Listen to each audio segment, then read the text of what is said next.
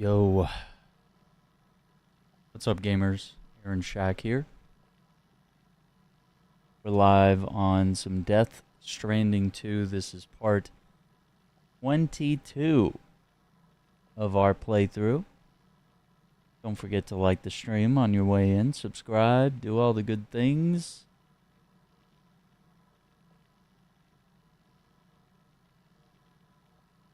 Getting a few things set up as we get started for the night.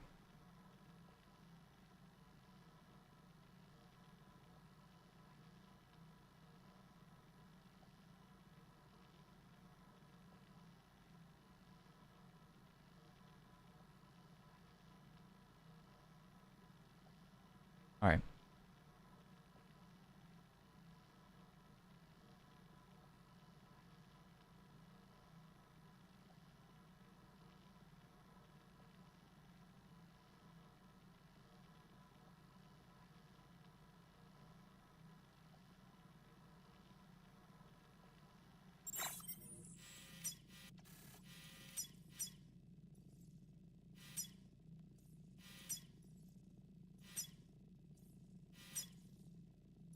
Oh, we're gonna need some more metals, aren't we?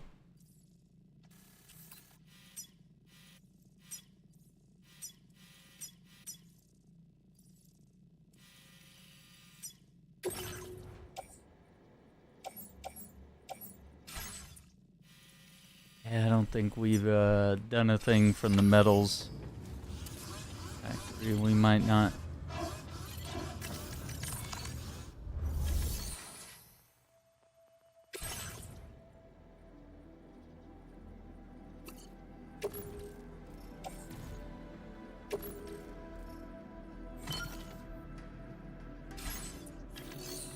Do a thing real quick.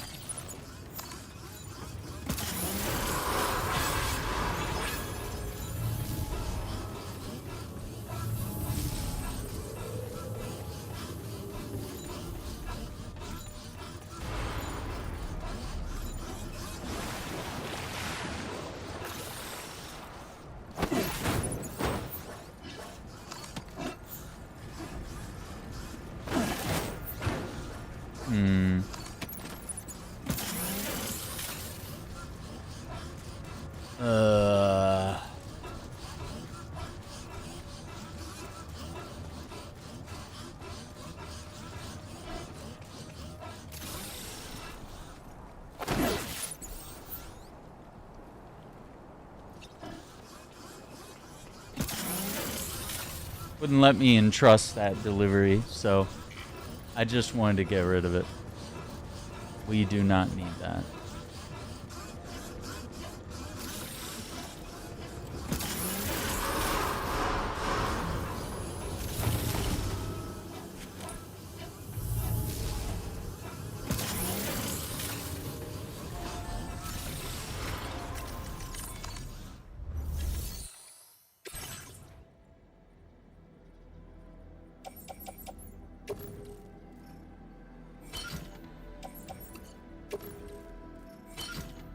Let's...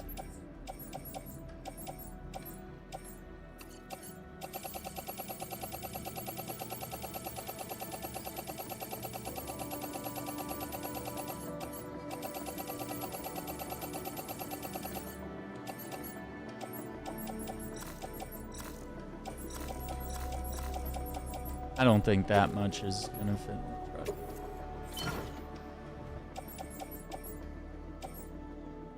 Yep. Well, let's use up our metals and ceramics and then go from there. Can I fit?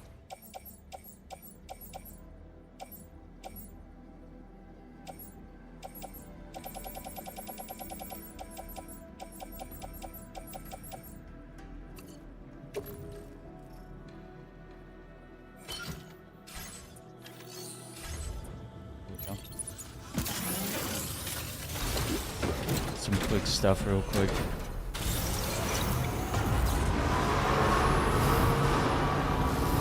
Oh, did we forget? Got to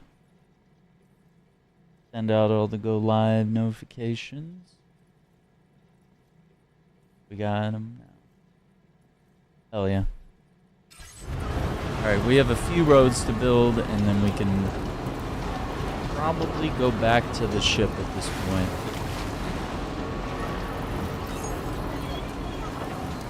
Oh, what's up, Pepsi? How you doing? Dude, I saw more Gotham Knights clips on the TikTok stories today. So I put those out, and I was like, I watched them all, and I was like, damn. It really makes it look like an incredible game. Just watching my clips of Batgirl like sneaking around, choking people out, or all those cool animations, or beating the hell out of bad guys when you're like fully leveled up, and you can actually like take people down like reasonably quick. But like without having all the perks, like it makes you feel like your character's really weak when you have to like punch a guy like 20 times. Like you don't feel like the kind of person that could beat up a room of 10 dudes. But yeah, it's when you are leveled, like the game is like, Gotham is calling, man. I was like, I'm gonna have to fight really hard not to not to load that up. Which I did get it downloaded here on PlayStation because I think I picked it up real cheap here. I might have it on Xbox as well, but I initially owned it on PC, and it had some pretty bad optimization issues, especially like even people with like i9s were still having, you know, CPU issues because it's a very CPU heavy game. But it was also the only platform that runs at 60 FPS, whereas consoles are stuck at 30. Right, Nightwing in training when you're not geared up, yeah. It definitely hurts, and that's why I felt like, dude, the skill tree is what hinders this game more than anything.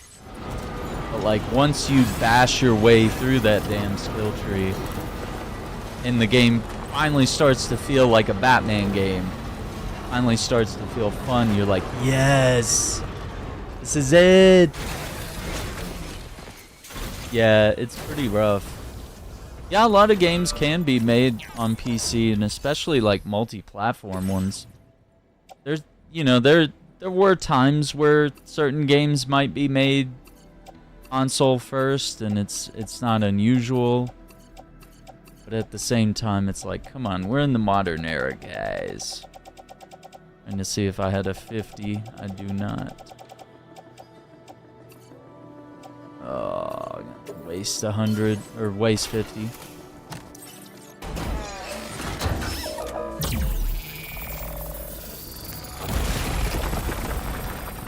Yeah, it's so weird. And Wu Chang actually just got a patch for PC, so hopefully that should put all the optimization issues behind it, from what I've been reading.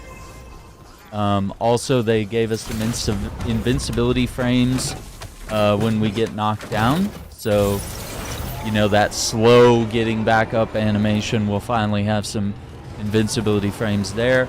And they also quickened the chugging from your health flask. They quickened that animation, so that should help with that problem. It's like, once you were knocked down, it was like you could never get up in time, and then also anytime you were like trying to figure out, okay, when can I heal, the enemy would just attack you, and then you're like, okay, I guess I can't heal then.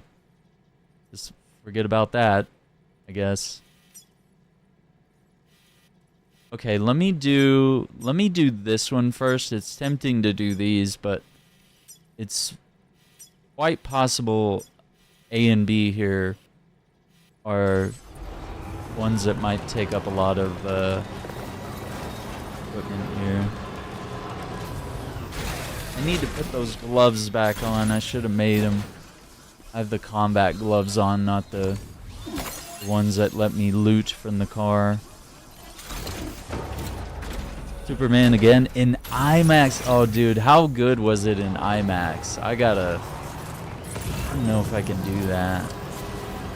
I know they have an IMAX theater, but I wonder if it's still should still be showing. I'm quite worried if I don't go see Fantastic Four this week, it'll disappear.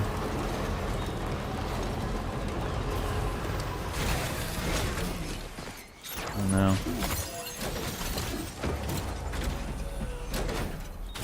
And I would like to see the movie again, but yeah, I think it's about to hit streaming after 45 days. Loud as hell, but great. Oh man. Yeah, I think the last IMAX film I saw was Oppenheimer, and it was perfect. I mean, it was filmed with IMAX cameras, so I mean it kind of made sense.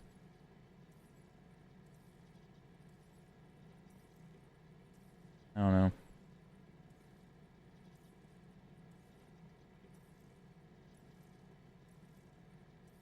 Let's see here. Hold the stream.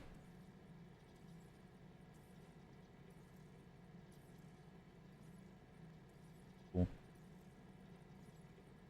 Yeah, I mean IMAX stuff is always super loud, but yeah, nevertheless. Yeah, Oppenheimer was perfect. Like, there were moments where it was just like, sick. And we did it during the whole Barbenheimer thing, where it was hip to, like, go see Barbie and Oppenheimer on the same day. Did that.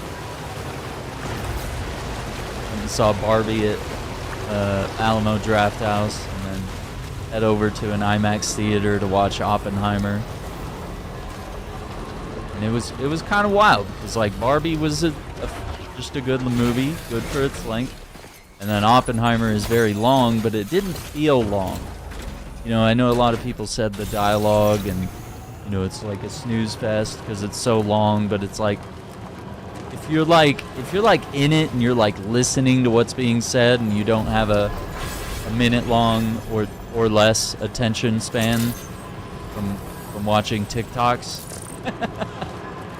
Say that as someone that has watched TikToks. Like, you know, if you're able to like sit there all by yourself and keep your hands from fidgeting and you know, sit still for a couple hours, like, pretty banger movie, but you definitely gotta sit there and pay attention to it. And I'm pretty big on like not, when I'm at home even watching movies, I'm like, I try to not be on my phone. I prefer it if other people were not on their phones. I think very much our post-internet era that we're in has made it to where people can't not be on their phones and watch movies. Like, people have to be playing a game on their phone or watching something on their phone while watching the movie. It's like you're not really paying attention at that point. So I try to make sure that when I'm watching a movie, the movie gets my full attention. I can give it that respect. And then I can come away like learning something from the movie potentially.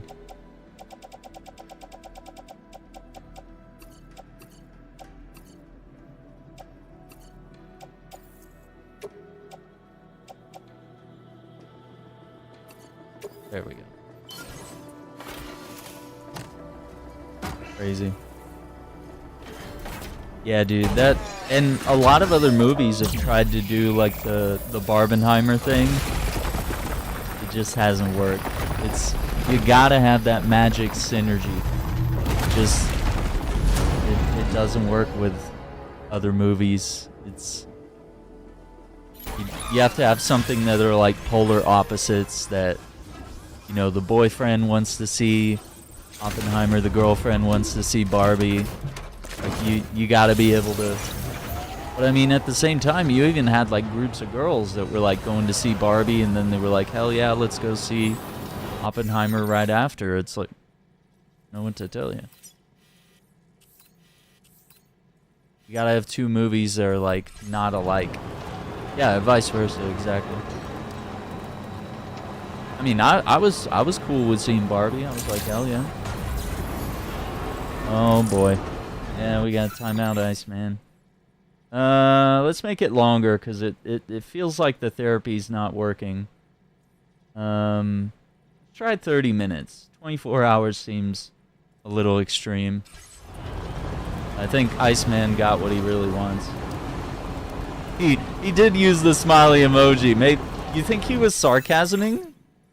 I don't know. Let's hang on.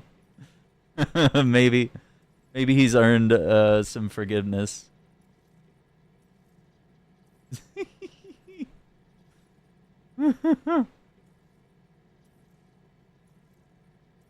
Yeah, he did use the.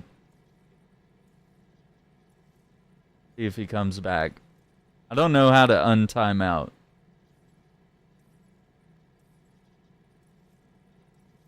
We'll see. He might be back in 30 minutes, or he might be back in 10 seconds. Who's to say? Yeah, maybe I was too rash. He said, I watched 4 bad movies. I don't know what that means. Well, either way, he deserves it because he dissed Bad Company. I don't know. We can't diss Bad Company in this house. We don't do that. Don't make me. Oh, there's Iceman. He's back. He said, yeah, I got an itchy trigger finger, man. I guess we got to test out your sarcasm, yeah. I wasn't ready for it. I was like, I got him. I've been itching to drop the hammer.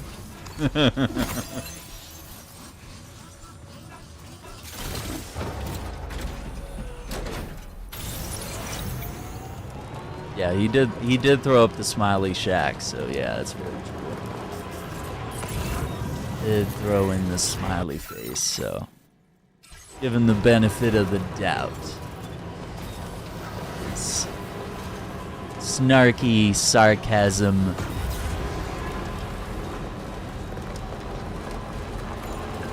Yeah, I mean, I'll do a full Battlefield Bad Company playthrough if we have to. I got the Xbox 360 right here.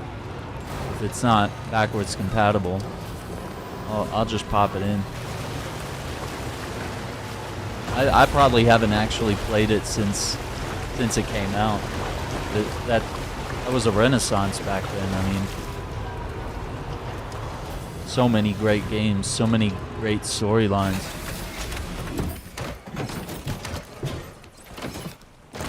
Garbage movies. Lion, Cash Grab King, Den of Thieves, John Wick Ballerina, and Until Dawn. So you didn't like any of those movies? Wait, oh, you watched The Lion King, the one about Mufasa? The Mufasa prequel? I gotta say, I wasn't really drawn to that one. I was like, it looks alright, but I mean... Was it really needed?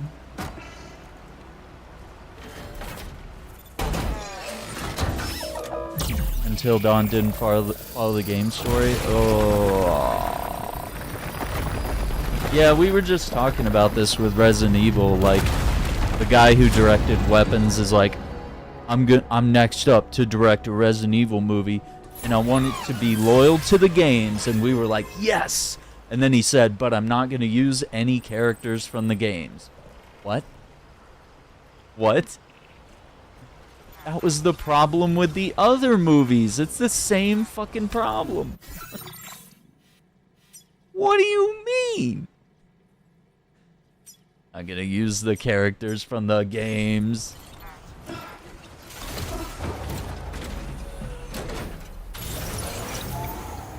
And that's why the only good Resident Evil movies are the animated ones, the 3D animated ones, that actually star the characters from the games.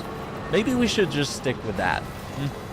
Maybe we just dump a ton of money into pumping out more of those 3D animated ones, you know? Maybe that's the real way to go about it with Resident Evil. Because then you could tell the story from the games. And then you could also build up from that story and have like the, what was it called? Infinite Darkness on Netflix?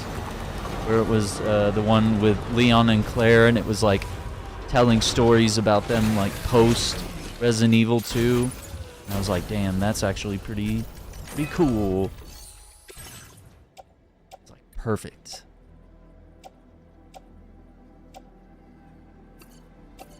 We definitely didn't have enough metal.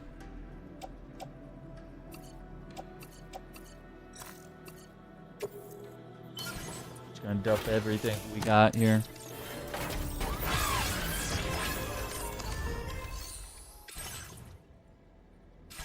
Okay. Well, we did make a good chunk of the road. Let's take a look.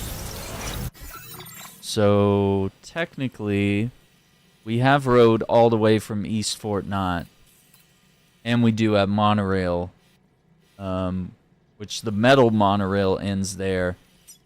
So yeah, if we just make this last chunk of road right here, boom, then we could do there as well, and start seeing like, okay, where does this road go? What's the big idea?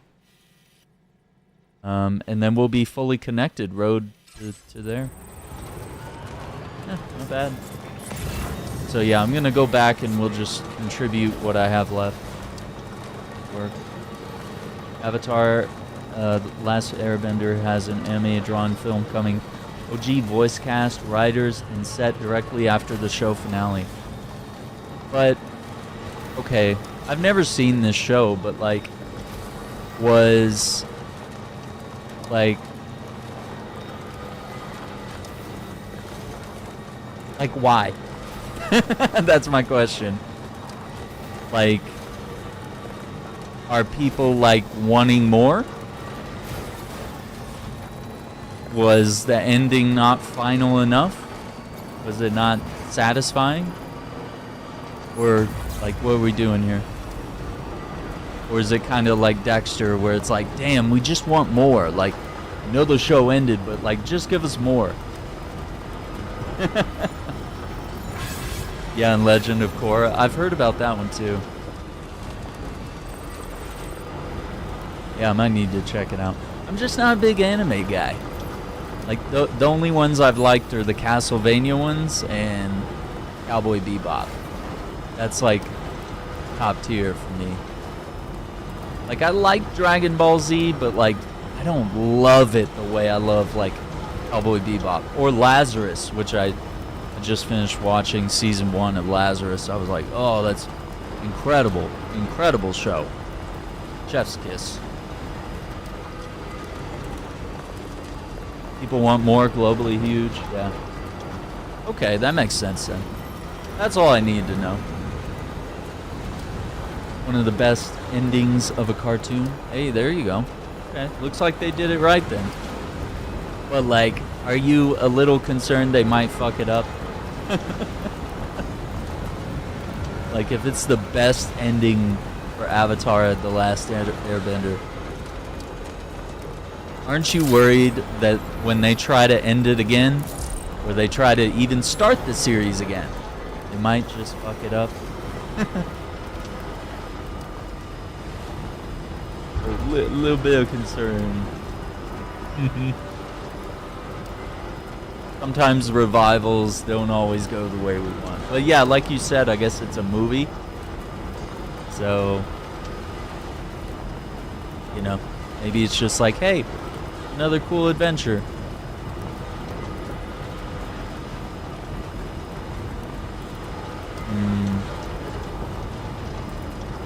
I don't know.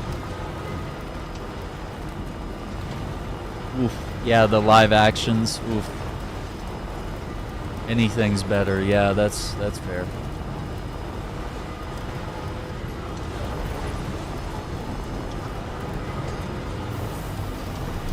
I think if they were able to get like the OGs to sign on to a live action and actually have them direct it, it could work. Like, I could see ways that live action could work, but there's also kind of a magic like secret sauce with anime that's like, is really hard to recreate in another medium. It's scary.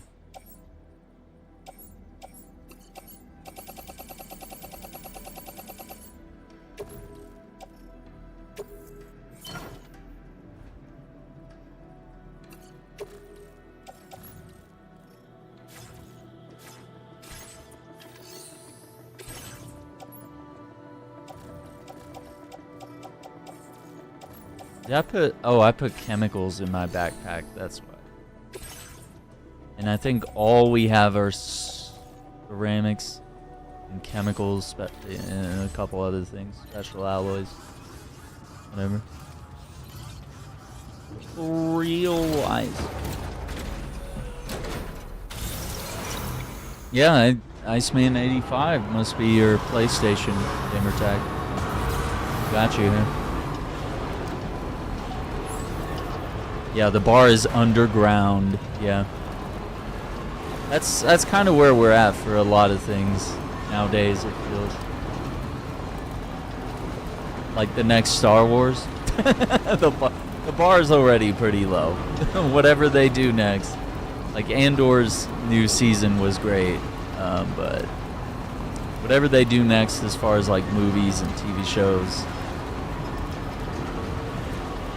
after the Acolyte, after the sequel trilogy. Ugh.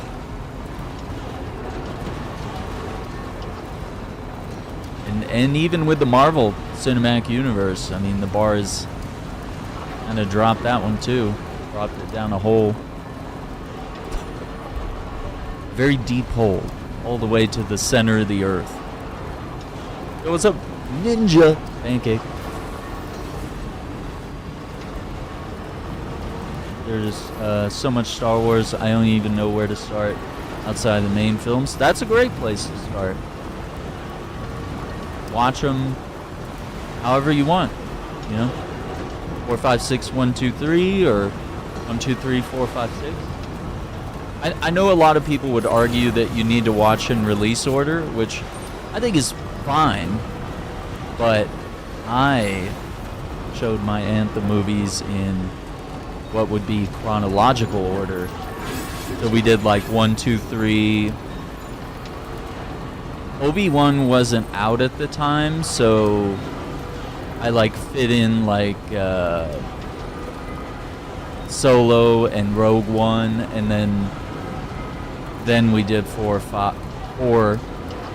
I don't think we've got around to watching 5 and 6, so I need to have her check out 5 and 6. Like, those are my favorites, especially, you know, Return of the Jedi. Like, that's my favorite movie. But I get why Empire Strikes Back is a lot of people's favorite movie, and I can agree. It might be the best Star Wars. It's kind of the Infinity War. What Infinity War was to Marvel, you know, Empire Strikes Back is to Star Wars. Let's see. How much do we need here? Not that much. Okay. We'll go here first. 'Cause that'll at least link up. Well, I still need metals. Oh, appreciate the GG Ninja Pancake. Appreciate that. I'm still working on trying to get, and I appreciate the daily heart meat. That really helps a lot. I'm still trying to figure out something with the notifications for TikTok. Like, if you're streaming like with a stream key, which I don't have for TikTok, because you have to be like a big streamer. They'll like give you the information you need to be able to have the alerts come through and like show up on stream. But because I'm like a small streamer on TikTok, like I'm sub 1,000 followers on TikTok, and I'm like 6K plus on YouTube, so I'm kind of a big deal over there, but then over on TikTok they're like, who are you? You're kind of a nobody. You know? Yeah, I can't really like So, like, I miss things, and it pisses me off. Because, like, I try to acknowledge, like, everything that comes through, and it sucks. So I don't know. I was trying to do some research and look into, like, you know, if any of the different programs do, will let me enable, like, TikTok alerts and stuff. And so far, I don't see any that I typically use that have TikTok integrations, but I might need to keep digging, because maybe there's a bot or something that could at least, like, put alerts in my chat or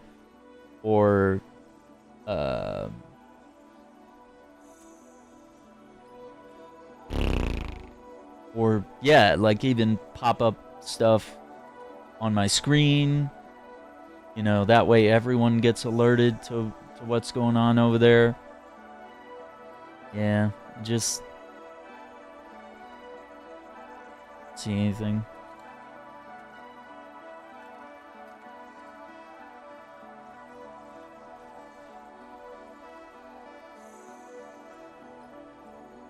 Yeah, just see. My bot only has Discord. It pops up on streams when I gift. Yeah, I don't see it on my screen, though. Like, I don't... Or there's no, like...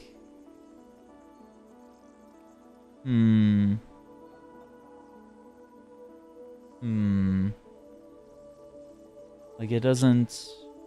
Like, it's not being recorded. Yeah, it's weird. Because, like, I have no control over that. Yeah, no sound. Yeah, and I can't seem to figure that out. What?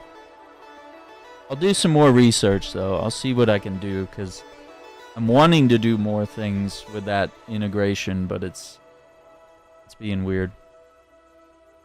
Nostalgia has me tied to Attack of the Clones as my fave. That's a good one, too. That's a really good one. I've seen them all, enjoyed them all, saw them all in release order, I guess. Yeah, which is totally fine way to do it. Which, you know, that's how it was made, you know. But I think George Lucas says to watch it in, like, chronological order, and I was like, I could dig it, but I don't know. Iceman wants more deliveries, chat, so I guess we gotta get back to it. Wanna upset Iceman. Oh, I don't want to waste 320 ceramics.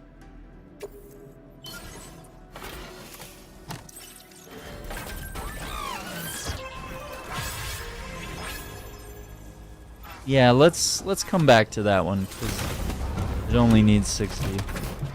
Yeah, no breaks here. Yeah, there's a lot of TV shows, like, well, and I would say most are really good. Like, Andor is kind of a slow burn, like, and I didn't like it, really. But I think I really enjoyed the second season more, but even that, like, it was a slow burn for, like, how long was it? Like 7 or 8 episodes before it started getting good. So, but like The Mandalorian, I will say I enjoyed Mandalorian start to finish, and I kind of wish there was more. Book of Boba Fett, I just watched it because, you know, things happened that I enjoyed, but did we need more Boba Fett? Not really. He's kind of a character that, like, it's cool that his past is a mystery and you kind of just don't know who he is. You know? And, like, some things that are slow burn can be a good thing. Like, it can be like, oh yeah, like, it's just taking a while, it's just establishing characters and plot lines and all sorts of cool stuff. Like, don't worry about it.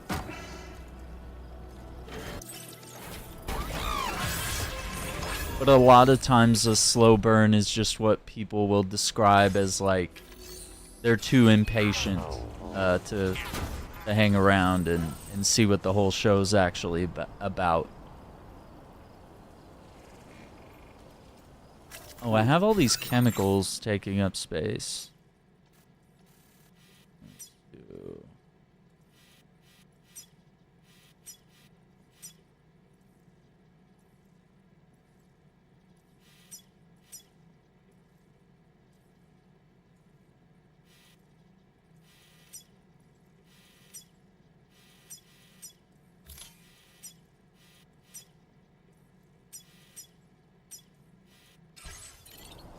do that.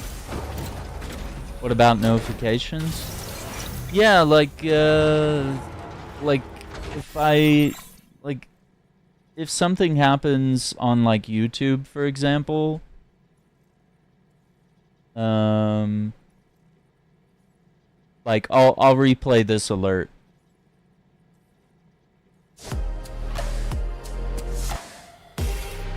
Like I would just like that for TikTok, and it's not supported. TikTok just doesn't want to integrate with OBS and other apps unless you're big and famous and you have a stream key, or unless I sign up with a creator agency, which if I do that, that means I'm gonna have like some sort of like manager or some sort of agent or agency that's going to be taking a cut out of what I make, which I don't make. I wouldn't even call what I make as a creator a living. Like, there's no money for them to take.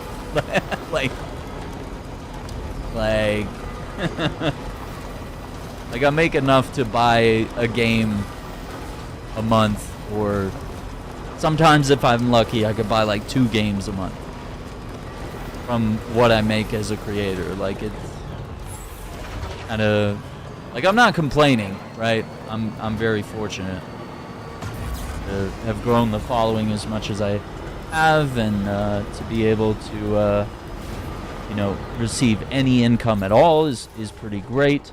So yeah, but yeah, just like TikTok being the way they are and making it as hard as possible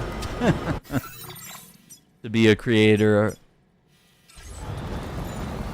on their site, which may not be around past September. So I would also recommend people in America follow me on YouTube, because that TikTok ban might actually be final in September. And we kind of run that risk.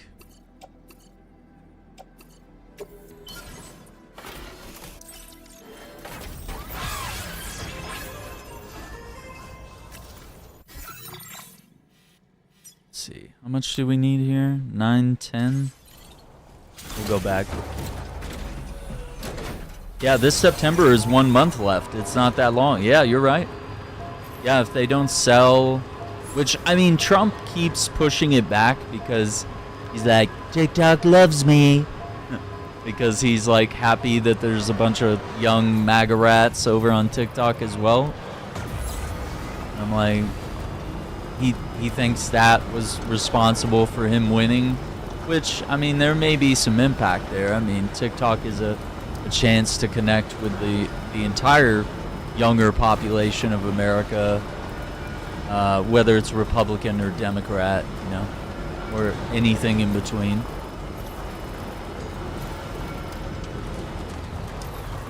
So yeah, it's also likely they might just be like, keep pushing it back and back and back and not make any sort of decision over it. But it's also possible that it could happen.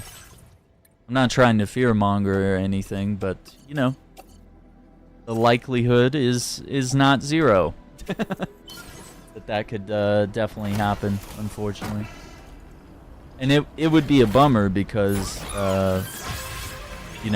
that has been, TikTok has been a huge place for the Palestinian movement. to mobilize, to get news out there, to get in discussions with people, to debunk Zionism, you know? All that stuff. Oh yeah, the death of the internet. Yeah, the age verification garbage. Yeah. Yeah. I hate that.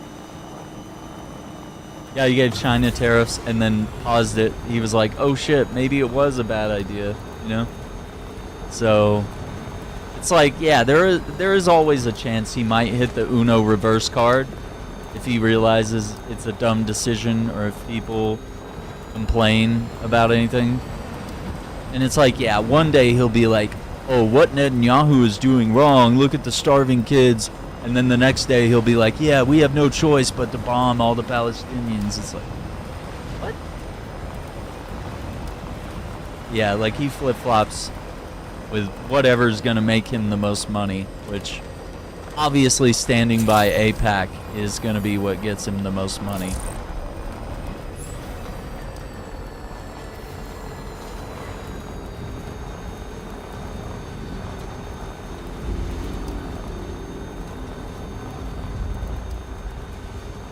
Go. Yeah, money is his language. It's just insane to me. The TikTok thing doesn't make sense. I mean, it's run by a guy from Singapore. Like, there's no ties to China. All the servers are in the States. Like, there's no data that's going anywhere that's not supposed to be. They're just mad that people on TikTok say things that Democrats and Republicans in office don't agree with. And it's very clear that our establishment politics don't agree with what the people think. 92% of, I don't believe it's voters, I believe it's like 92%, well, I guess that might be the best way to say it, 92% of both parties, of both voting parties in America are pro-Palestine right now, are against the genocide in Gaza. Like, and the fact that we can't get our stupid morons that actually have the power to do something about it to realize, oh, maybe this is not what the people want for us to keep sending arms to this genocidal country. Country that's actively committing genocide. Weird. What a strange concept.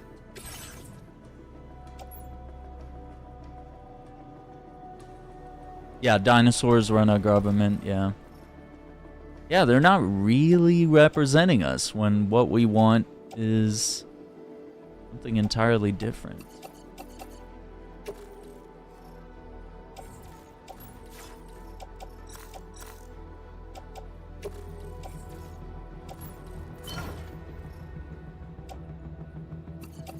Let me actually put that in the locker for a sec. Realize how...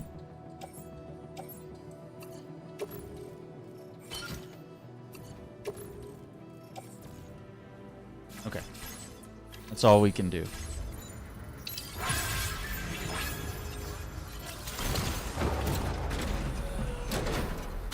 Yeah, so weird, right?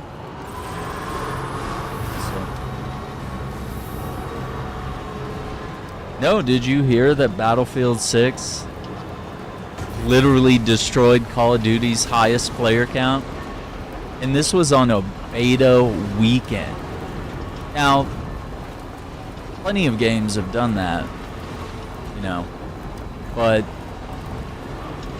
I think the real thing is player retention and stopping cheaters. And Battlefield has shown, even in the beta weekend, they were like, oh yeah, if there's cheaters, like, we're striking them down. It's over. They've done good at that, so.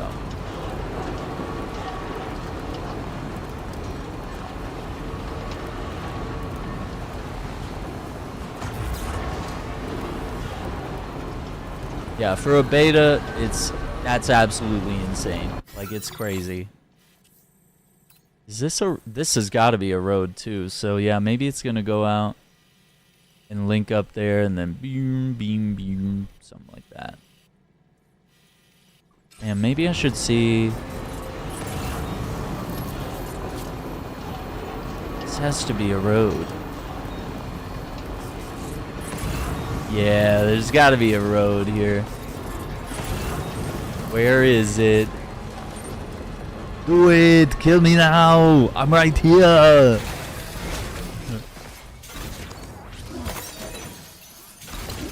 Right? Get those cheaters out here. Wait, who was, oh, it was Dr. Lupo who cheated in a creator chess tournament and literally got caught in 4K. It was fucking epic. Love it. I was like, really? This guy? Like, doesn't he play like a bunch of shooters and he pretends to be like the best at everything? Like, how did the ego get so out of control that he's like, I gotta cheat because as a streamer, I have to have full maxed out ego.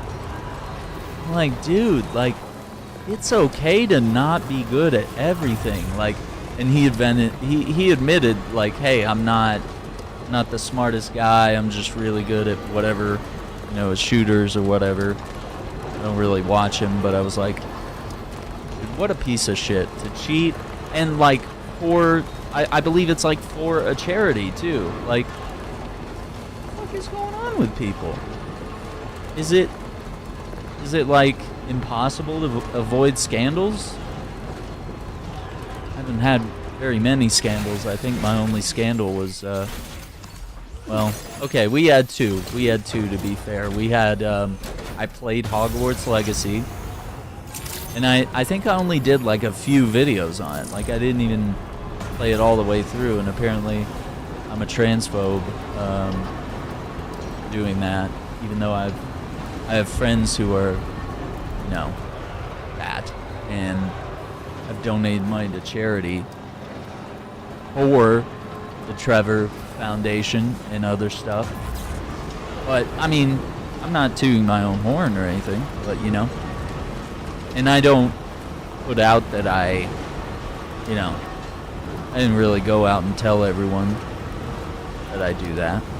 And I was also going to, for the full playthrough, I was like, I'm going to take any money earned from those videos and pop it over there. Yeah. Exactly. They were like, but she's making money from the game. And I'm like, she's going to make money, like, regardless. And she's going to make money for the new HBO TV show. But, like, you know, should we not support the developers that worked really hard and made probably the greatest Harry Potter game ever made? Like, and it sounds like at that point you're literally just looking for people to cancel. You're looking for people to hate because you're so used to being persecuted by everybody. Your trigger finger's kind of itchy, right? Yeah, like if my intent was hate, and it was a gift too, so I didn't even spend money to buy the game. I was gifted the game. And I literally played it for a few videos, lost friends, got canceled, you know, got a bunch of hate mail.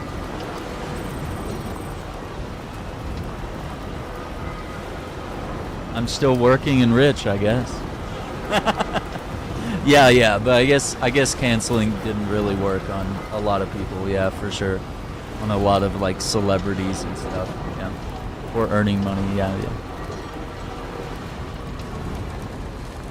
And then what was the other one? It was a conversation, and this goes way back. It was a conversation we were having about depression. And the conversation kind of circled around the point of... Okay, hang on. I thought I finished that one. Did I miss something here? Oh yeah, it's the medals.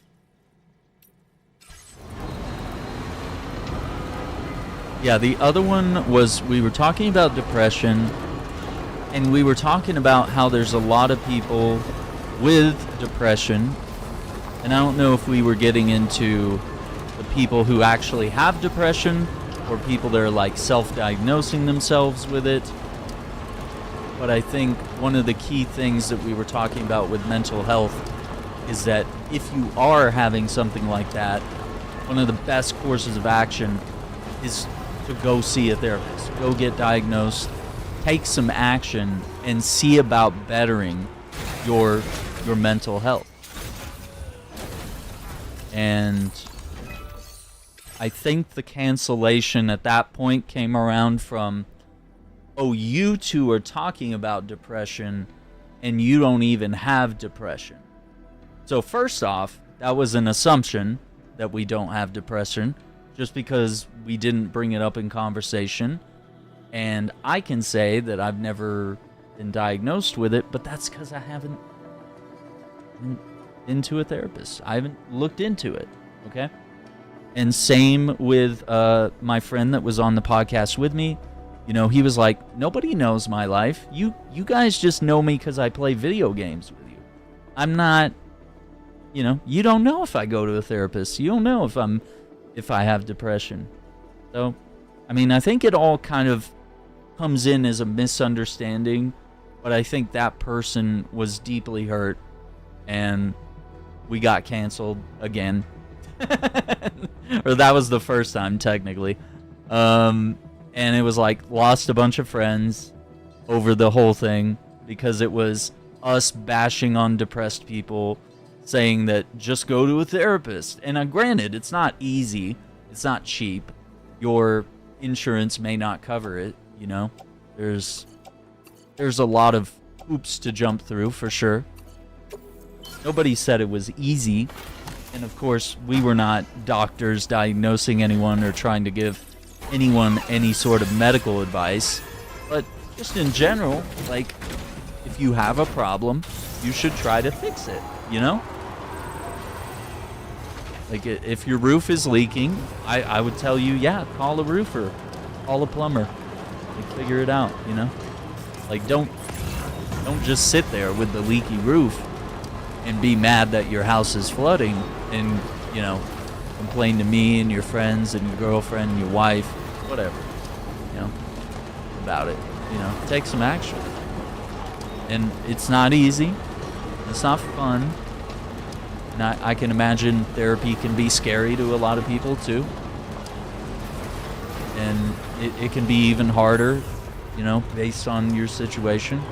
So, yeah, it's nuanced. And I mean, if you could tell that it wasn't coming from a place of hate, there was no sort of, you know, and we weren't calling anyone out, but the person who was receiving the message felt like it was kind of catered to them, and they felt like they were called out, which is, that hurts. That sucks. So when you project something onto yourself, it just sucks. And it really sucked to lose those friends, for sure. And I still think about them all the time. But, you know, if they were willing to turn on me and him for that type of a small and petty little thing and try to cancel us, like, that sucks. Like,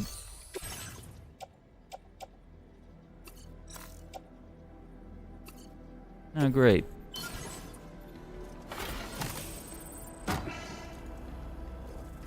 Ignorant and misguided, yeah.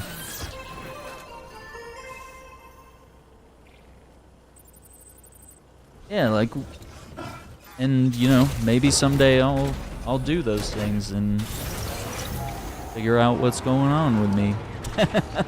But right now we're just gonna bottle it up and we're gonna push it deep, deep down.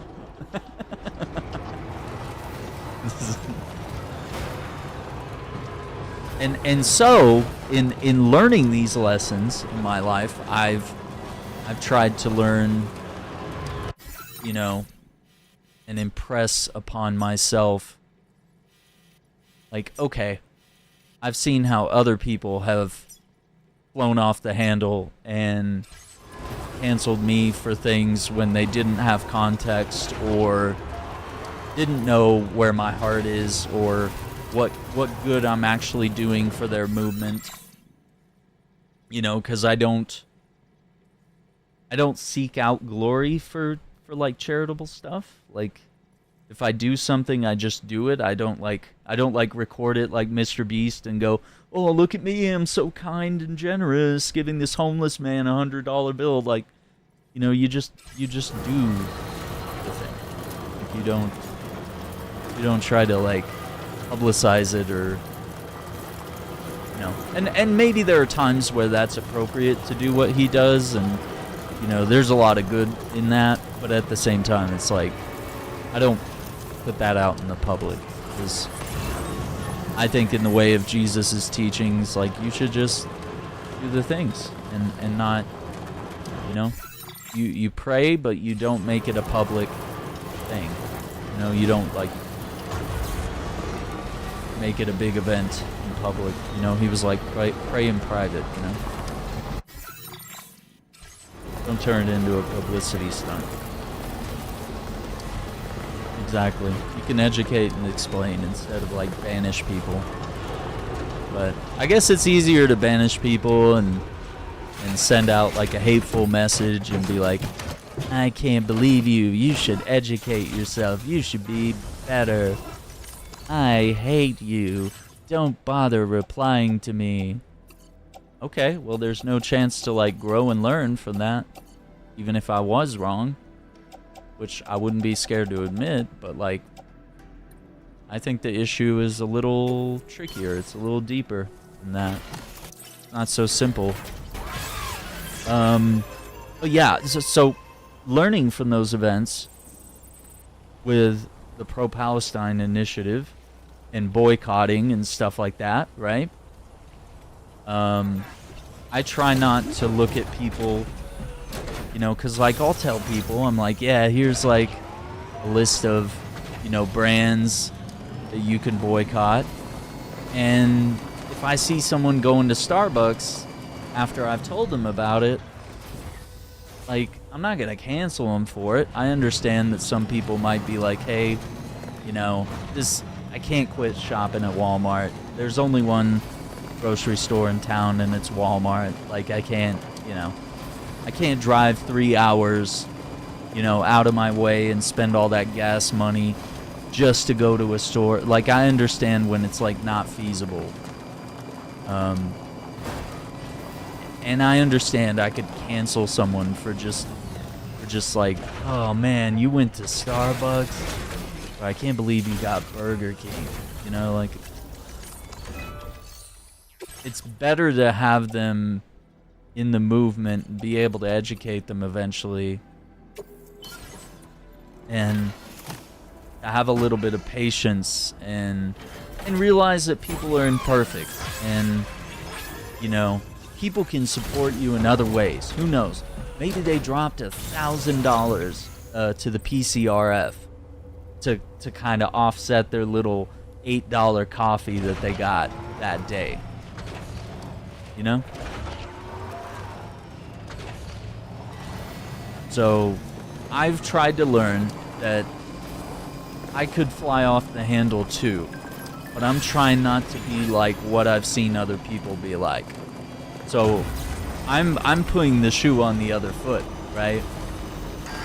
Because I could get just as mad at them for supporting a genocide as they're mad at me for buying a video game, which I didn't actually buy. Or just talking about depression, right? Yeah, we all try, and we're all going to support in our own ways. And I don't know everything that someone's doing in their life, especially people that are online. Especially people that are online. You have no idea. I have no idea what you're doing in your daily life. It's like, you have no idea what I'm doing. You know? Just do our best and try to do good things. And I'm gonna look into if I can. I gotta kind of look more into it, if I can like tag some of my videos with the with the PCRF link and fundraise a little bit. But notoriously, we don't really do a lot of fundraising because it usually doesn't go very well. But I know back when the BLM stuff was going on, we did raise some money for the Minnesota Freedom Fund back when I was on Twitch, and we did really good, and I was very proud. We raised some good money. But I don't think we have that power today. Times have changed money-wise, and everyone's hurting, especially gamers. We're all just barely trying to buy the games that we love and trying to, you know, whatever it is, make rent, make mortgage payments, whatever it is, you know? Yeah, exactly. And I try to donate. I know other people try to. But yeah, I don't want to, like, push people.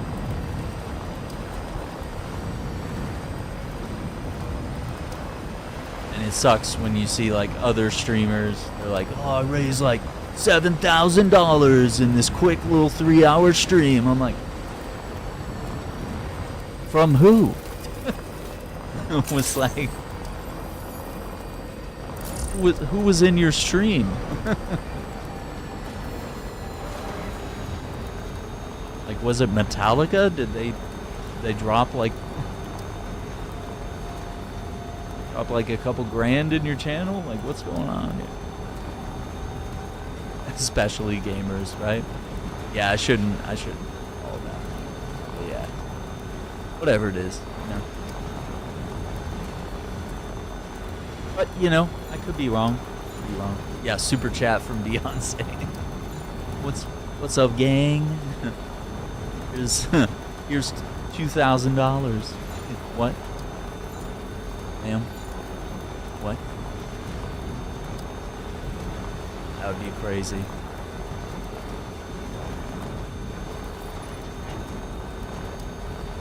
She's like, what's up, Aaron? I know you hated my country music, but here's 2K anyway for the kids. What? PCRN? Let's go.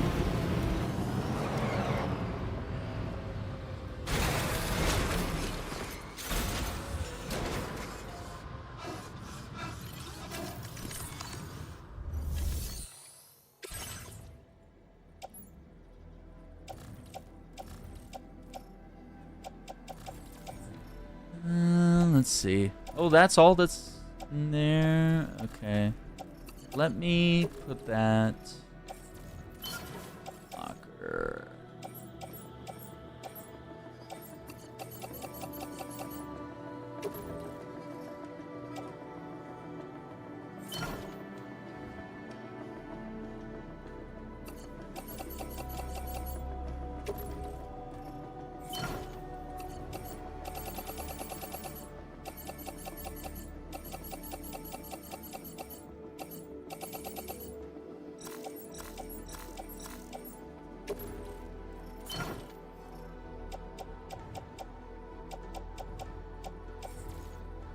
Materials.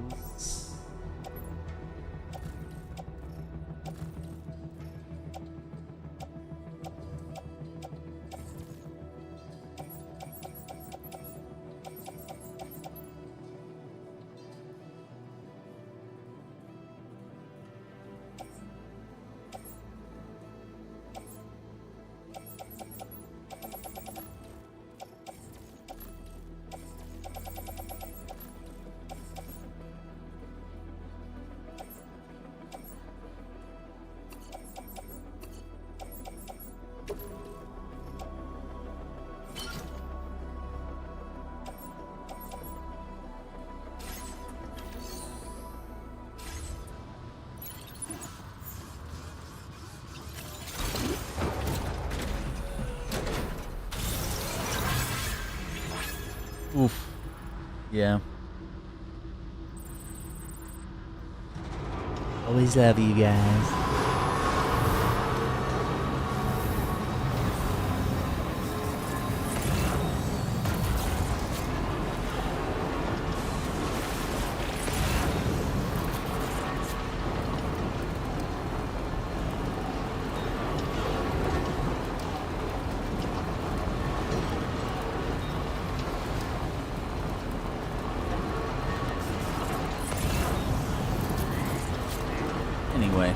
we'll make the best of whatever we are doing, you know.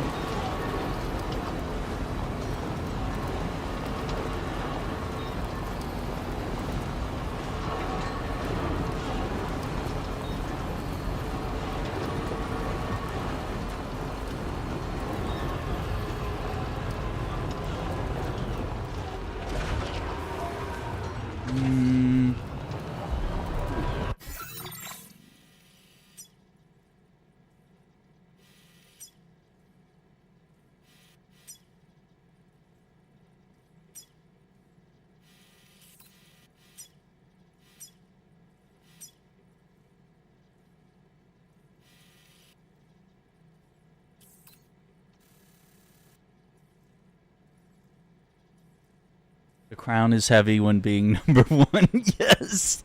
Oh my god, dude. It's happening. It's happening again.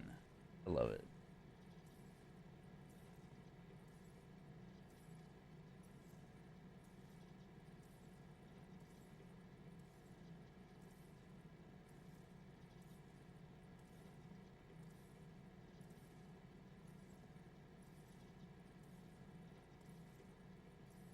I guess we're gonna go up there and we'll donate the last of our resources here.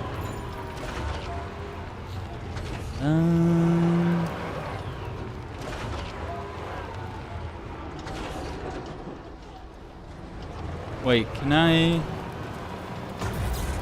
Hang on, let me check here. I need to. This vehicle might be the battery is. Uh-oh.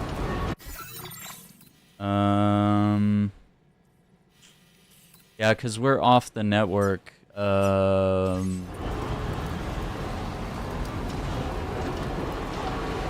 don't think I have access to the garage.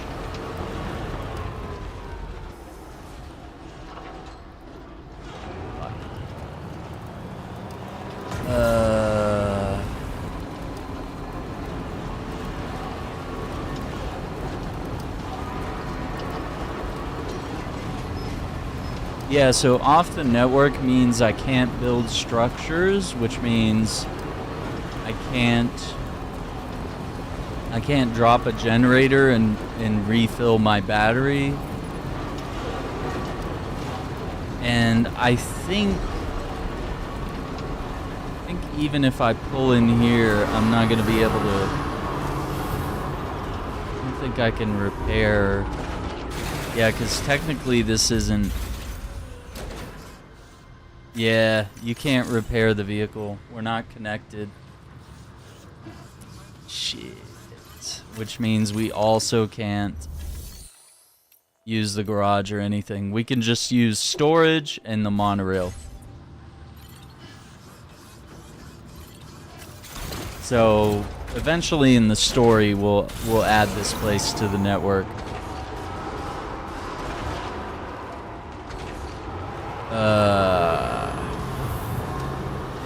This sucks.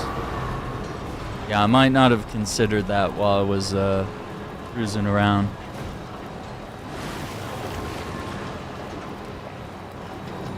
So what I'm gonna have to do is stay on the road and go way back here to connect and get on that generator. Yep, rip. And basically, this entire area that's like dark and with the red trim, this is all off the network until we get here. And everything's like in color and perfectly fine. All this is good, except for here. Yeah, let me refill the battery. So yeah, there's still a big chunk that I haven't reconnected, and then obviously there's like shelters that are even in the areas that I've connected that are not 5 stars. But then there's also shelters that I haven't connected that are not 5 stars because we haven't technically connected them up yet. We're not really have this area on the network. So I'm doing a lot of like early prep in this area by building the monorails and the roads, which are all slowly degrading as I'm playing the game. Fantastic. Love it. Yeah, there's got to be a road there, but maybe, I don't know.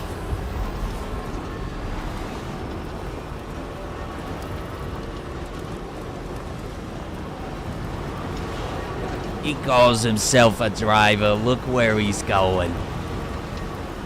What's he even doing?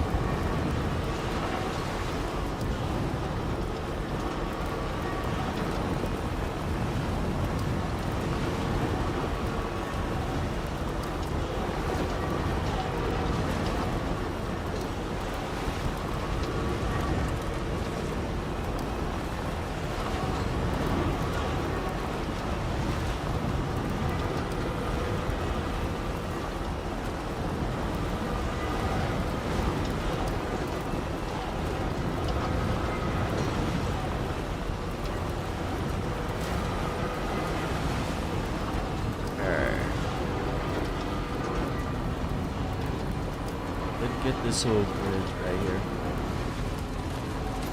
Turbo, don't steal my crown. Or do. It's fine. It's fine. We gotta think about the greater good. Greater good.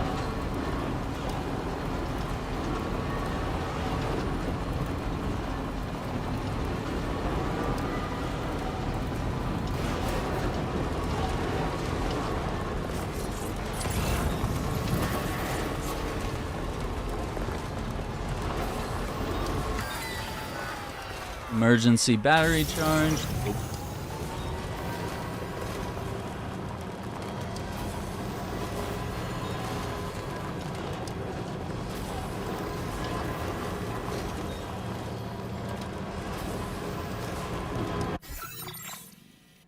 Oh. Almost there.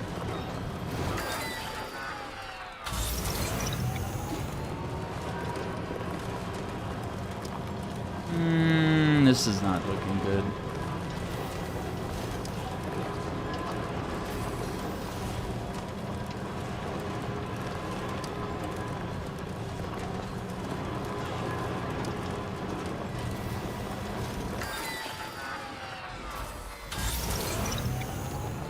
I'm using my own personal battery that Sam has on in his suit to boost the car.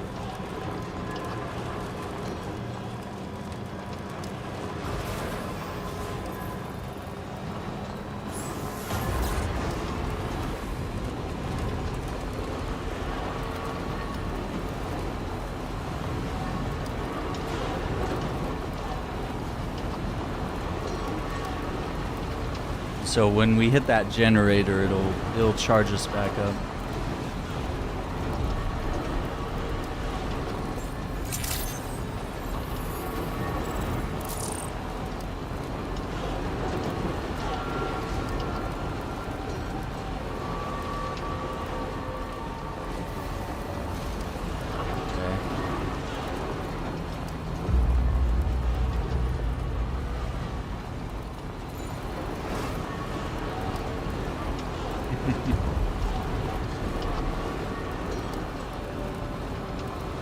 Crown is safe for now.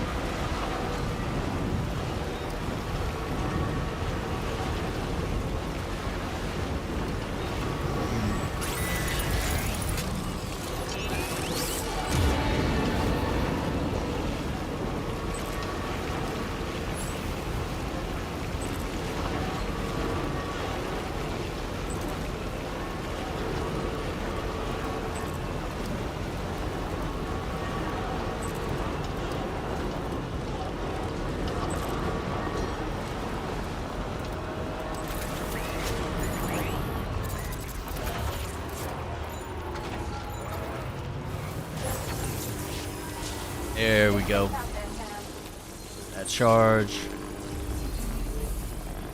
And we'll try not to stay off the roads too much, but we have a little bit of roads to contribute resources to.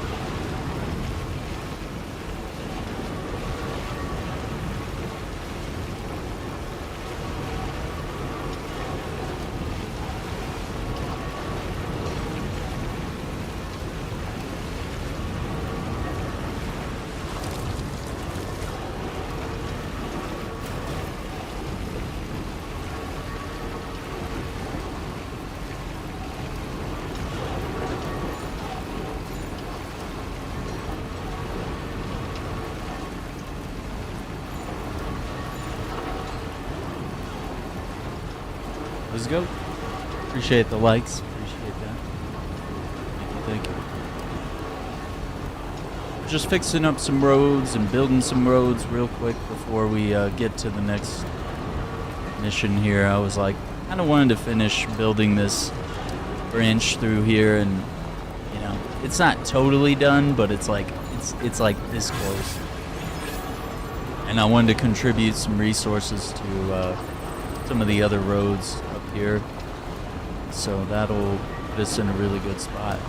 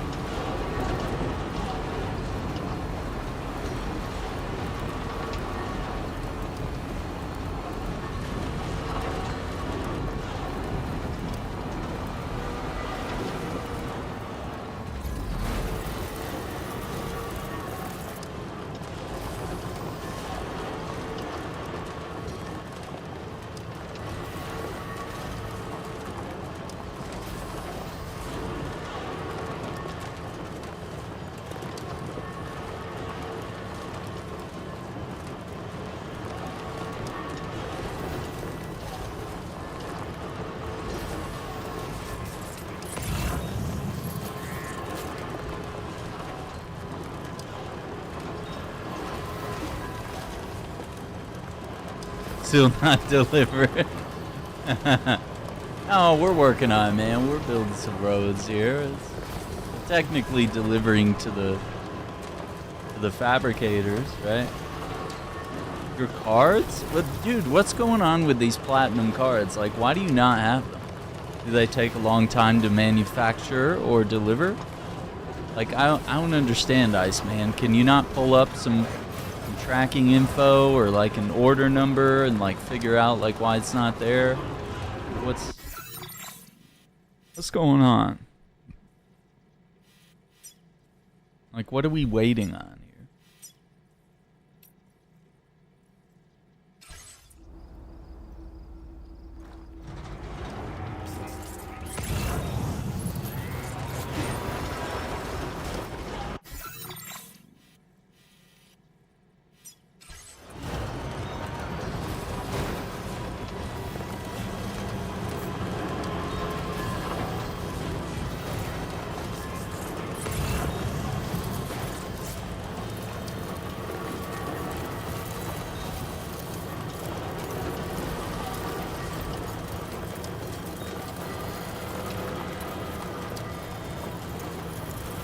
2 weeks last time, but this thing, it hasn't arrived at all 1 month later. Etsy doesn't have a tracking thing. I mean, can you get in touch with the seller? I mean, maybe they have some tracking info, or, you know, could let you know, like, where the order is, where it's going. Like, maybe I mean, typically, I feel like you should probably ask for tracking if you're going to order from them again.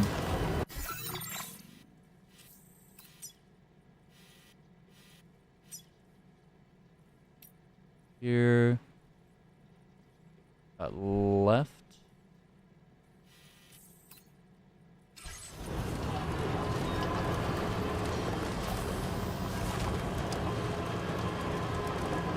Yeah, I mean, maybe you can get in touch with the seller, at the very least.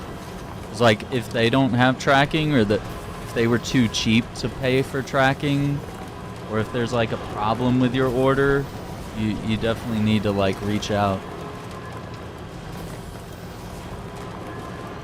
They dropped the info on that.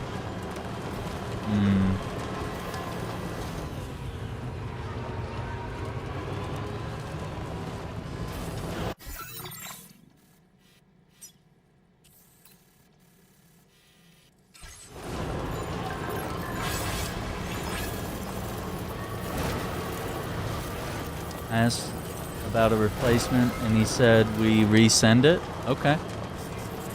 So is that replacement, how long has it been on that? Or did you ask for the replacement like recently?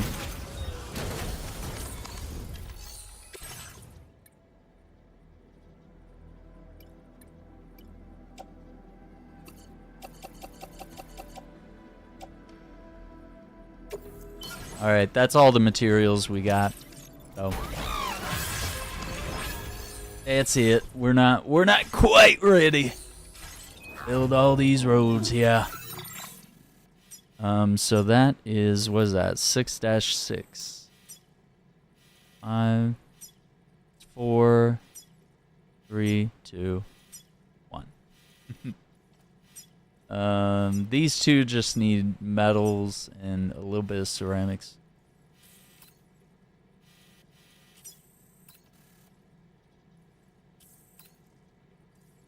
Commencing route creation.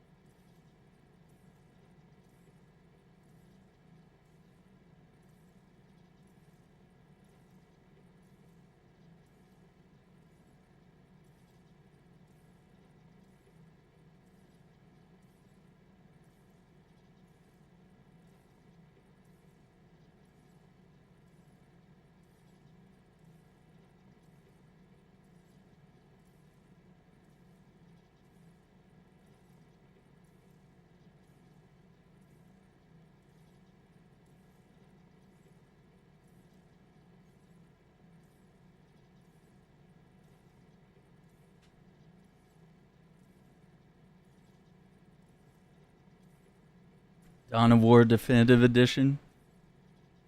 Let's go. Oh my god, it's Thursday? Oh fuck. I can't afford this shit. No, is it really? Oh, why does there have to be a new game every week?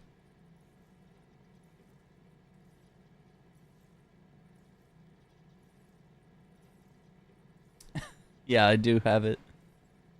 Oh, it is August 14th. It's 2 days away. I wish I had controller support.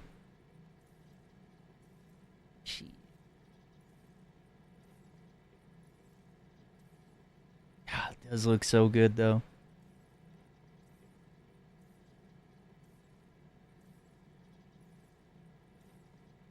Not 2 days. Ugh. It's discounted if you own the older game? Is it? I mean, I do own it. Let me see. It says well, it doesn't actually show me a price on Steam. It just says planned release date on wish list. Yeah, it doesn't show a price.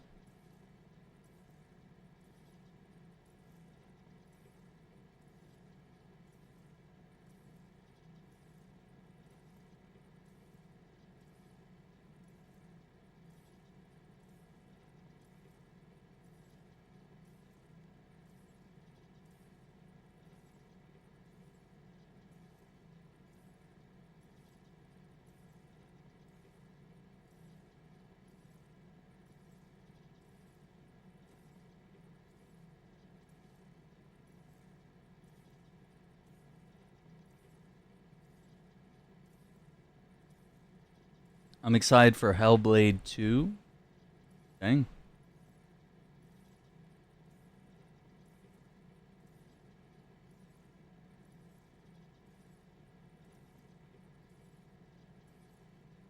Yeah, I haven't played Hellblade 2.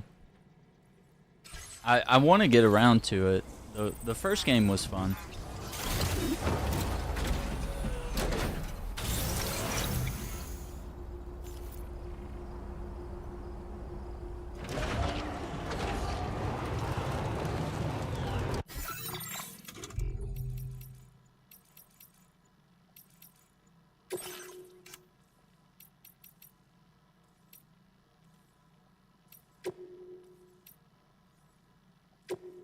I'm just gonna double check our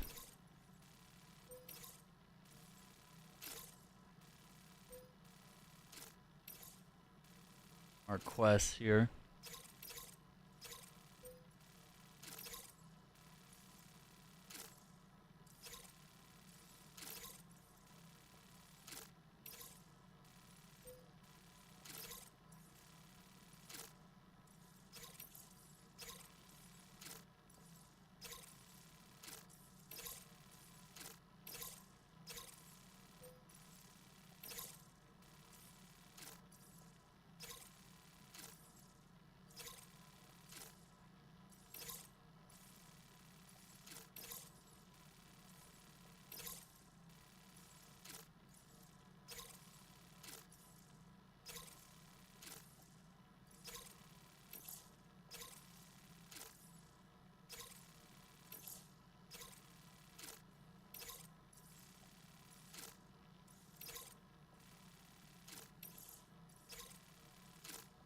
Okay.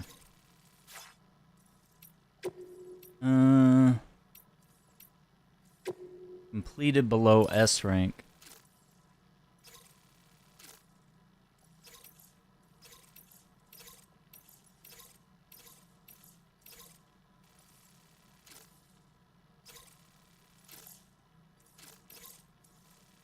E rank.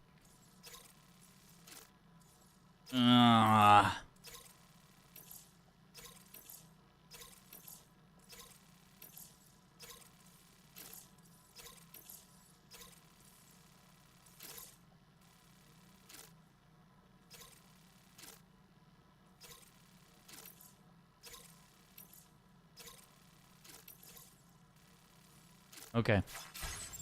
Yeah, I don't see anything, so we can continue main story.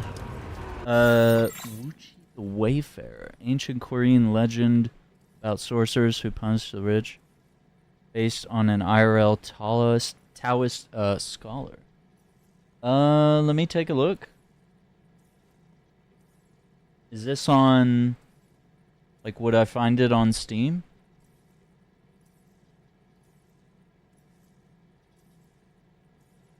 Okay, I'm not finding it on Steam.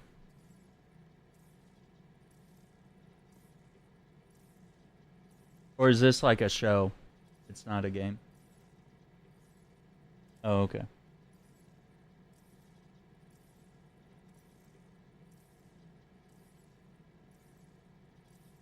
Okay.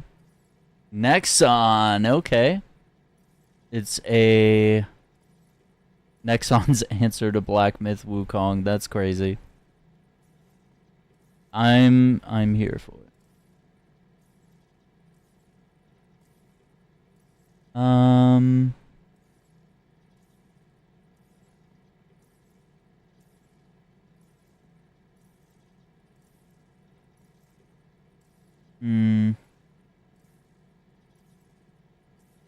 Uses his powers to fight injustice and trick the corrupt. Okay, I'm gonna keep that bookmarked. I'll check that out later. I'm here for it. Right? I'm here for it.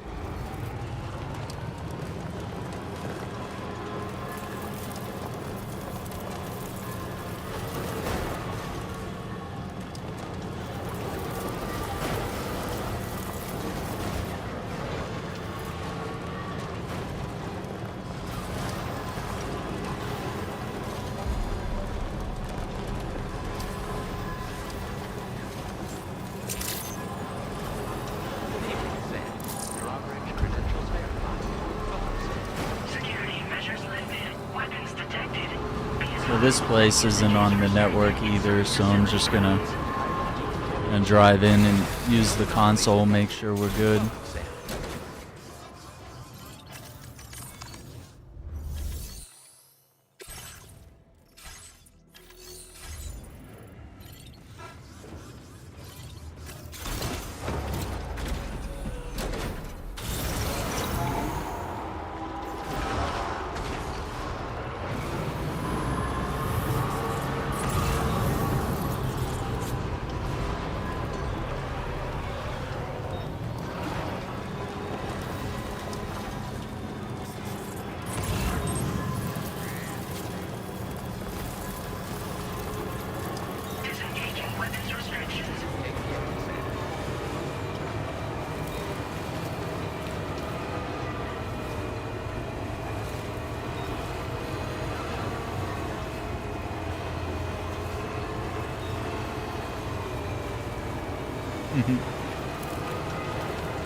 How do I like this walking simulator? I love it. What do you mean? Death Stranding, Death Stranding 2. W, favorite games. Oh my god, is this like a... Oh, it's like a mule camp and a lookout tower. Oh shit.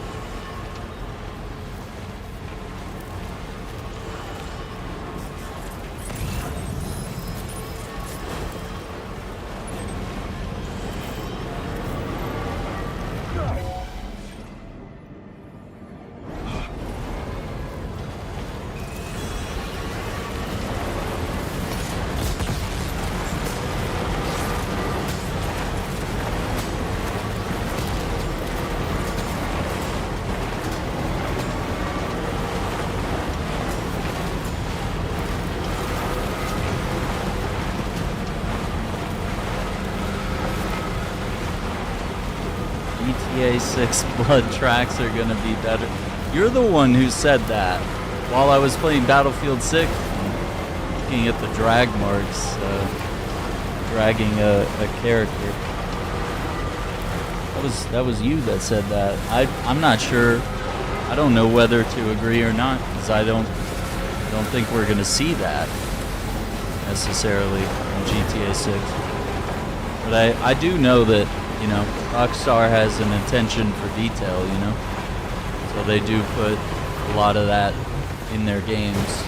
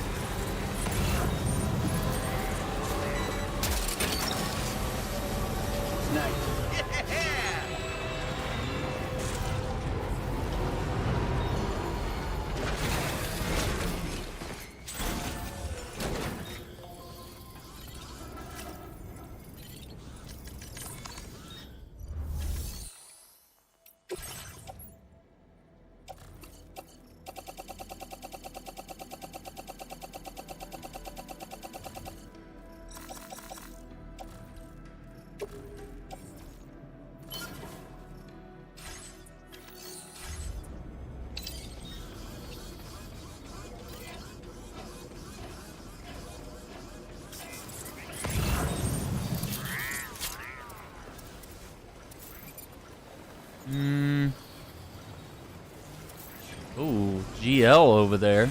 Let's grab that. Steam is useless? What? That doesn't make sense, Iceman. And Steam and EA have nothing to do with each other.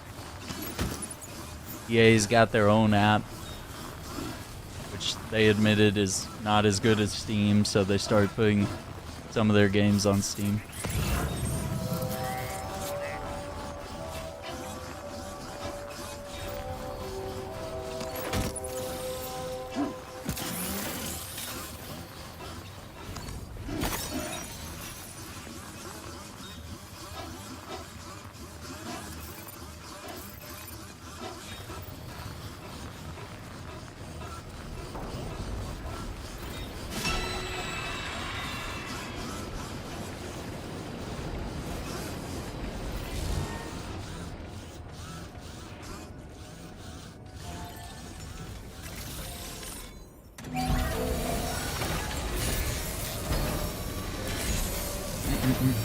Battlefield 6 has 605,000 pre-orders just on Steam. That's crazy.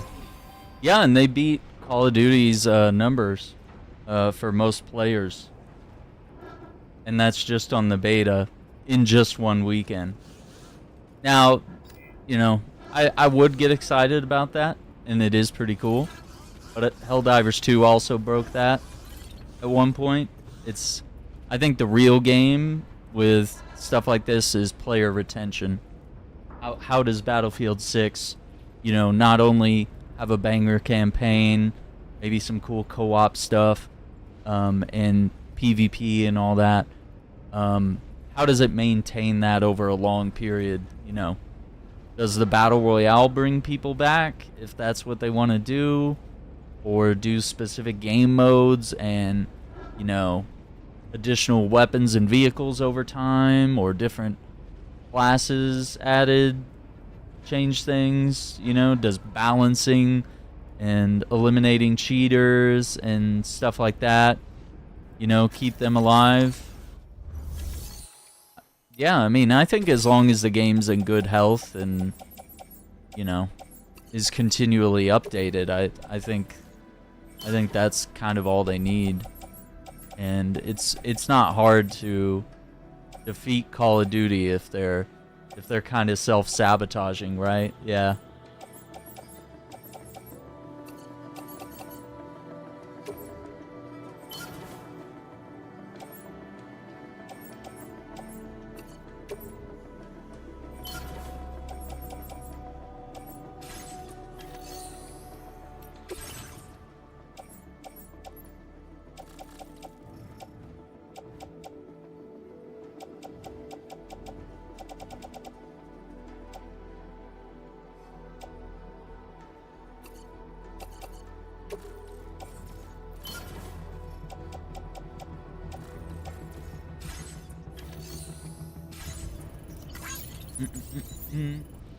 Yeah, it's weird that Iceman like hates Battlefield 6 and COD.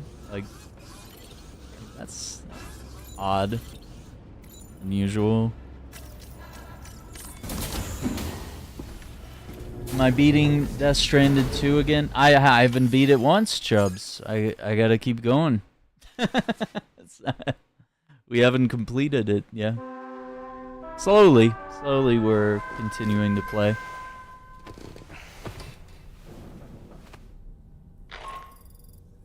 Good morning, Sam. I understand that your room didn't suffer any major damage. Unfortunately, the rest of the D-Trim Magellan wasn't so lucky. The ship is unable to travel in its current state, but Tarman's doing his best to get us back in action. I'm about to leave to pick up some supplies for repairs.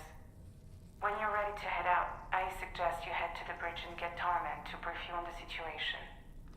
Afterwards, check the ship's delivery terminal to find out which part of the continent you'll need to link up next.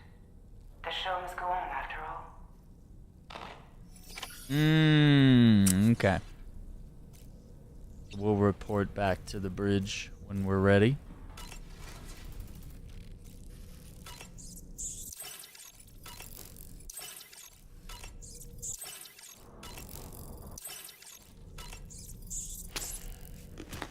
Alien Earth today. That's on FX, right? I don't know if I have FX. Damn. Love the playthrough on this game. Hell yeah. Always been a Battlefield guy. I have too.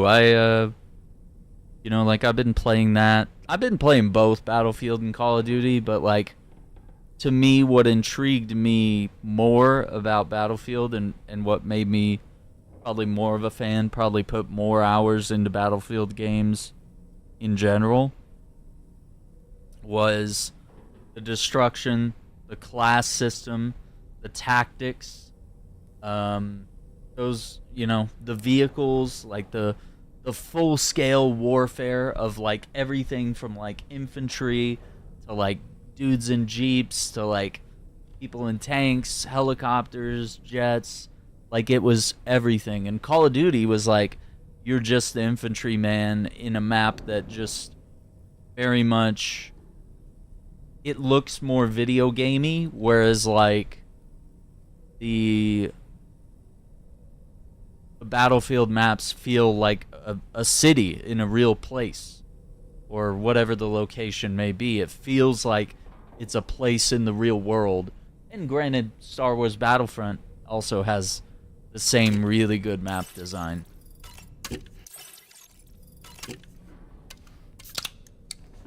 And I think Call of Duty's gotten better over the years, but like you can still look at a Call of Duty map and see like its design is very like video gamey. It's like, oh yeah, there's like 2 points, one side here, one side here. You know, they both have hallways that go around the edges. There's a middle thing. There's a courtyard.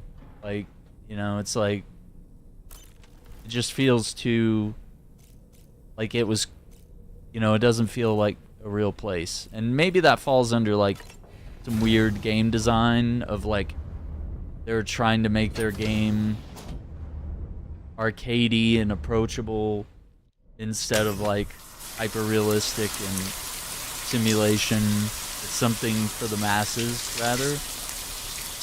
But I did think that some of the Battle Royale maps and DMZ is really cool. I think that world felt real to an extent. But they just never stuck with it. And if I were Battlefield, I wouldn't be doing a Battle Royale. I would be trying to bottle the magic that is DMZ. And I would be trying to make that work. I wouldn't steal the idea. Like, I wouldn't just copy-paste what they were doing.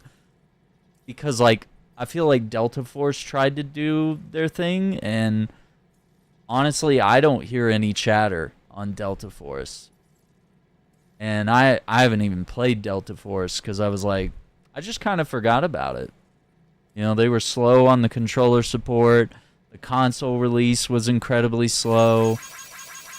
And, you know, I didn't have a great time playing the the sorry, not DMZ, but I think they called it Hazard Ops is what they call their take on DMZ. You know, like I didn't have a good time with it in the beta. So I don't know. It could be perfectly fine, and maybe I just haven't experienced it. Also, look at the kitty cat. A new guard for the bridge. That's crazy. Carman dropping it. Alright. We're fresh. We're ready to go. Let's see what Dollman has to say. The entire crew is working hard to get the ship in working order. So let's follow their lead and do what we have to do. Yeah, but we untimed you out, Iceman. It's okay. We learned you're a little sarcastic. You know, you actually used the smiley face to let us know that your message was sarcastic. So, you know, we caught it.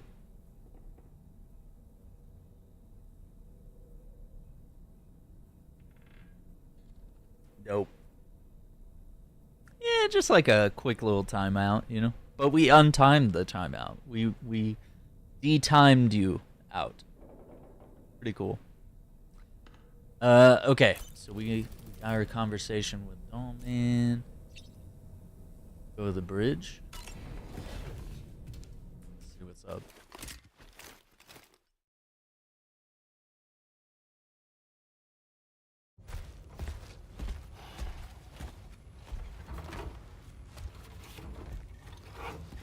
So, how's everything looking? We'll be able to repair the plating and the propulsion system using chiral printed parts. Fragile's team will pick up any additional materials that are necessary. The nav console I use to read the tar currents isn't broken. I just need a little more time to restore the connection with my hand. Won't be much longer now. Tarman.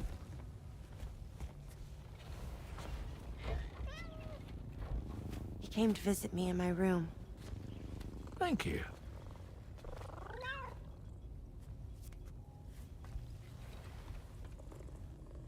Oh, I see you're holding hands now, eh? Hands allow us to connect. Form bonds. You think you'll ever find your missing hand? Now that's a bond I doubt will ever be broken.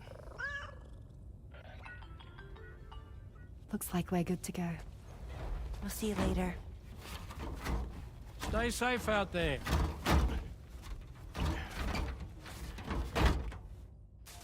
Are you excited to head out? So excited. She's here. Oh, there's Fragile. Cryptobiote plushies. That's cute.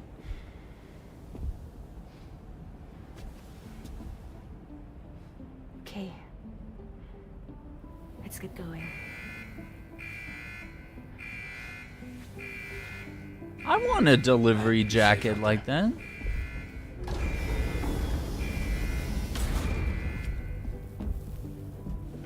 Wait, what is this sick vehicle they're about to get in?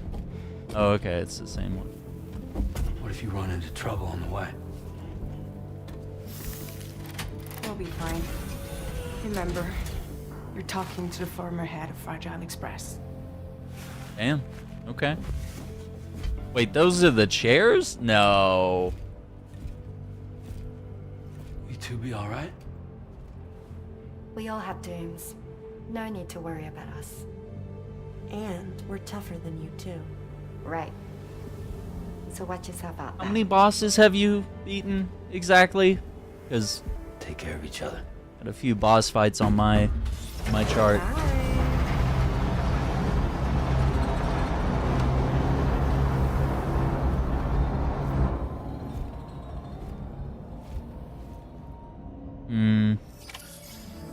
Sam, although everyone's hard at work repairing the DHV Magellan, it will unfortunately be some time before we can travel again.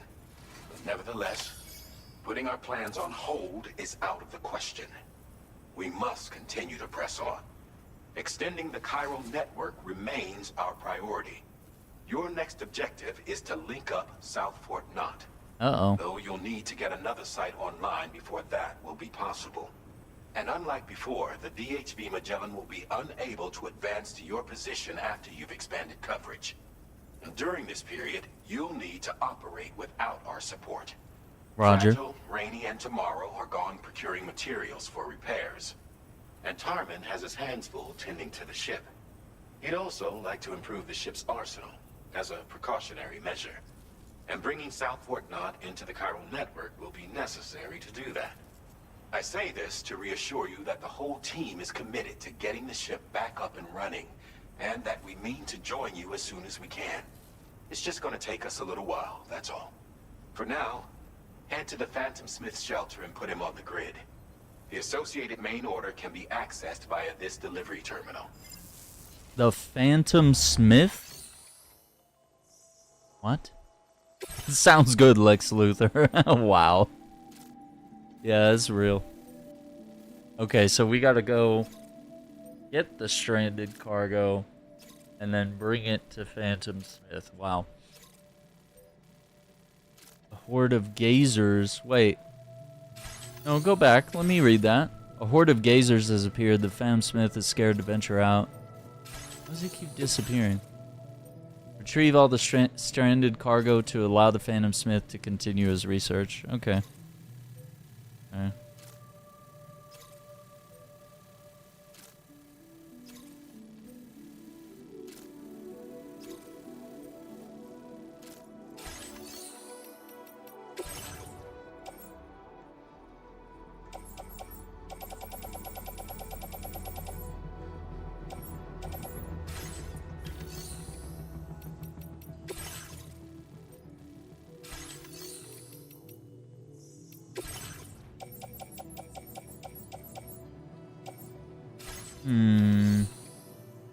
Yeah, the plushie life. I wonder if they make a crypto buyout plushie. How cute would that be? Let's hang on. Kojima. Let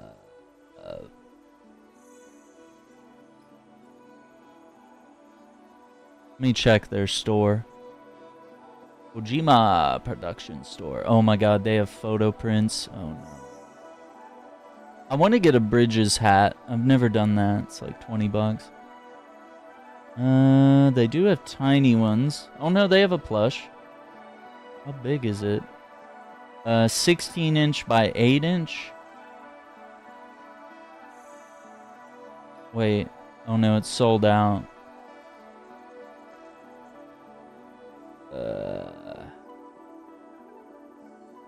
Sold out. I wonder if they're gonna get more of them. Huh. Yeah, they have the books.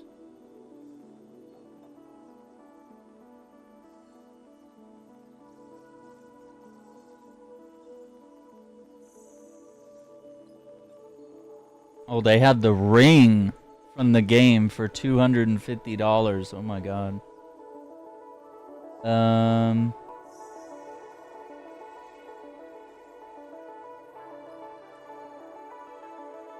Let's see. Death Stranding Reverse Strike from the first game. Model kit, $59, sold out. Well, I guess when they sell out, they just don't offer that anymore. That's weird. Oh, they do sell the tape. The tape that the cases are wrapped in. Sometimes they have yellow tape or red tape on them. They do have patches, removable patches as well. Damn, I would actually throw those patches on my backpack. Damn, I might need to get into this. Death Stranding necklace, $349.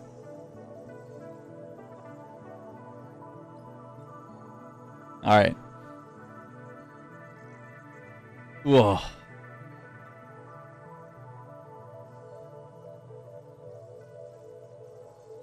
Yeah, I do have both of the books. I am gonna read them at some point. Yeah, I need to update the wish list, huh? Got the little Amazon wish list down below, but Yeah, now I need a Kojima wish list. A Stanley mug. I don't think I can do that in the merch store. I don't think we have bootleg Stanleys that I could throw my logo on. But yeah, it looks like those plushies are sold out, man. I don't know. We'll see. That would be really cool to have a crypto buyout plushie. I would feel like they would want to restock that, especially with the second game being a thing. Feels good. So yeah, we would be going over there.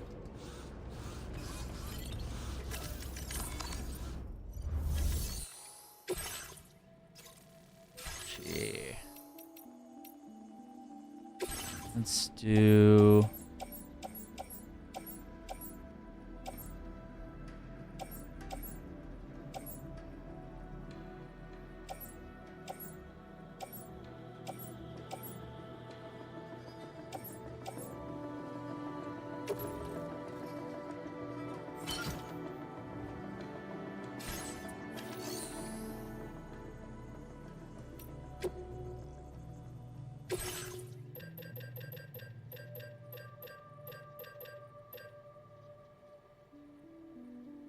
Okay, climbing power gloves.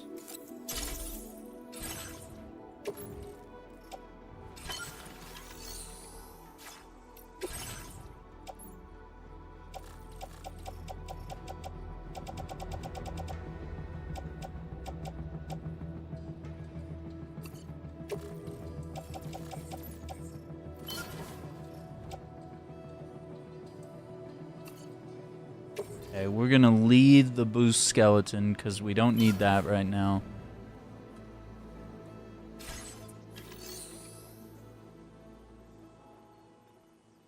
Beyonce is donated, right? Could you imagine? She was like, I talked to Kojima.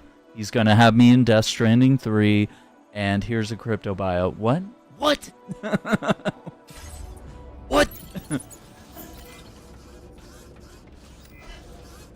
What do you mean? I feel like that's how the conversation would go. Like if she reached, it's like he loves celebrities, so like he would kind of lose his mind if she was like, yeah, I'll be in your game. What? I don't know if he's a fan of her, but like, you know, I figure he would go for it.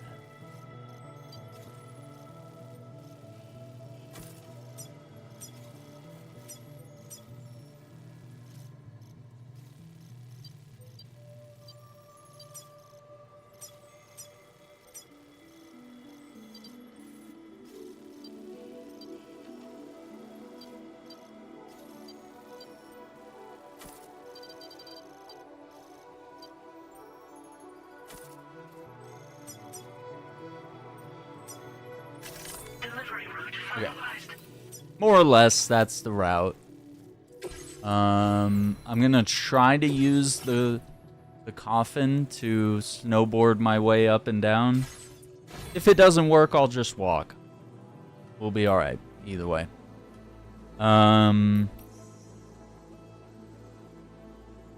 Customize.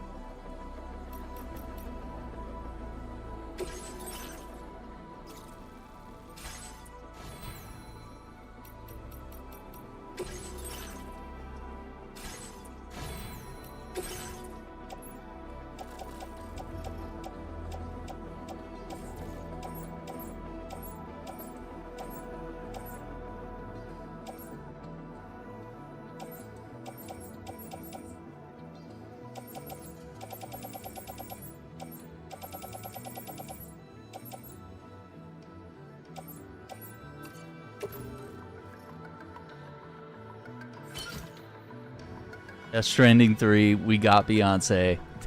No. He would find some weird way to like fit her in the game. It would be wild. Be like, yeah, Beyonce's gonna be doing backflips and, you know, wearing silly costumes.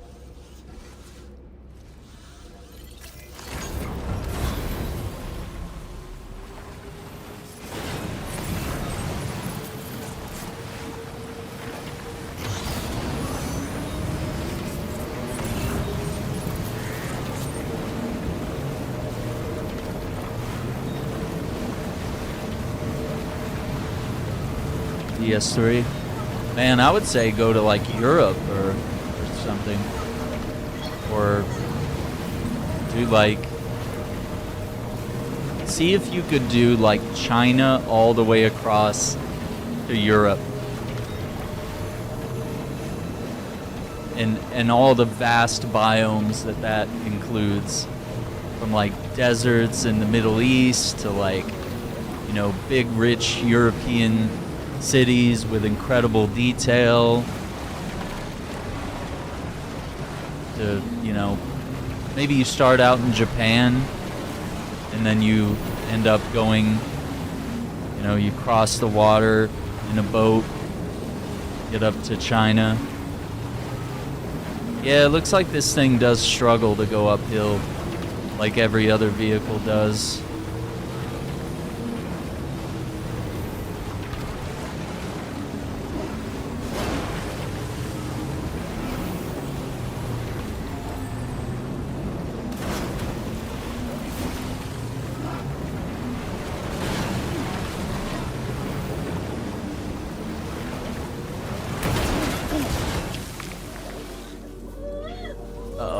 Are you injured, Sam?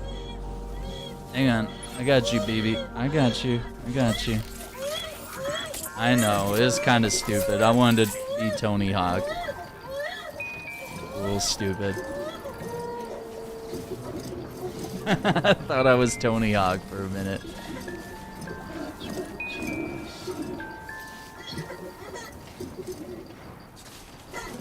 Are we buddies again? Yeah. Okay.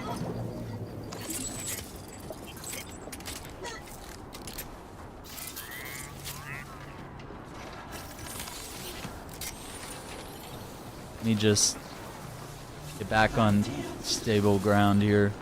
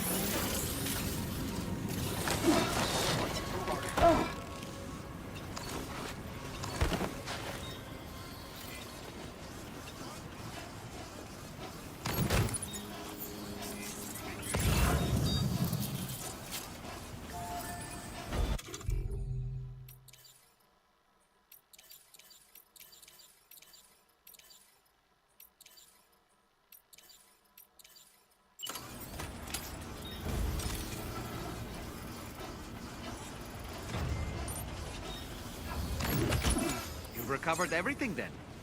Great. Let's get it delivered. No fight? And there's the man we've been waiting for.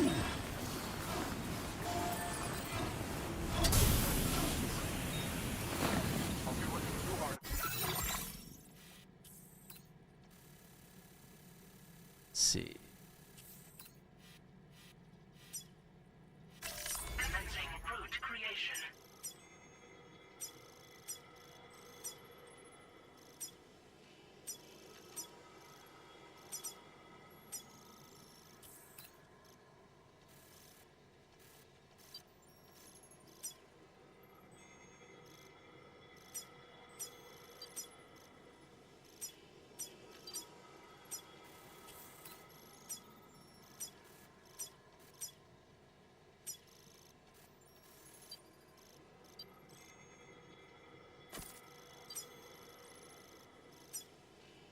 Delivery route commencing root creation.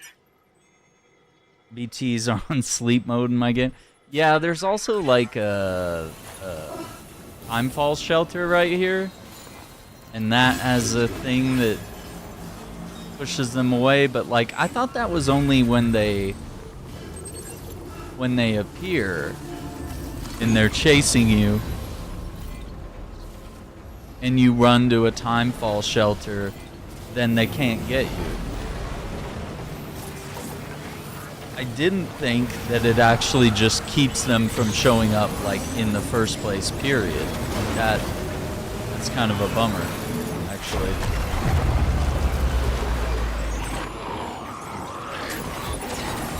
Wait, Sam, you've just dropped some of your cargo.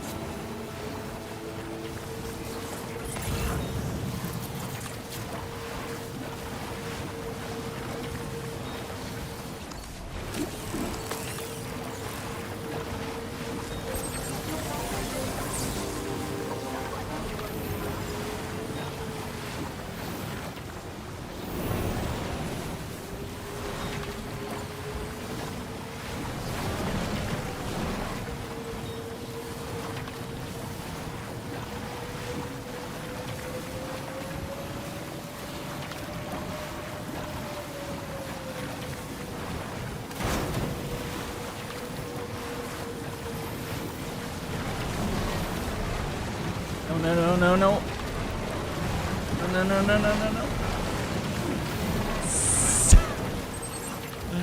Oh, that could have been bad. That could have been really bad.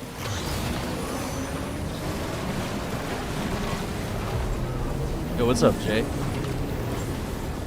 What are you doing?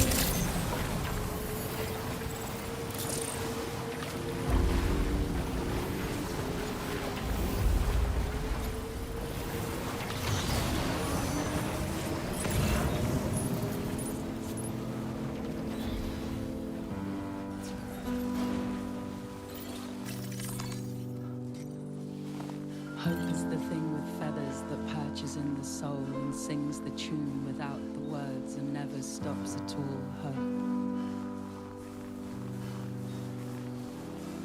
Hope.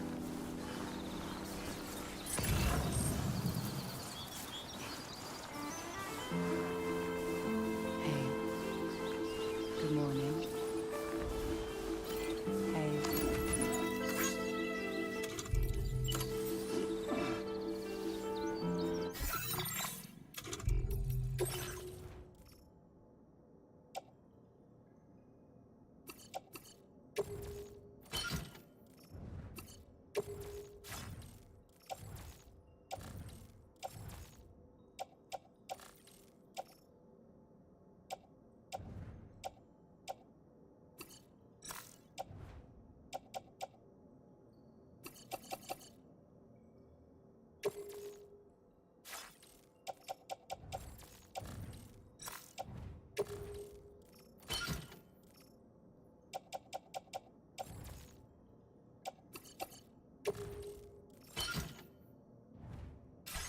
There we go.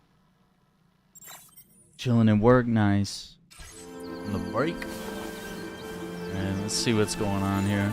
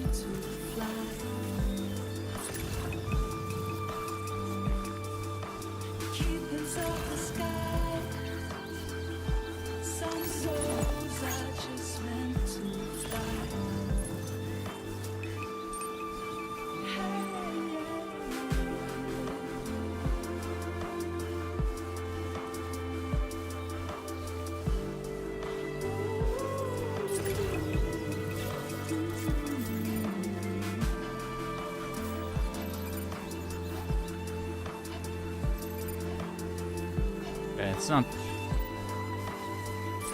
super far away. No one's free quite like you. See the world through different eyes. Hear your songs and feel alive. Hope is always there, love. Don't let it pass you by.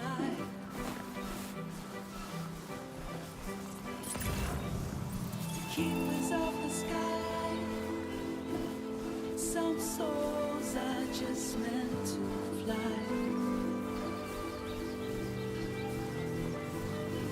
The keepers of the sky. Some souls are just Nice, man. Hope you have a good day, man. Or a good night. Gonna work.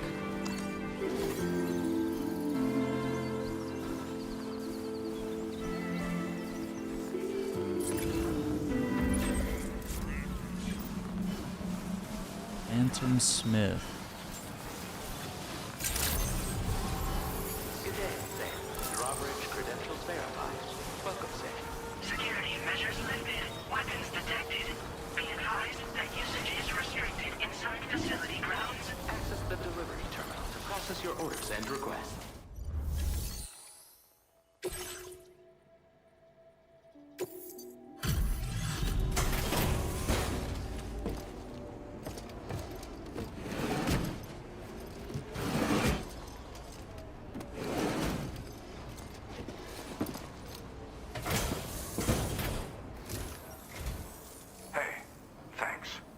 Risking your life to cross snowy mountains is a lot to ask of anyone.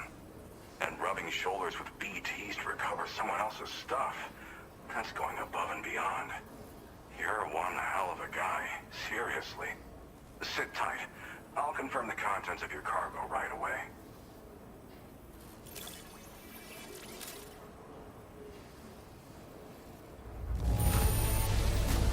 Marvelous condition, I gotta say.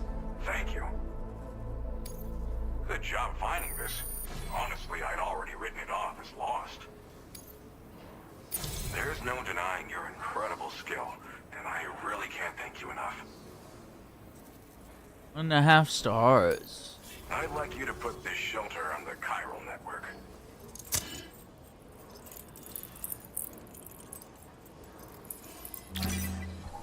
Let's go.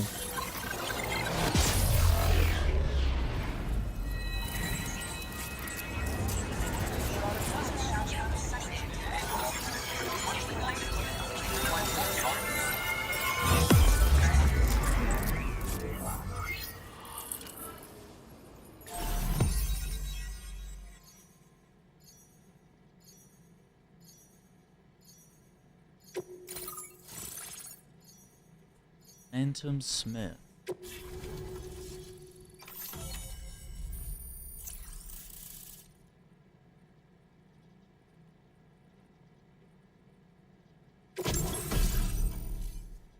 Chiral shock cannon. A weapon that fires chiral particles at a special wavelength. Firing the cannon consumes chiral crystals. Oh wow. Although extremely noisy, the chiral particles can penetrate walls to knock human targets unconscious and inflict significant damage on BTs and mechs. Oh wow. The cannon's powerful recoil means it must be fixed in place before firing. Ah. Okay, and we got that song added to it. Now displaying your current porter grade. Player.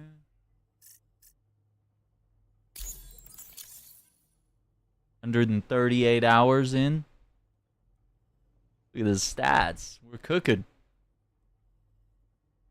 35 areas connected to the chiral network. Total distance traveled 1547.2 kilometers. Oof. Pieces of cargo delivered 1,819, almost 2,000. Total weight of cargo delivered 22,259.1 kilograms. Yeah, prologue complete. Could you imagine? And now I'm finally online. Accordingly, I was able to analyze the cargo you just dropped off. Seems it was developed with the aid of an unknown technology, which I've taken to calling ghost tech. From what I can tell, it reacts to chiral radiation on a specific wavelength. The reason I mention it is because the chiral shock cannon data I shared with you is the product of research that leverages this principle. The chiral radiation it generates can pass through objects without destroying them. Practically speaking, this means you can incapacitate enemies hiding behind walls and such. It should also deal damage to BTs and mechs as well. It's pretty powerful as far as ranged weapons go. You can't use it without anchoring it to the ground first, though. Makes a lot of noise, too. Gotta think before you fire. You know, even I've heard stories about Higgs and his plans. So if the chiral shock cannon helps you stop him, that'll make my day. And if you can deliver my research data to South Fort Knott, you should be able to get some new and improved tech to help you out. There's a lot of other folks on this mountain doing specialized research. Okay, Bring them I'm onto here the chiral for it. network too. I'm sure they'll hook you up with all kinds of goodies. I came here with the advance expedition, actually. Tagged along with this one researcher. I guess you could say we were like mentor and student. Can't go anywhere without tripping over stranded cargo in these parts, you see. The stuff we found was like nothing we'd ever seen before. Invaluable materials for our scientific pursuits. So, when my mentor was about to leave for South Fort Knott, I realized that I wanted to stay put. I thought that if I got this place on the chiral network, I'd be able to share future discoveries made here much more easily. Moving forward, I expect that my efficiency will increase substantially, allowing me to be of greater use to you and others. So in other words, level up this shelter, because you're going to get really cool stuff. It fires a focused bolt of chiral radiation generated on a very specific wavelength. Packs a powerful punch, and is perfect for incapacitating distant enemies. It's also great against mechs. Even the ones with thick armor should take significant damage from it. Hell, this spectrum of chiral radiation is also proven to be effective against BTs. Its size does make it a touch unwieldy, but it's simply one of the most devastating ranged weapons there is. If you can get South Fort Knott onto the chiral network, I should be able to share the data for this invaluable technology with them. They've got some quality facilities of their own, you know. Bet they could use them to make you something even more impressive. Well, I'm familiar with the tar therapist, at least. He's researching potential applications of the stuff as a healing agent. While his specialty is medicine, he's also well-versed in various tar phenomena. If all that sounds interesting, it might be worth seeking him out. However, it doesn't seem like he's posted any urgent orders recently. So I'd say your best bet is to find cargo that didn't make it to him and try to deliver it to his shelter yourself. It's entirely possible he might be able to offer you things neither one of us can possibly imagine. Well, I'm familiar with the tar therapist, at least. Okay, I wanted to check He's his researching name. potential It was the applications of the tar stuff as a therapist. healing agent. Okay. While his specialty is medicine, We'll he's keep also an eye well-versed out. in various tar phenomena. If all that sounds interesting, it might be worth seeking him out. However, it doesn't seem like he's posted any urgent orders recently. So I'd say your best bet is to find cargo that didn't make it to him and try to deliver it to his shelter yourself. It's entirely possible he might be able to offer you things neither one of us can possibly imagine. Alright, anyway. Thanks again. You've been a big help. Definitely couldn't have managed this on my own. I'm still concerned about the armed survivalists to the south of here. Not to mention Higgs and his future plans. So I'll be rooting for you to keep on doing what you can to make things better for us all. I don't know if I can come up with anything else to help with that, but I'm willing to give it a try. Your support would be appreciated too. Anyway, I'm prepping some cargo I'd like taken to South Fort Knott. You're headed that way, right? Be warned that this cargo can explode if handled improperly, and should be considered extremely dangerous. So if and when you take this main order, handle it with the utmost care. Good luck with everything. I'll see you around. Sam, apologies for the sudden call. Once again, I'm contacting you via our dedicated private line. No one else will be able to listen in on our conversation. I'll get to the point. Has Charlie ever behaved in a manner you felt was suspicious? I ask because his credibility, as routinely calculated by APAS, appears to have dropped sharply. Despite attempting to confirm his credentials via the UCA's National ID Registry, it does not appear anyone has ever actually met the man. It may well be the case that he does not even exist. A ghost, so to speak. I can only hope that my suspicions are unfounded. For now, Sam, proceed to South Fort Knott and put it on the chiral network as planned. It is imperative that we improve the DHV Magellan's capabilities to better contend with Higgs and his forces. And the sooner we connect all of Australia to the network, the better. When you are ready to proceed, you can pick up your next main order from the delivery terminal at this facility.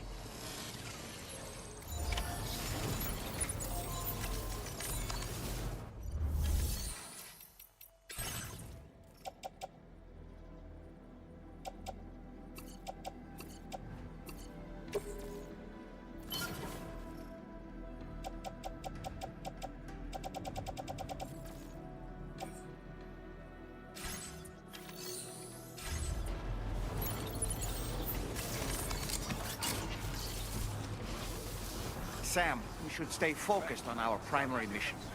To that end, you should pick up the next main order from the Phantom Smith's delivery terminal.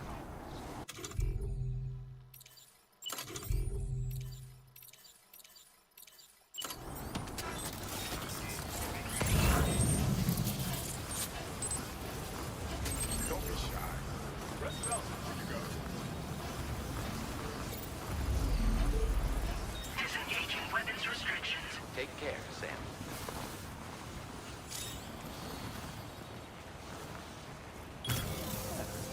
Let's do this.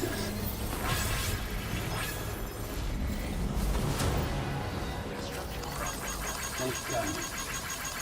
This one's for you. Give him some likes. Thanks for the help. Thanks,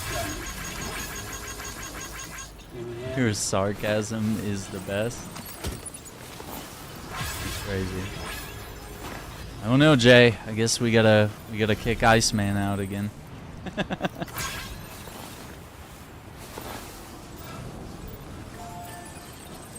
I think he's got double jobs, not triple jobs.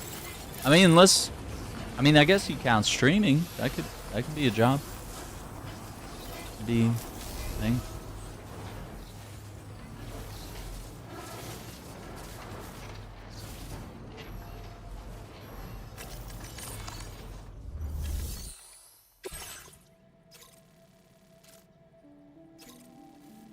We're gonna bring this all the way down.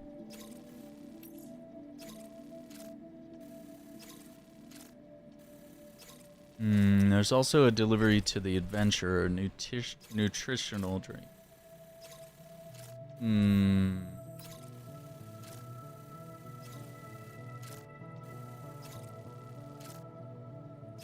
I want to do that one first.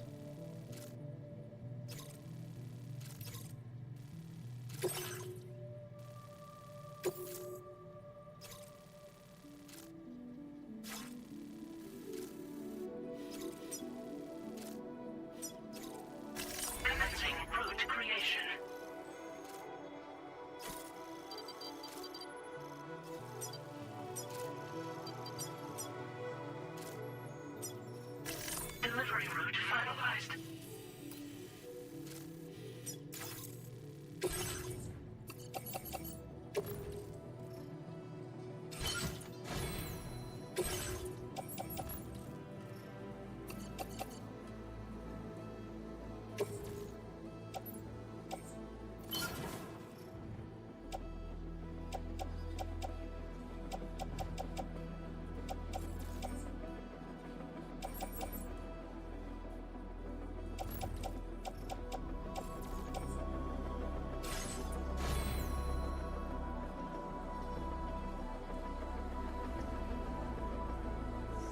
Negative coast or west coast? I'm not even on a coast. I'm in central. we're stuck in the middle of the country. There's no coast near me. The nearest coast might be the Gulf of Mexico. Because I'm not calling it the Gulf of America. That's the dumbest thing I've ever heard. We're gonna call it what it's always been. Spiral shock cannon. We do need to try that out at some point. We haven't even tried the dog mine either. Or the floating sentry gun.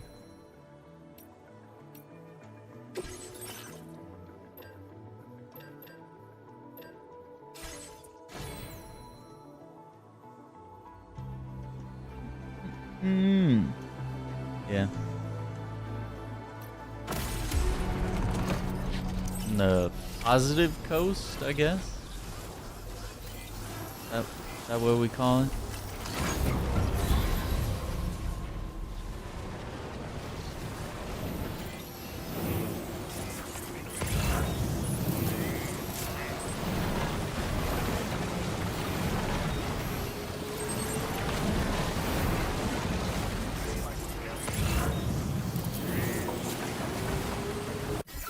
Is it this way?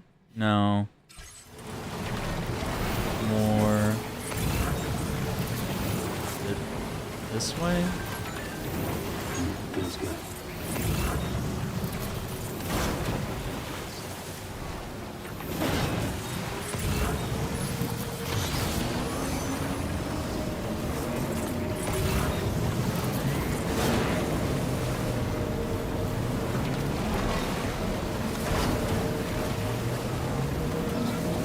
How much did we just damage all the cargo? It's stupid. 1%.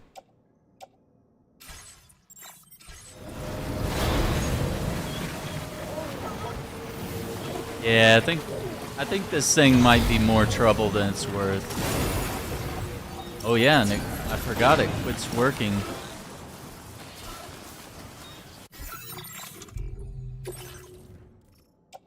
It quits working when we hit the edge of the chiral network, which... So yeah, now I just get to walk the rest of the way, which is not so bad.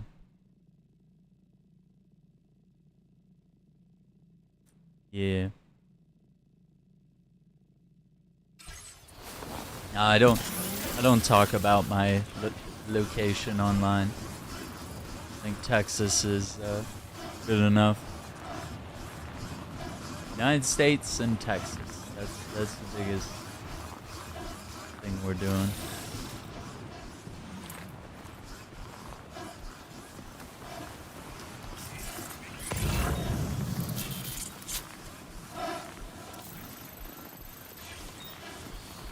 $1,200 meters? That's not far, is it?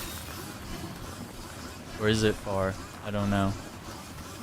Still don't understand meters. Even after literally making sure that, or playing video games where meters are everywhere, I'm like, yeah, I still don't really know how far that is in my mind. You can throw numbers at me all you want. It's not gonna make it make sense visually. I would have to like maybe use it real life, like augmented reality IRL. Like have a pair of glasses that would like point out wherever I'm looking, and it would be like, oh, the position in which you are looking is so and so meters away.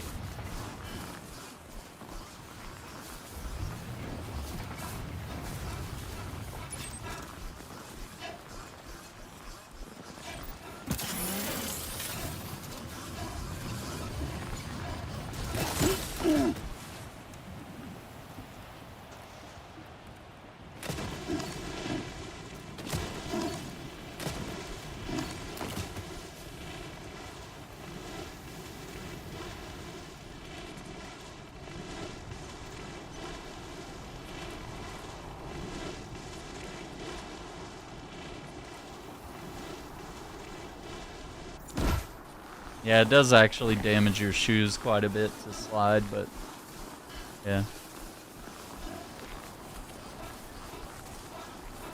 Yeah, you're technically like not from a coast if you don't live near a coast. I mean, you're stuck in the middle of America. It's like there's no coast. I'm directly in the middle, so I can't even say I'm more East Coast or more West Coast. I don't even know my mentality. Is my mentality fit more with one coast than the other? I guess jazz music is more East Coast. I don't think the blues really vibes with Los Angeles or California in general, or anything over there. Like I think probably Louisiana, Chicago, New York, Mississippi, all the good blues and jazz spots are like there. And in Texas as well, but not anywhere out west really.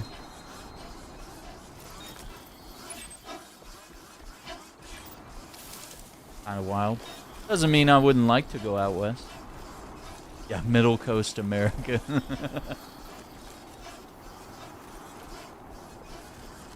Don't worry, I'm sure, you know, once global warming really takes off and, you know, we lose Florida and California, the, you know, flooding, and they just disappear, then the coast will be closer to me. And then I could finally say I'm a West Coaster, you know, when everything gets so bad.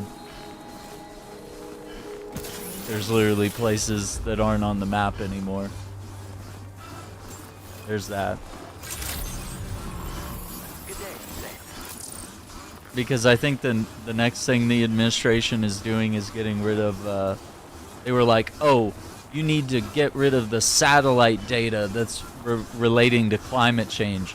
They're like, yeah, you need to stop wasting money, you know, pulling that data from satellites. You know, lack of knowledge, you know, ignorance doesn't mean that it's not happening, right? Like, you know, just pretending cancer doesn't exist doesn't get rid of cancer. So why would pretending climate change doesn't exist get rid of climate change? I don't know. Wouldn't it be nice if we could just ignore any problem we have and then it just goes away naturally?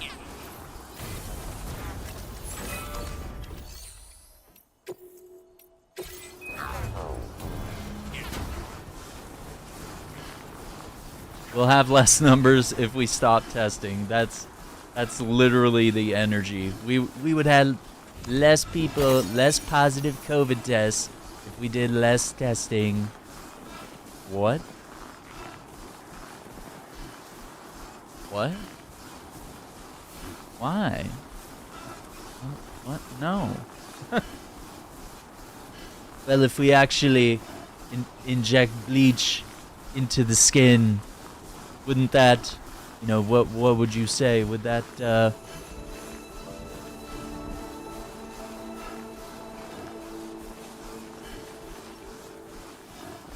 that clean out the...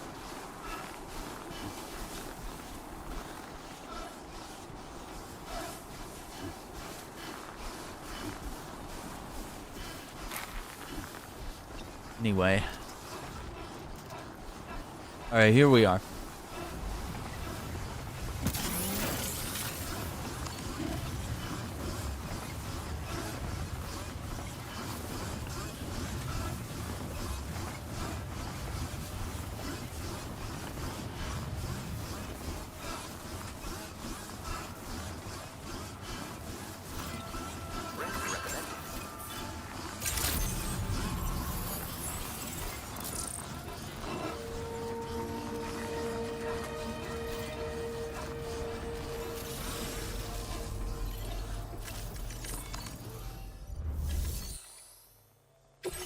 Deliver. Deliver us.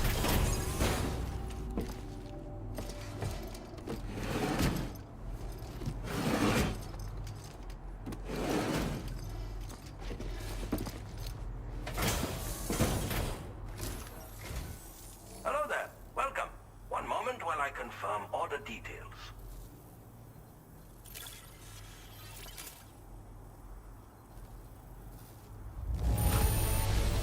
Well, you certainly didn't ring it. This is perfection.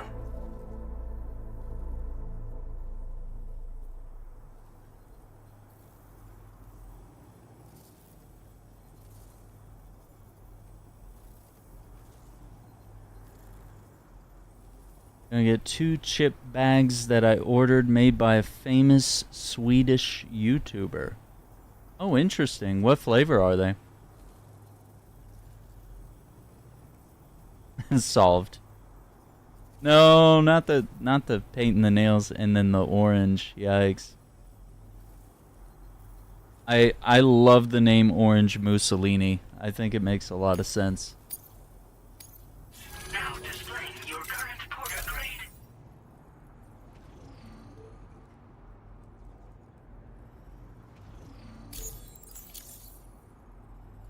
98. You're much too kind.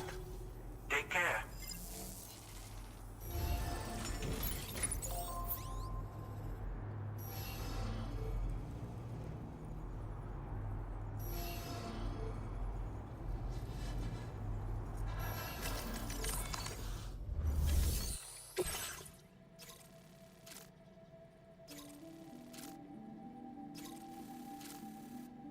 Deliver old photos depicting the mighty Mount Everest.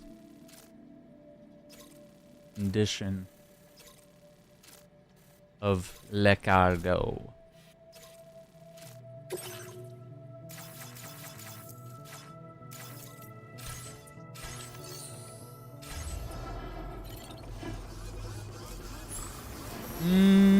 we do technically have a vehicle we could borrow. Yeah, I like Mango Mussolini. Yeah, that's a good one. Or Orange Mussolini. I like the alliteration of Mango, though. Mango Mussolini. He's got so many nicknames. Thing is, I like oranges, and I do like mangoes. So I hate associating them with something that's not so good. Borrow, you buy them, not borrow. What? Well, what kind of chips are they, Iceman? Is it like a certain flavor of chips?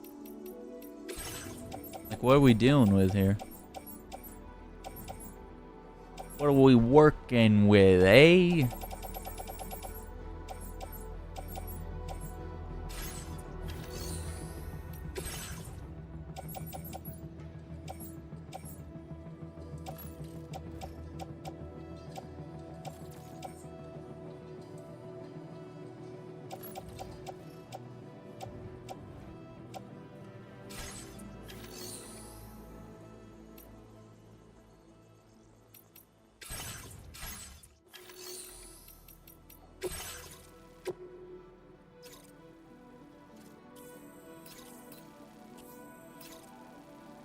Commencing route creation.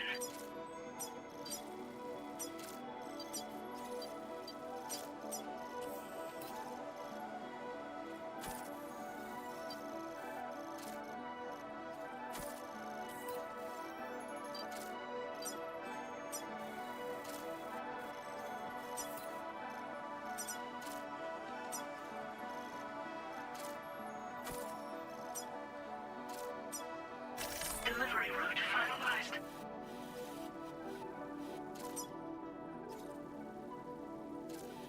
Oh, we got a request for a safe house. Interesting.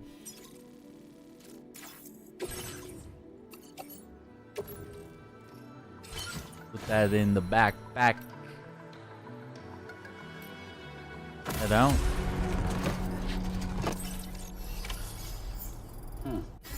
This time I ordered chili cheese and dill wasabi. Are you saying wasabi chips? That sounds really good. Reed head chips. Reed head chips? Is this the name of a person? I have no idea what's being said here. My favorite are sour cream and onion. Dude, sour cream and onion chips are actually like goated. What's up, Milton? Atomic Habits is a great book, but it's kind of in the self-development section, but it's different? What's Atomic Habits? I wonder if I know that one. Let me see. Okay. Break good habits. Okay. No, I like stuff like this. Maybe I'll throw it on my Amazon wish list. Let's see. Hardcover $14. Paperback is 80 cents more expensive. Interesting. Maybe he's trying to drive sales of hardcovers. Alright. Oh, nope. I put it on the wrong list. Dang it! I put it under camera stuff. It's not right. Put it under books. There we go. Okay, fixed it. One click.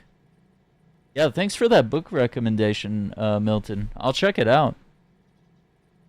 No, I don't think, I don't think you saying that it's like a self-help book is a downside. I think I always try to read like a fiction book and then watch something or sorry, not watch something. Read something nonfiction as well, and usually it's either like me trying to learn something or it comes from like self-help or psychological stuff that I enjoy reading. Like psychology, not psychological, I guess. Yeah. Psychological sounds more like something else. But yeah. That's the vibe. really eye-opening. Yeah, yeah. And I mean, I feel like with some of the self-help books, it's good to like take notes too, like write down whatever steps they might be teaching you, or if there's like exercises in the book, like try to actually do those, you know, whatever. Redhead chips. Are you saying we can finally eat redheads? Is that what's going on? Chili cheese and dill wasabi. Dill wasabi? Is this a thing? I mean, I like... Oh, no, it's a thing. Okay. Oh, I see it. Redhead dill wasabi. Huh. Oh, Redhead's the brand, not the flavor. Okay, well. Anyway. I have to play defense when I usually say self-help because people tune out. No, dude. Come on. That sucks. Appreciate the likes, Julian. Julian, appreciate that. Appreciate the likes. We're playing some Death Stranding tonight, making some deliveries, connecting the network, climbing this here mountain. He's a Swedish YouTuber. What does he do? Like, what kind of, what was he do on YouTube? Yeah, I get you. Yeah, there's definitely some self-help haters. I mean, usually it's people that, you know, people that don't think they need self-help. Like, it's always good to learn and grow, man. Always good to, you know, try to learn to understand yourself and your fellow man in a better way, you know? Try to grow. IRL content? Like what? Like, what's an example of something that maybe he's done? Does he just like walk around town or something? Or like fitness channel? Is it, you know, eating food? Reviewing restaurants? Like launch new products and chips? That's crazy. Gotta be doing pretty well maybe to be able to afford to put that together. It's definitely not a cheap thing to put yourself into. Yeah, people that already know it all. Oh my god, dude.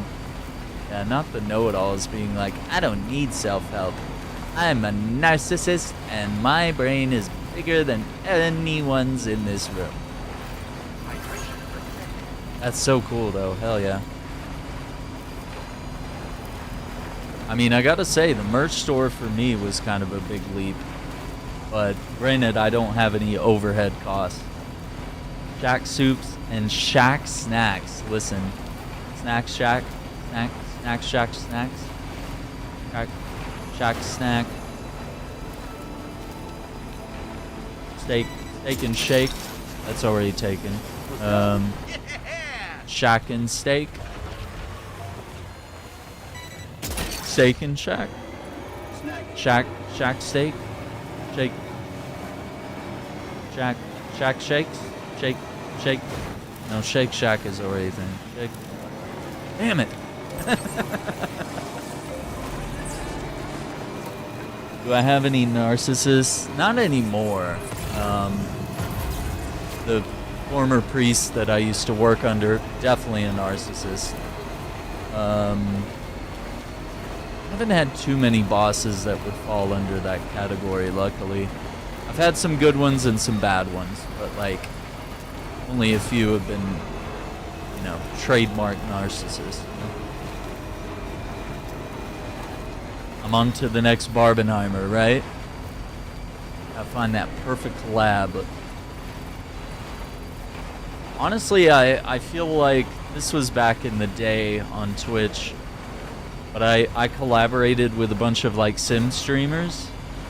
One of my friends, Lost in Sophie, she would stream The Sims. And Jazzy, she would stream The Sims. And there was a collab I did with Sophie where you know, she came up with a build, like she showed me a picture, and we had to like build it together. But I was doing the building, and she was just there for like commentary. So I feel like even though I've always played The Sims, I think it was Sims 4, yeah. Yeah, I should have a Sims 4 playlist on the channel.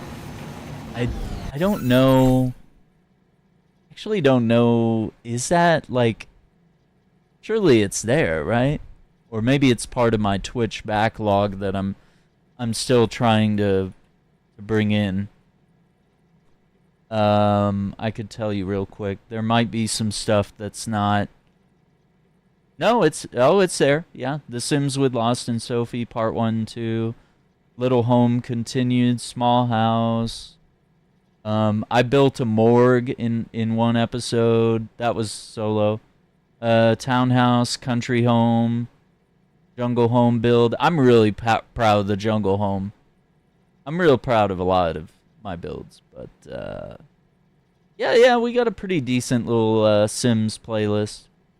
There's a couple things I gotta add in, but yeah, Sims 4. I grew up playing The Sims, to be fair, but it's just, it hasn't been a part of my brand, quote unquote, on Twitch or YouTube, you know? Yeah, and like Jazzy and Sophie, actually, I don't know, you might check, but Lost and Sophie, she has Twitch and YouTube and all that. Jazzy, I don't think she streams anymore. What was her... I can't even think of what her stuff was, but, I mean, I don't know. And we also played a lot of Animal Crossing together as well. That was fun. We occasionally did some collabs there, too. It's really cool when I can do that, because, like, you can see that, like, me and Jay and TX and Acting Relic... Andrew Alliance, like, we're all similar in some ways. Like, we all enjoy similar video games, but the collabs there were like, you know, occasionally we could get them to play shooters, and I think they do, but like, yeah, like jumping into like some chill games, you know, because I feel like those two, they were like cozy streamers. And Sophie, she got Twitch partner. I'm not sure what a status is on YouTube, because I know she uploaded a lot of stuff to YouTube, and I don't know if she continues to or not. My notifications may or may not be on or off. Let me see.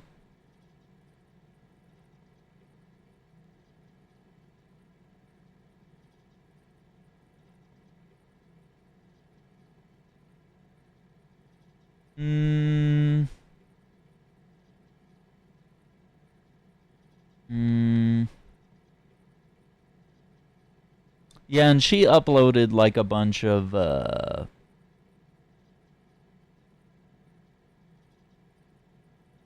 she has like a bunch of stuff in the Sims community. I think she uploaded some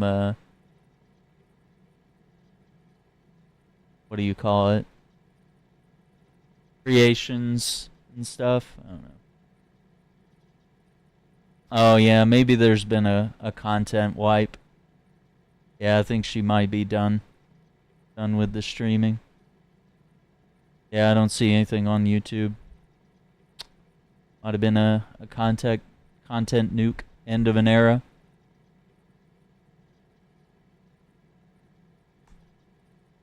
Well, tough to say, tough to see. Cool. End of an era, for real. I don't know. Maybe there's other ways that I can, you know. I'm always interested in collabs.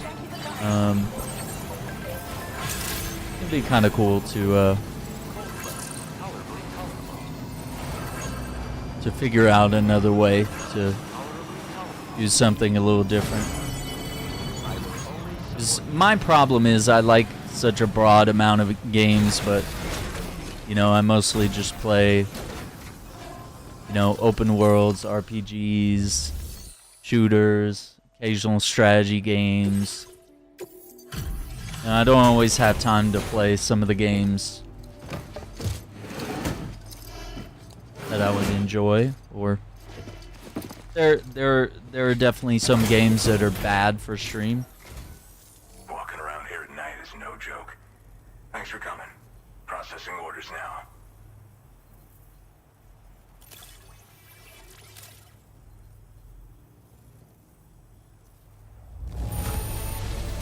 Hell, I'm impressed.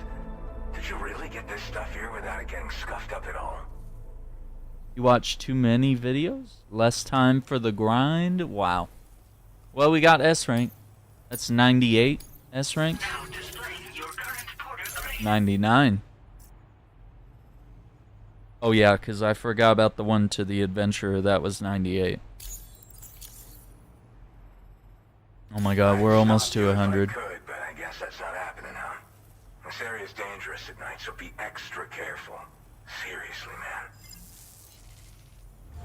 Let's go.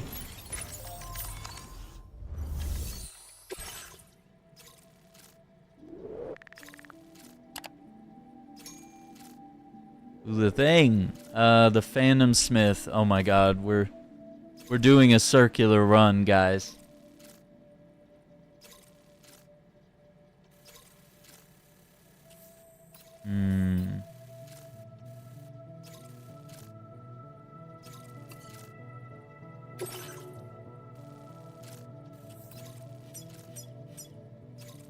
Commencing route creation.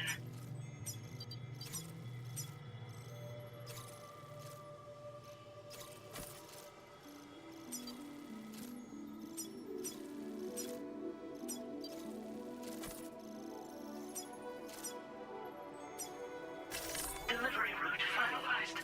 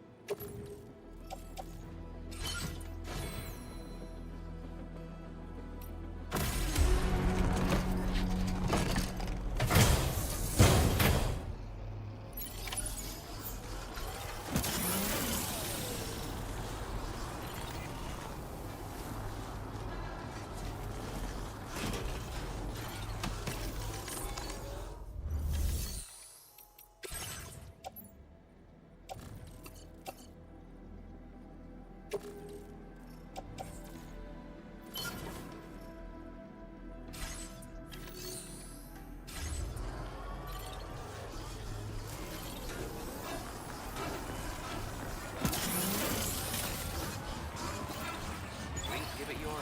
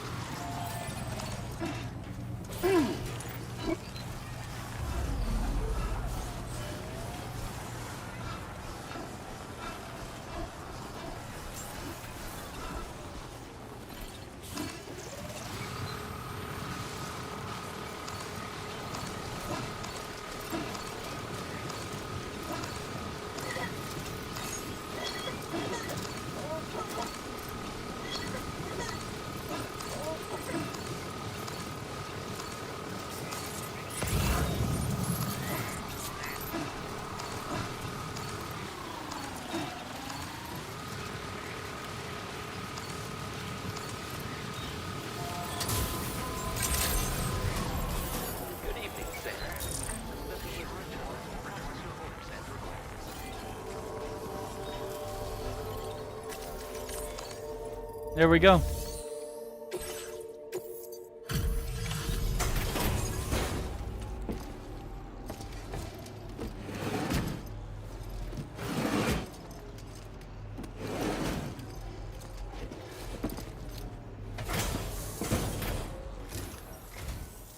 Thanks for coming this late at night.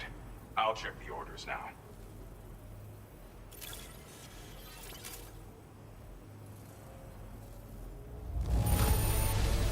I have to say, this is in excellent condition. You must be some kind of wizard. Guys ready?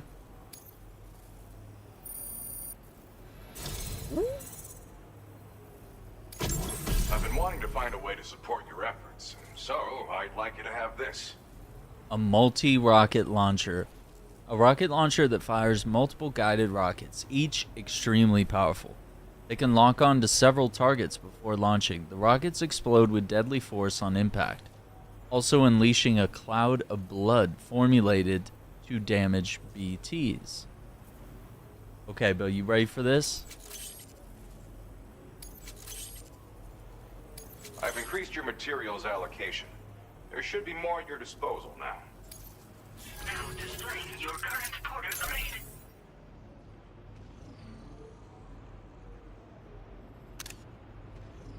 100 S-rank deliveries. Screenshot that. This multi-rocket launcher's capabilities rival that of its UCA counterpart. With this baby, you can lock onto and attack multiple targets simultaneously. Of course, you can also focus all the rockets on a single enemy as well. It's an especially effective tactic if you have to go up against giant BTs or particularly powerful mechs. Now, dangerous weapons like these are not something to be shared lightly. But, having seen you in action and understanding the stakes, it's clear you need it. The enemies I expect you'll have to contend with in the future just won't go down unless you're packing this level of firepower. Don't ever point it at a human being, though. People who carry weapons like these have a duty to use them responsibly, as I'm sure you understand. Alright.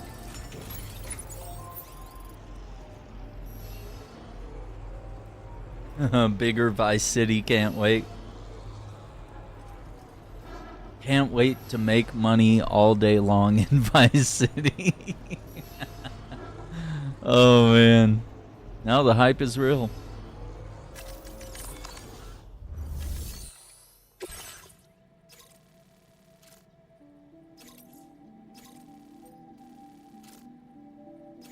Recover timefall resistant paint.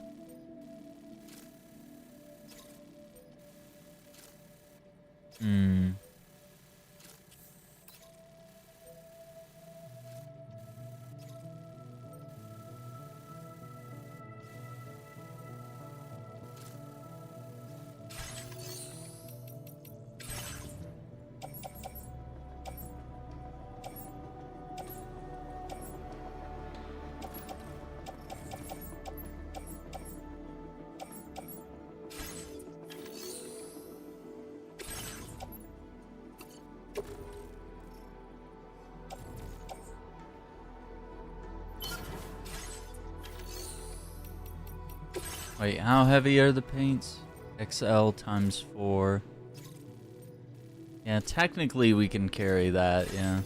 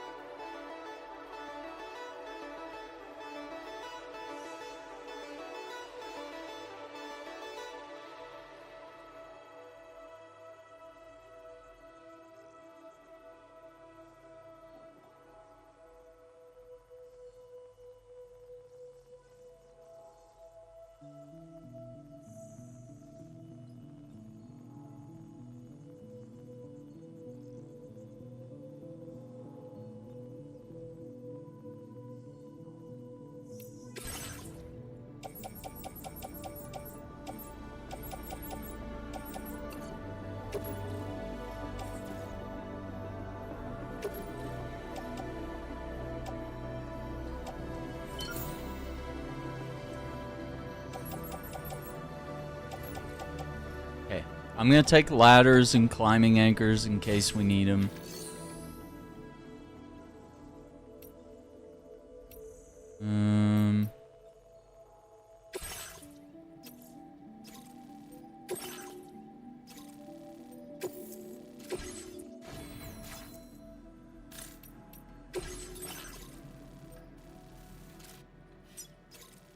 Commencing route creation. Well, someone already put them. Well. Delivery route finalized.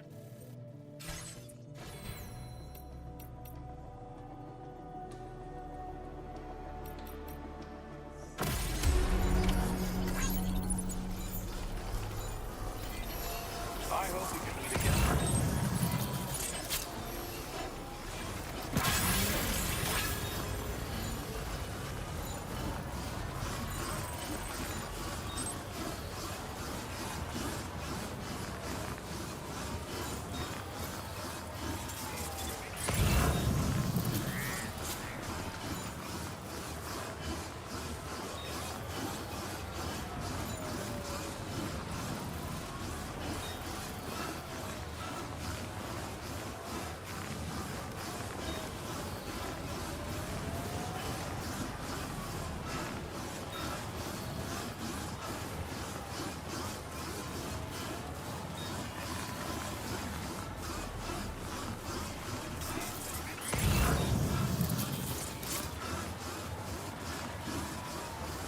Here we go.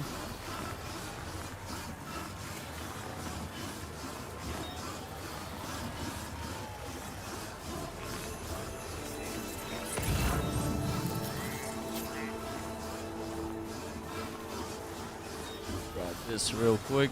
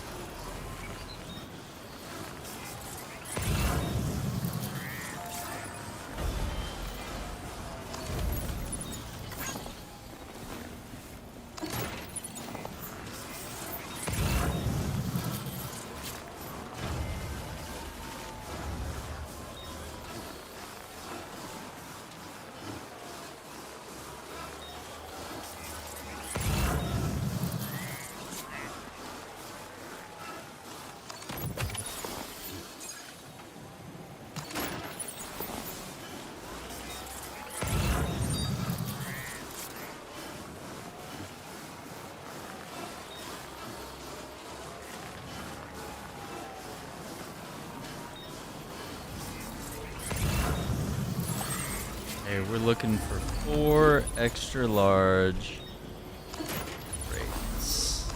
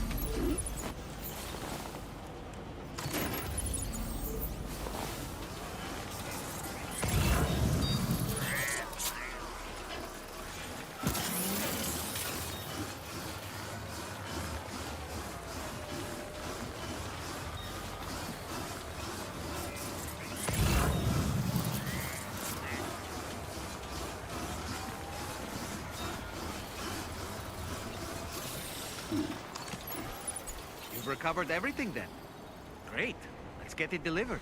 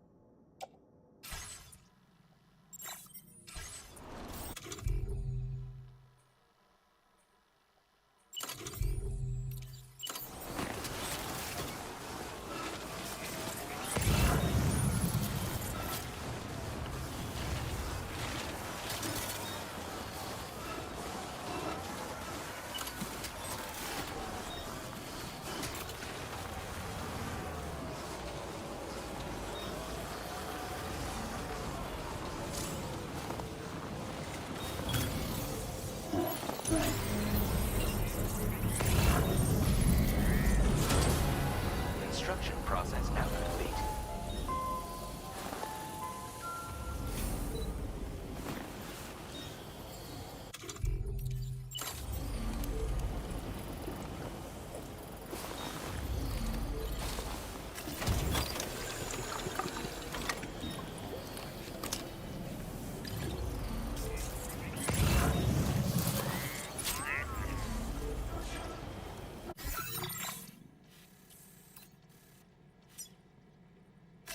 Commencing route creation.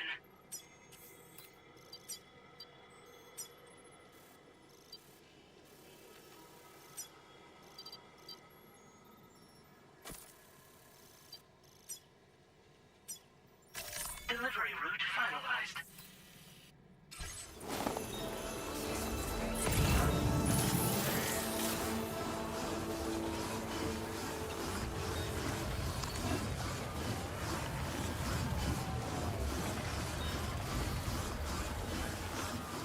There we go.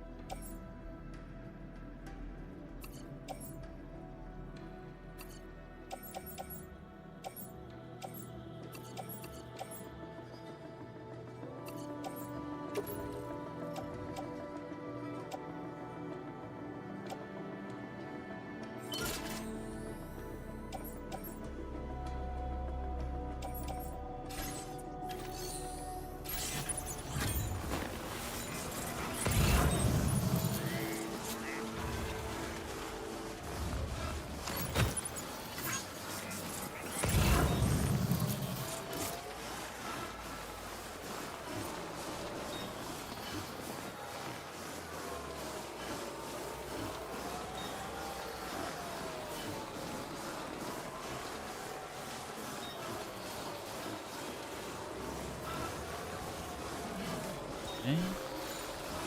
Small pit stop right here.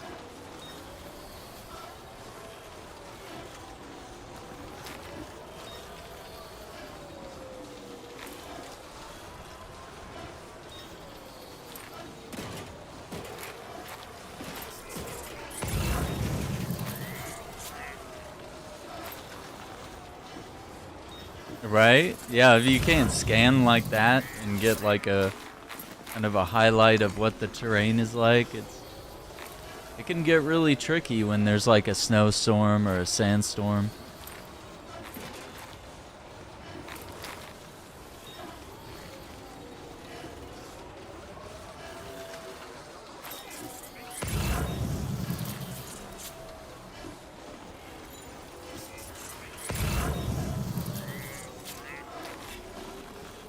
What happened to my rope?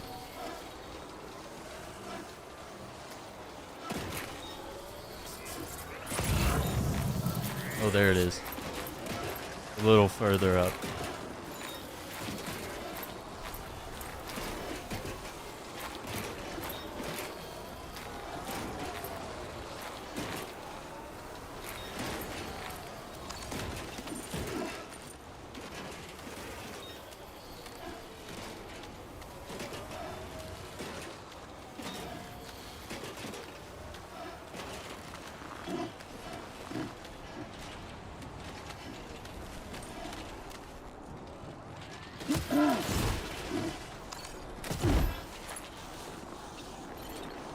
Okay, maybe we're not gonna use the rope. I don't know what just happened there. I think for the sanctity of this delivery, we need to not have that happen again. I've never seen that happen. That's new to me.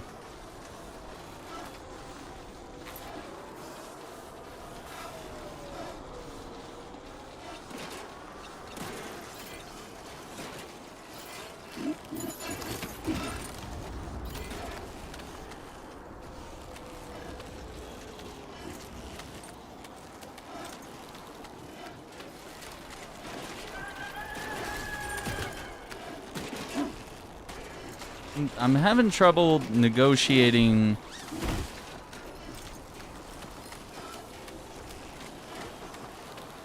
the camera.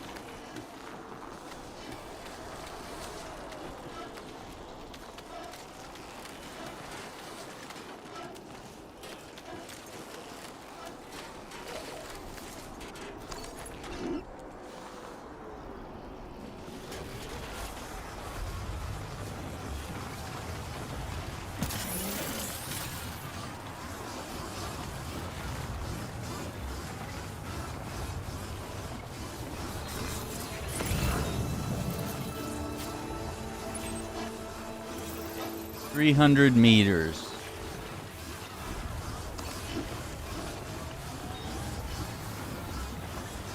Oh, getting a glare when the sunlight hits it? Yeah. That can be an issue.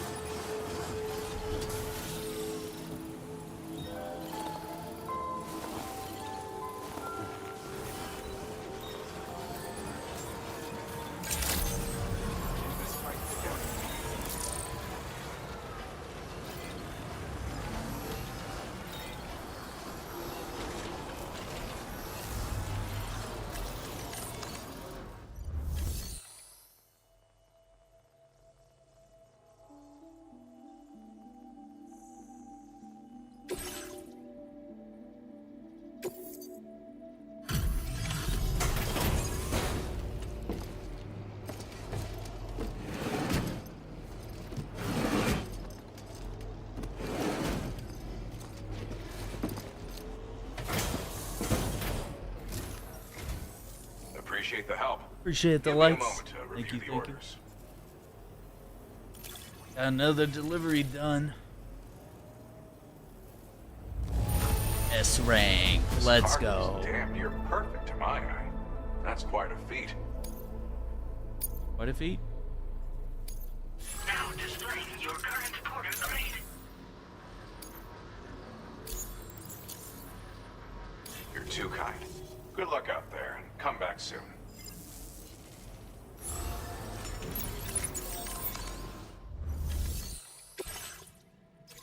Okay. So we have that order now to go down here. 5 large containers.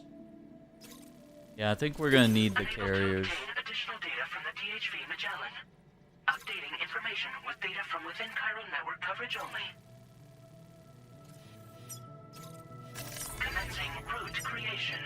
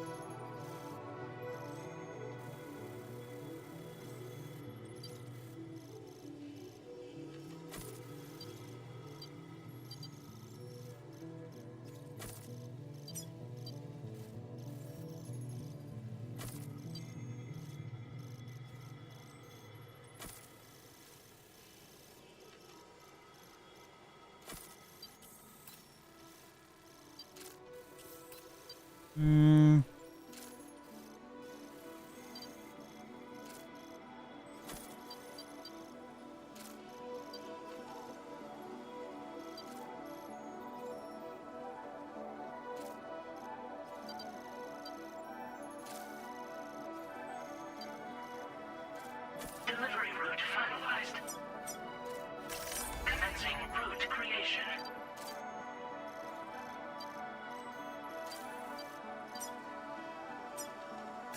Delivery route finalized.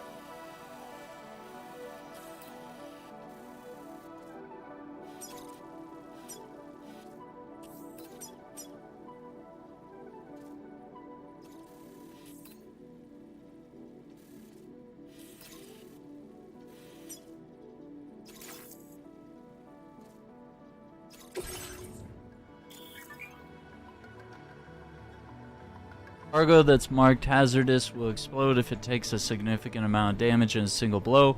It will also explode if the cumulative amount of damage then taken reaches a certain point. Be sure to handle with care and try to ensure a smooth journey when transporting such cargo in a vehicle.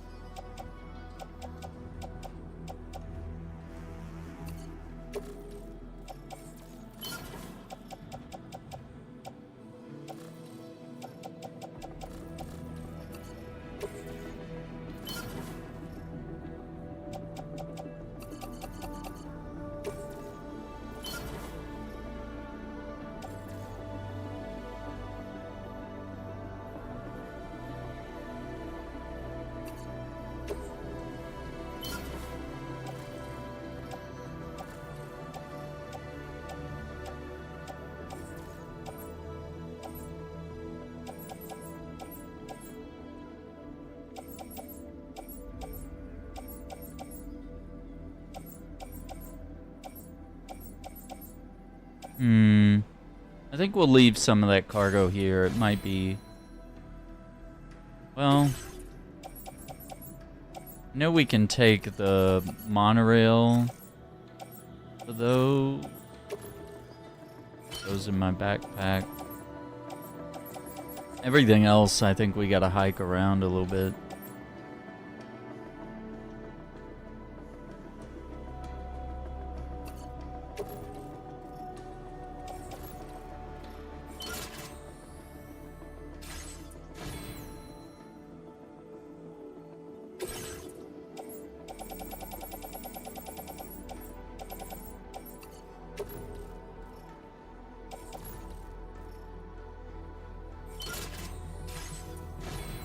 I'm gonna take a second carrier in case we find more cargo that I want to take.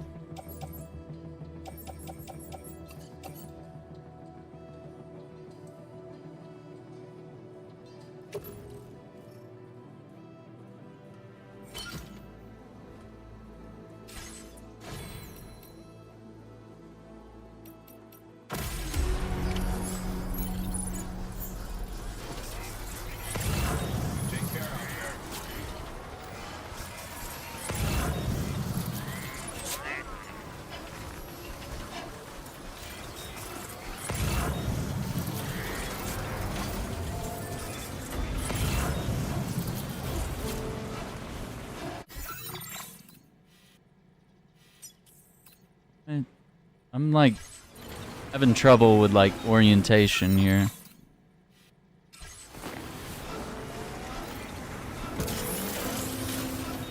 That way. Okay, behind the...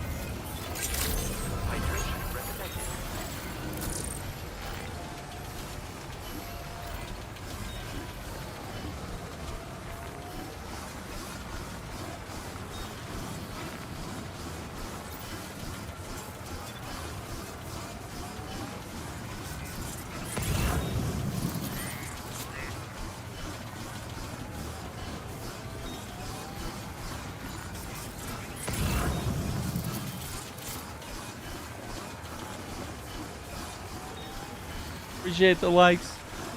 Gamers. I think we'll be able to resume some Wu Chang and some other projects that we have this week. Potentially tomorrow night we'll queue up something else. But yeah, wanted to get some good time on Death Stranding this week before we move on to what's next. And I want to go see Fantastic Four this week as well. So hopefully I can take a day off to do that. And did I just have a 10-minute standoff with a huge-ish spider in one? Damn, that's crazy. I'm always having to deal with bugs that will escape me. Spiders can occasionally do that, but like it's the mosquitoes and the flies that are like harder to catch. They know you're coming. Like the mosquitoes even see me. Like I'll stand up on a counter or on my bed or on a chair or something, like some sort of platform to get to them. And then they'll see me as I get closer to them and they'll be like, oh shit, I'm out of here. What are you in? I'm not hanging around for this. Like, dang it. I'm not getting bit by you while I sleep. Not gonna happen.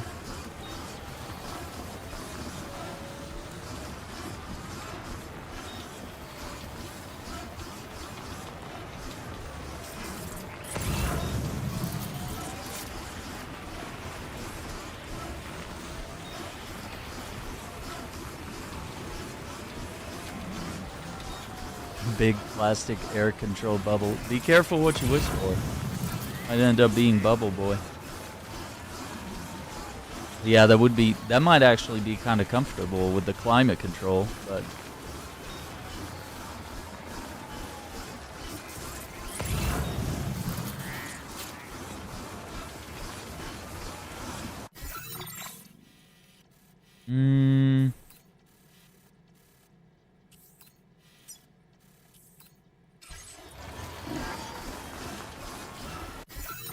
why does it show on the map that I'm like going confused?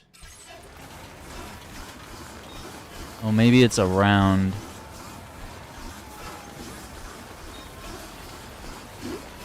Right? They're collecting fall damage with your bubble. Negating hits from cars.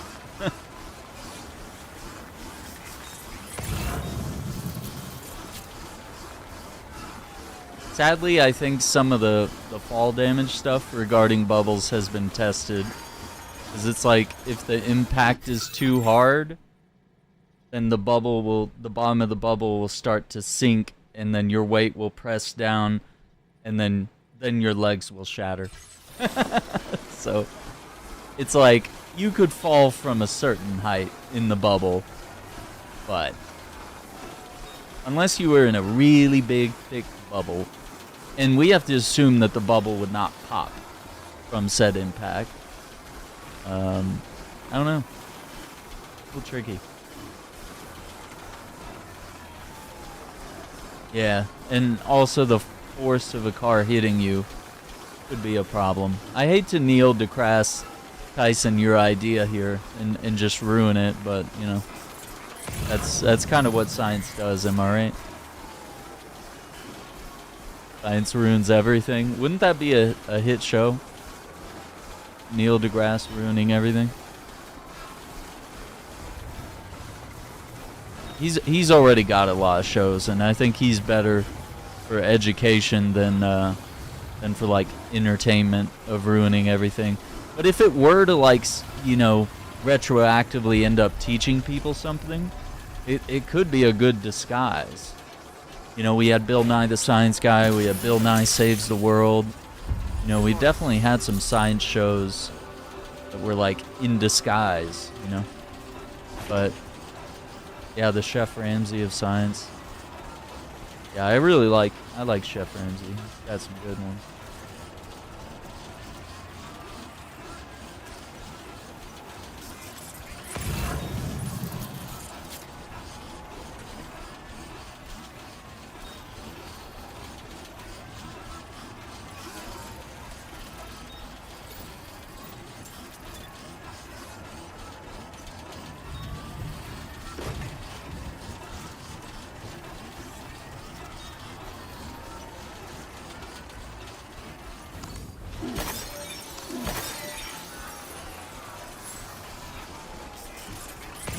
Batteries depleted.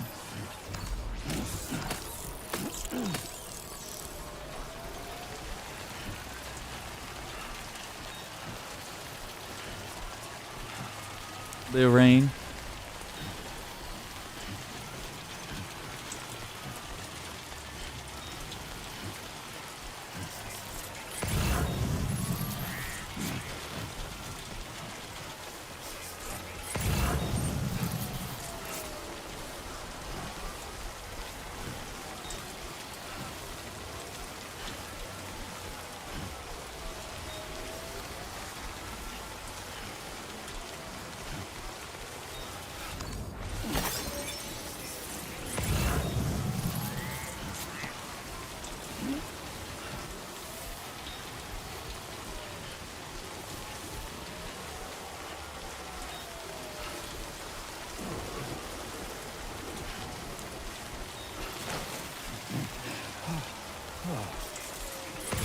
Who calls for comfort?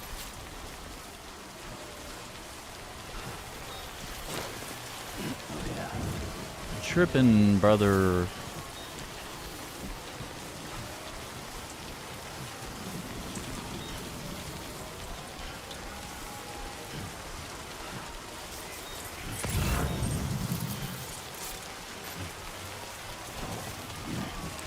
Anything for science, right?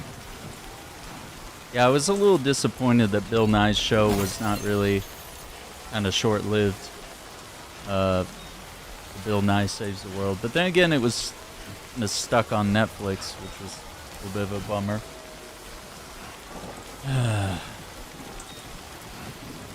I don't know. I feel like we could use something. I like the way Neil deGrasse Tyson can break down stuff that's really complicated.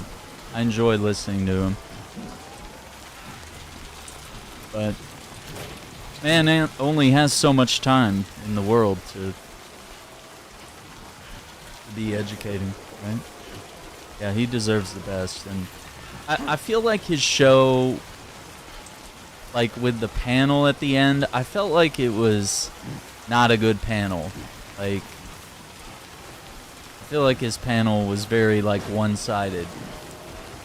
And I kind of wanted the panel to be, I don't really like Bill Maher, but like his panels at times will contain people that are, you know, Democrat and Republican. So not that we need science skeptics, but I mean, it's just kind of interesting maybe to just have people that weren't glazing Bill Nye the entire time, or like his interns essentially sitting at the table. Like, I don't know, maybe it'd just be interesting to have other scientists there that would, like, you know, try to present alternative studies, or just be like, oh, well, let me provide even more information than what you've known and have taught here. You know, let me aid you in teaching people as well.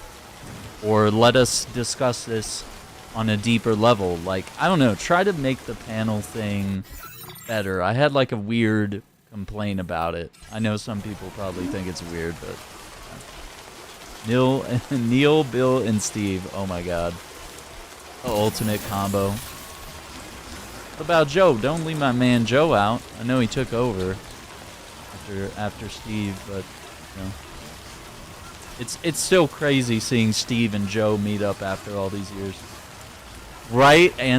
Yeah, let's see some more anti-science folks. Like, did we get like Elon Musk on the panel? Nah. No, I wasn't asking for like anti-science, but like something in the middle. Yeah, it was called Bill Nye Saves the World. It's worth checking out. I think there's some fun things that, even if you already know what he's talking about or whatever, it's still fun to watch. Or even if you don't know what he's teaching in each episode, you know, kind of interesting to listen. But I feel like with the panel, it felt more like we were being preached at than an actual discussion. So I feel like the panel was supposed to... The panel's like the finale, it's at the end of the show. So it's like, it's meant to promote discussion. So, like, what's there to discuss if we're just glazing Bill Nye? Which, I'm not going to complain. Like, glazing Bill Nye is definitely called for. You know what I mean? It's like, there ain't nothing wrong with it. Dude's a legend, but, you know. Yeah, I love him, and it was so good to see him after so many years. And I was like, and it's just good to, like, I would actually love to see some of the episodes that maybe I've never seen. I think that would be really fun. Like, buy a box set of the show, Bill Nye the Science Guy, and like, you know, what science did I not get to learn from here? From this guy. Let me catch up.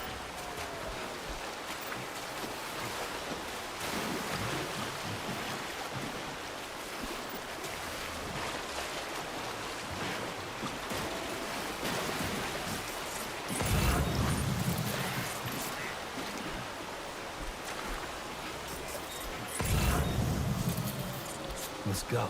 Yeah, Glaze approved. but it's like, for the show, it's like, all right, he gets a lot of praise. Let's not just, like, I guess I wanted more from the panel. That's all it needs. It's just a critique. I wanted more. Wanted something from it. It just didn't feel so.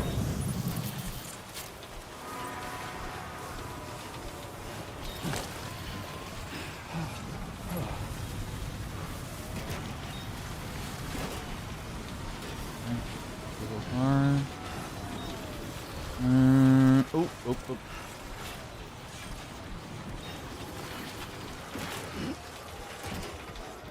Oh.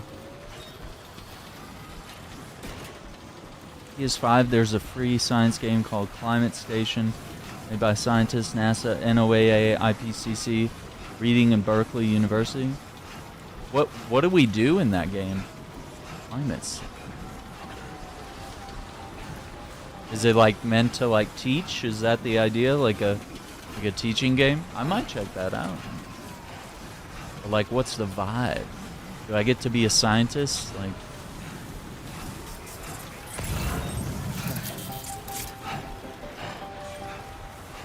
I figure we might as well add this to our cargo.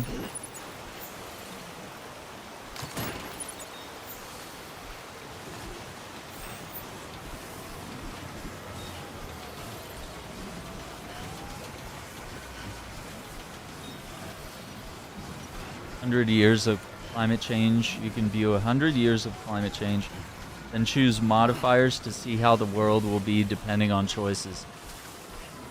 Oh, damn. We might need to stream this.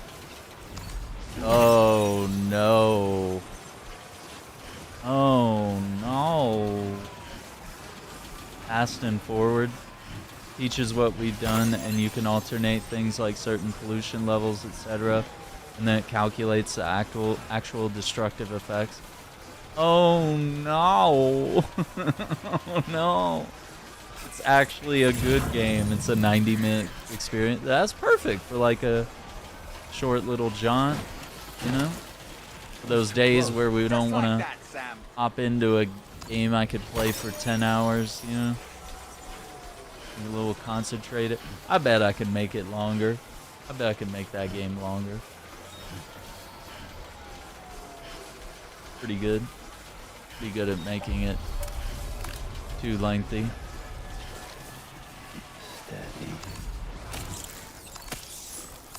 Someone will be like, oh, I beat that game in 6 hours. I'll be the one that be like, well, it took me 12. It's only a 90-minute game. Oh, took me 4 hours. Sorry, I had to get all the collectibles.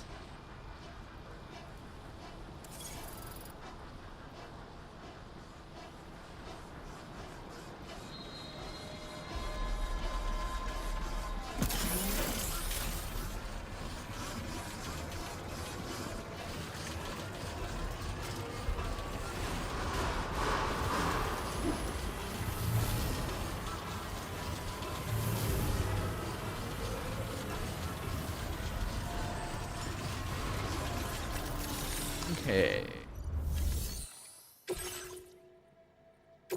No damage. Perfect.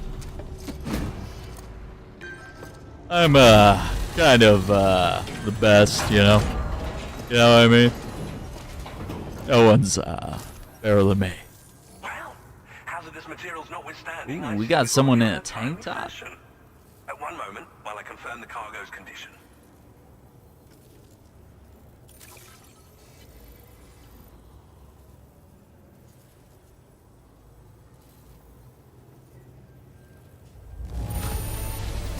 This cargo is in superb shape.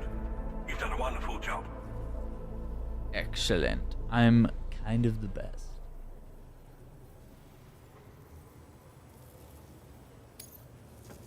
I'm on the cusp of a breakthrough, thanks to you. Almost 2 stars. Let's both continue to give it our all. Go ahead and connect your Cupid.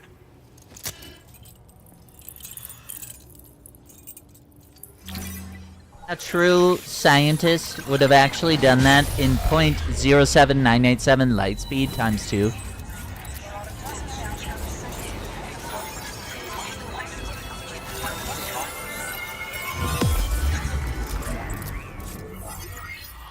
I keep the glasses nearby for the bit. Gotta do it.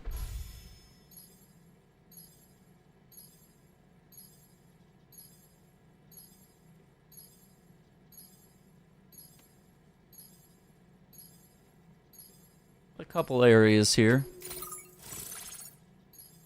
Pierre Southern. Look at that face. We got that big chunk right there. Where I built roads, too.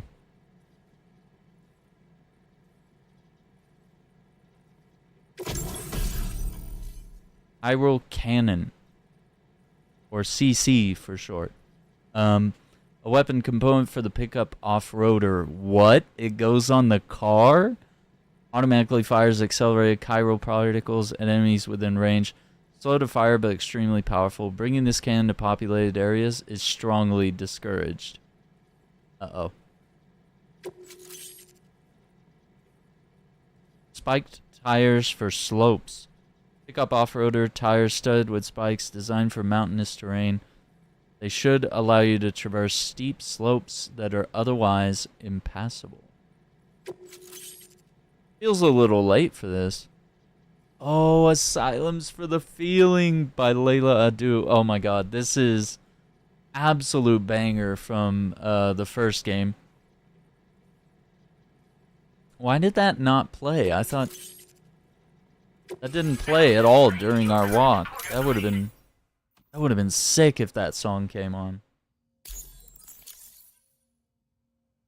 140 hours.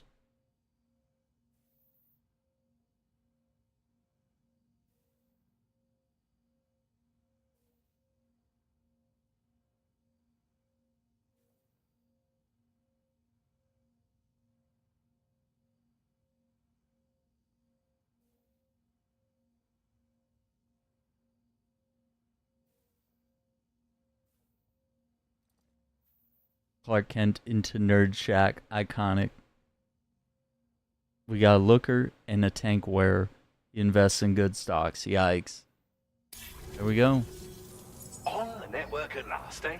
Oh damn, he's working it, dude. He's got the sweater tied around the waist. New defensive solutions. As for the cargo you brought me, it's the culmination of the Phantom Smith's recent efforts. I applied a few finishing touches, and voila! I can now share with you the data for a chiral cannon. It is a devastatingly powerful weapon that can be mounted onto pickup off-roaders. You'll find it deals unparalleled damage to BTs as well as ghost mechs. Which might come in handy, since it's not just armed survivalists that have been sighted recently. It's ghost mechs too. It's hard to say, but Higgs might be up to something. So that's all the more reason to have weapons suited to dealing with his minions. Ideally, this cannon would only be effective against BTs and mechs. Unfortunately, though, such firepower is more than enough to kill any human outright, so please use it wisely. Yikes. In addition, I'm happy to share some new pickup off-roader tires that will significantly improve its traction. You can swap them in and out as you like when customizing your vehicles. I highly recommend using these if you're planning to tackle a snow-covered mountain. In the wake of the Death Stranding, we've been witness to all manner of new and unknown phenomena. The research team to which I belong has worked to classify said phenomena, that we might determine which can be leveraged for practical applications. The Phantom Smith is also one of our number. The two of us shared a mentor, as it happens. The man responsible for developing the navigational systems of the DHV Magellan. His influence is largely why I study vehicles and related tech. We don't yet know why ghost mechs are able to operate outside of chiral network coverage, but we do have a working theory. And if the underlying principles of this theory prove true, we can take advantage of them. Fortunately, the cargo you've brought may well hold the answers to many outstanding questions. I strongly suspect we'll make rapid progress in the days to come, meaning you can look forward to even more new and exciting creations. Okay, that's cool. It fires chiral particles at an extremely high velocity. Its considerable size makes it impractical to carry, so we've designed it to be mounted on pickup off-roaders instead. Whilst it needs a moment to charge before it can be fired, it boasts tremendous stopping power. And it will automatically track hostile targets, allowing you to engage with ease whilst driving. Giant BTs and ghost mechs are tougher than ever these days. It's truly unfortunate, but we have no choice but to rely on weapons of this caliber. A necessary escalation to combat Higgs and his forces. But I must also reiterate that due to the destructive potential of this cannon, it should never be used where humans may be harmed. Thank you again. So never give it to Israel. I'll be sure Got to it. continue my research into ghost technology in the days ahead. I intend to look into ways of ensuring we have greater freedom of movement with our vehicles, even in dangerous areas. Any assistance you can provide would be greatly appreciated. Oh, before you go, I have a parting gift for you. A gift I was instructed to give you by my mentor. This cargo will allow you to enhance the DHV Magellan's weaponry, per Tarman's request, I believe. I'll need some time to prepare it for transport, though. In the meantime, please avail yourself of the private room here. I'll be sure to post the order by the time you wake up. So, go on and have a good nap. Sam, it's me. Our enemies have grown bolder and more aggressive, but I see you were all able to fend them off in the end.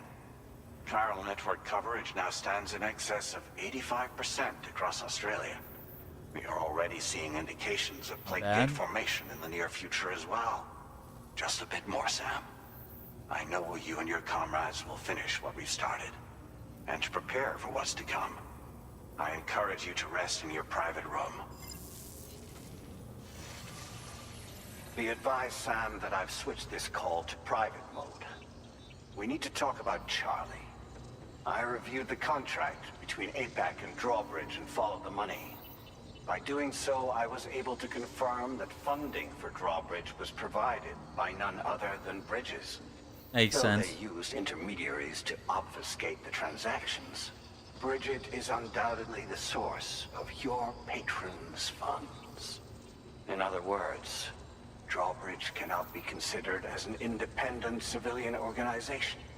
Should these details come to light, your attempts to integrate Mexico and Australia into the chiral network could be misconstrued as an expansionist effort. When I tasked Drawbridge with these missions, it was under the assumption that it was a non-government operation. But I, APAC, and you yourselves may have all been deceived. I will continue to pursue this investigation for now. Take this time to rest and recover in your private room.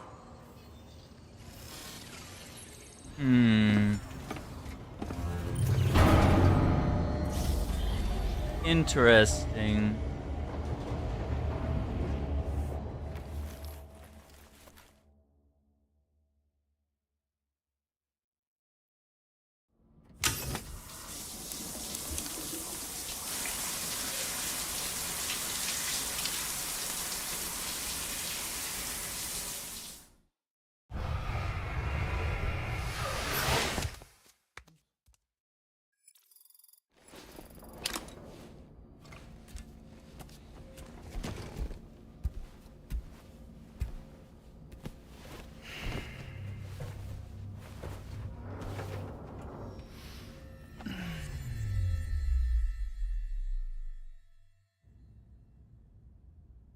I don't know. They never show soap in the shower scenes. Administering shock. Stand clear.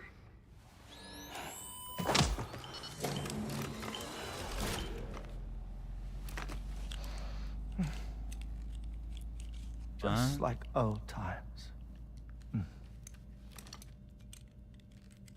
Where are we?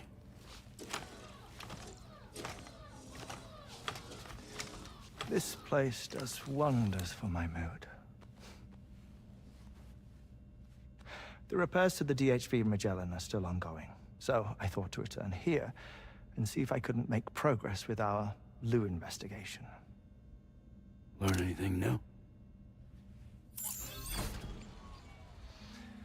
Well, at the Motherhood's facility, we managed to confirm that Lou's original serial number was none other than BB00. And this is what I found when I attempted to search for associated records. To build the chiral network, 9 sacrificial BBs were prepared. However, the network's original design required only 1. A single sacrificial BB unit, facilitating chiral communications across the entire North American continent. This approach called for what was dubbed a core bridge baby, and BB00 was a lucky candidate assigned to play this role. However, Bridges subsequently abandoned the idea, their tests having failed to yield the desired results. And so it was that the model requiring multiple sacrificial BBs was ultimately adopted. Meanwhile, Lou was placed into storage for an extended period, and for reasons yet unknown, inherited the identity of BB-28. Records indicate that the Bridges research team was responsible for the reclassification. Were they trying to cover up the earlier experiments by falsifying Lou's production year, perhaps? Or did Bridges have some other hidden agenda? I'm afraid that remains unclear. Well, we now know Lou was born 11 years ago. There may very well have been a connection with Neil. You know, my fondness for this place isn't wholly nostalgic. It has the most delightful hot springs, you see. Though, truth be told, even they aren't my favorite thing about it.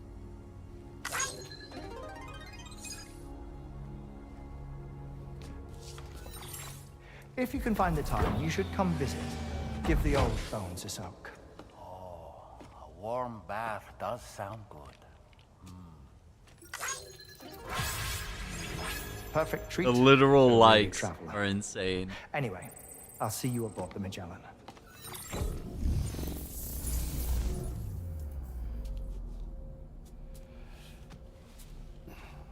Interesting. Do you read me, Sam? This is Tarman.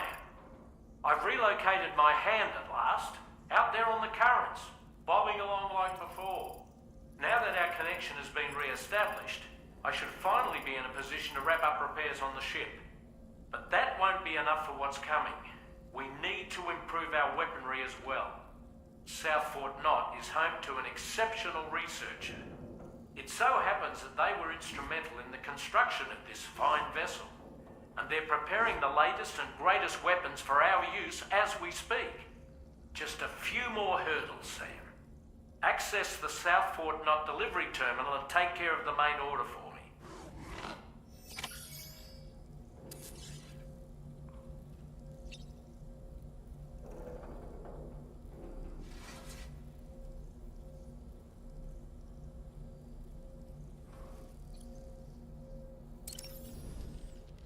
Woo-hoo-hoo! Looking clean as a whistle. What a stylish pair of glasses. I'm sure they'll suit you, Sam. Pierre Southern of South Fort Knot, was it? To think his mentor was instrumental to the development of the DHV Magellan's propulsion systems. One could go so far as to say that he's one of our vessel's many fathers. Okay. And we got little models too. We got books.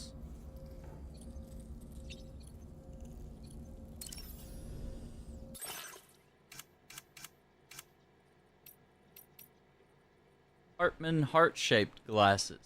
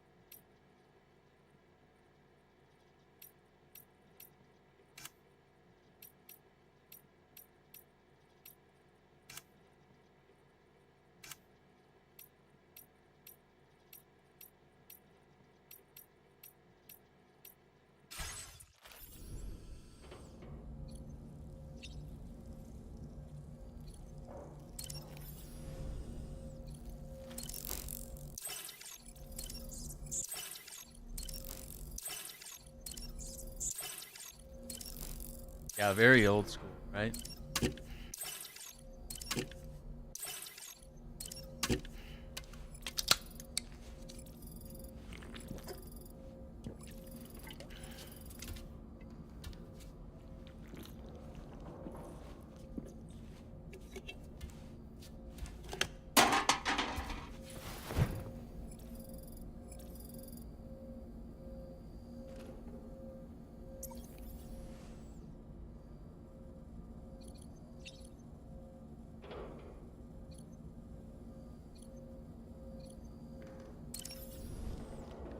Was that tasty, Sam?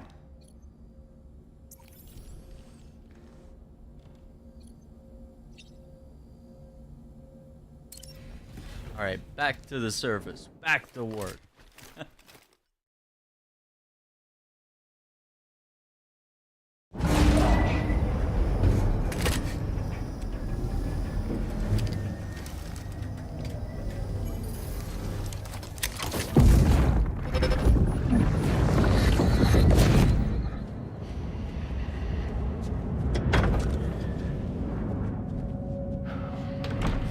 Thank you for coming.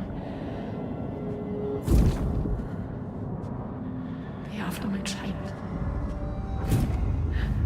You are the father.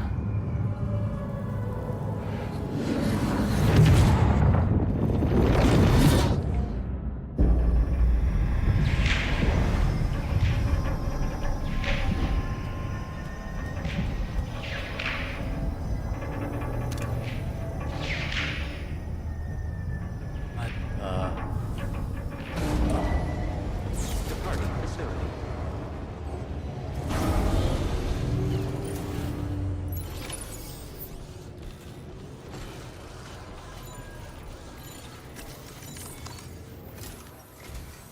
Hello, Sam. Feeling rested and refreshed? Sure. I've finished preparing your next delivery for you. The equipment to enhance the DHV Magellan's weaponry. You'll find it utilizes cutting-edge technology, the fruits of our recent research. Oh, and my mentor also asked that you deliver a hearty good day to Tarman. G'day. G'day, mate. Take on the main order and pick up the cargo. Sam, you'll forgive me for using our private line again. I did a deep dive into the DHV Magellan's provenance. While it is indeed a civilian vessel that has been retrofitted for this mission, the financing for that work appears to have come from Bridget's own accounts, just like the funding for Drawbridge itself. It would be fair to say that this would make it a government vessel, in effect. Charlie, What if Die Hardman's behind all this? Transactions as well. This only increases the likelihood that Charlie has connections to the UCA. Of course, it now seems likely that Charlie does not exist. In which case, these actions may have actually been the work of APAC.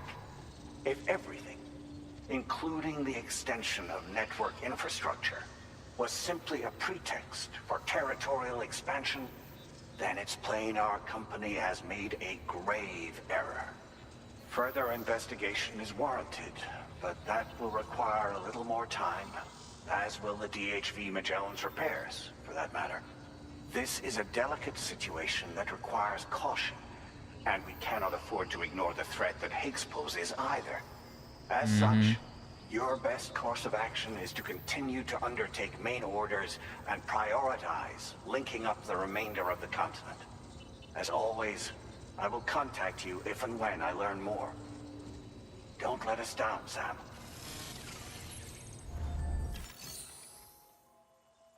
Oof. I think it's the rubber ducky, but maybe.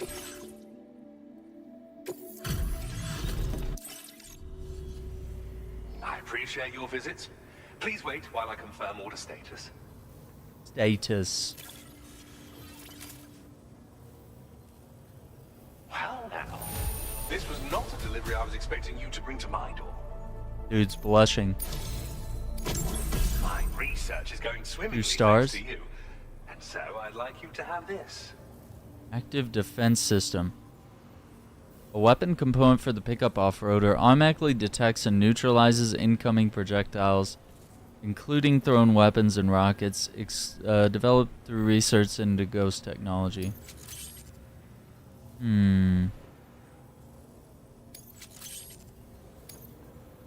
I've increased your materials allocation. Take as much as you require.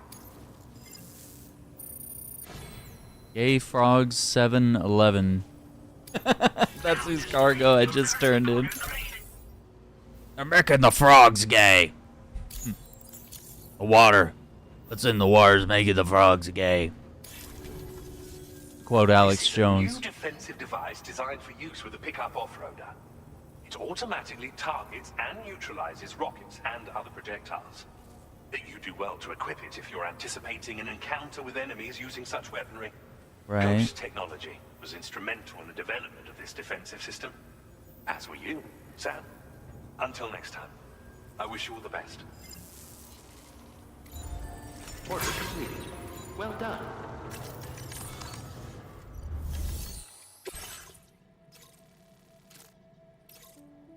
The way back up.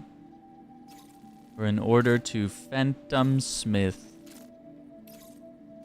650. I think we're gonna have to do a car for that one.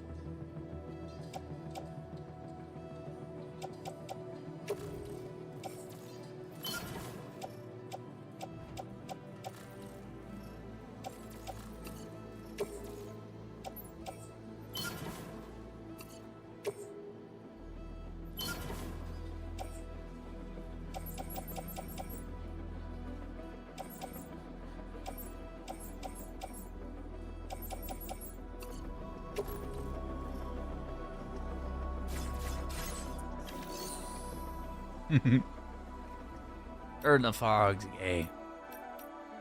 That's crazy. I kind of vote that we do the Phantom Smith, then go to the Magellan, get my truck, drive it down, customize it, and then do this delivery.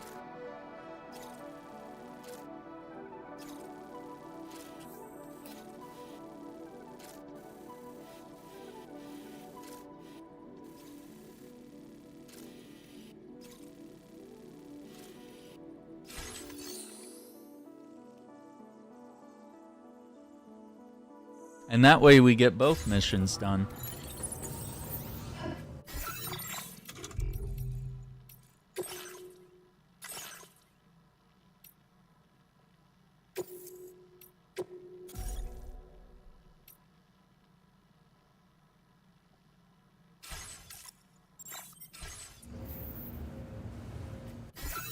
Alright. Let me take a quick break, grab some fresh water, and then we'll get back to it.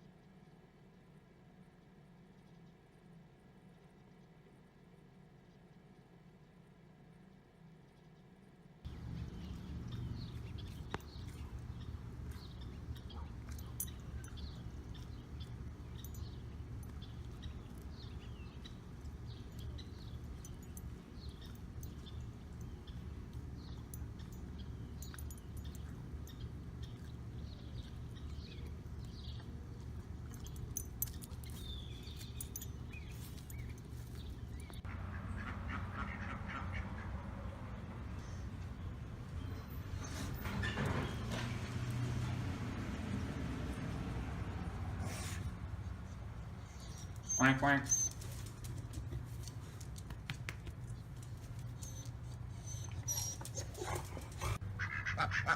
What are you guys doing?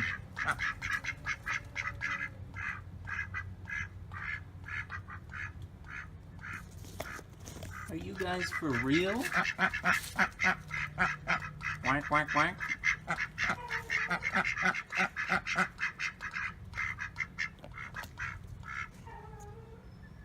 You guys have a lot to talk about? Yeah, me too. Whoa!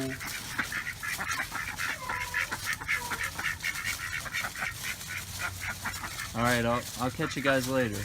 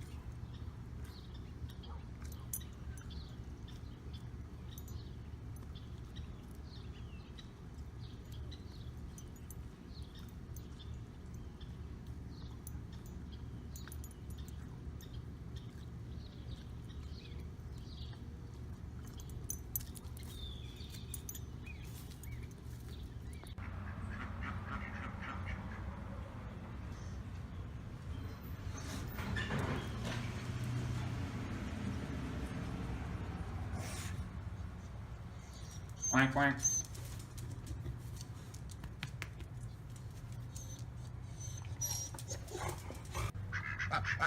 What are you guys doing?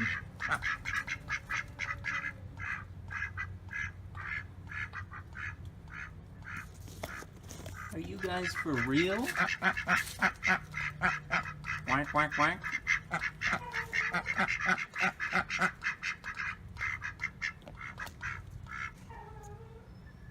You guys have a lot to talk about? Yeah, me too. Whoa!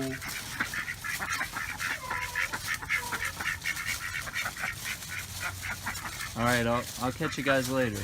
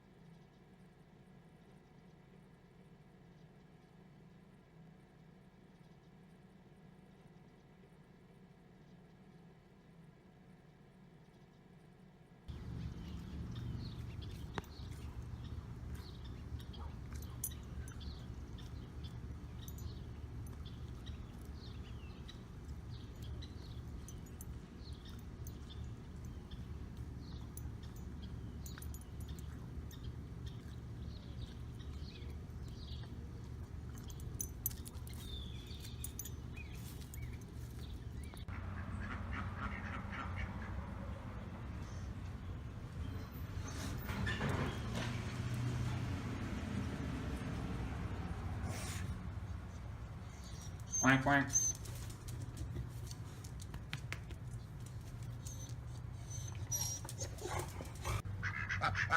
What are you guys doing?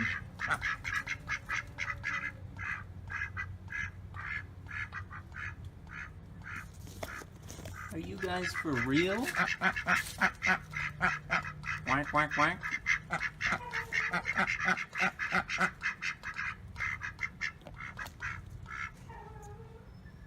You guys have a lot to talk about? Yeah, me too. Whoa!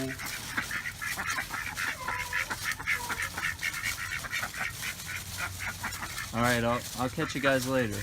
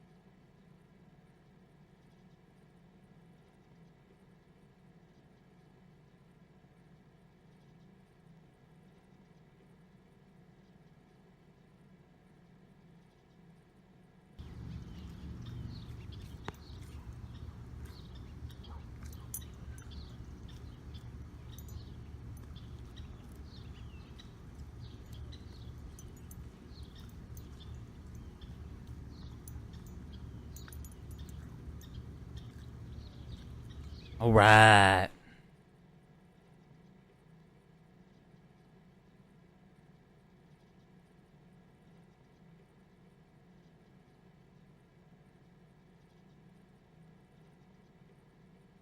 Oh, Iceman number 2. Interesting.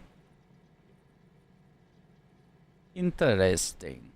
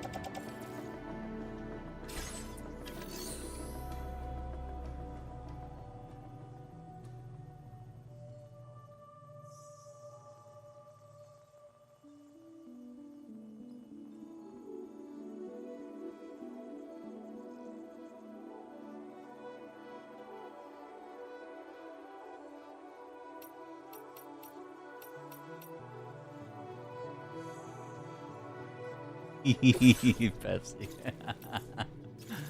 Oh, the freaking glass. That's so funny. Okay, so... wonder if we go up this way. Let me see.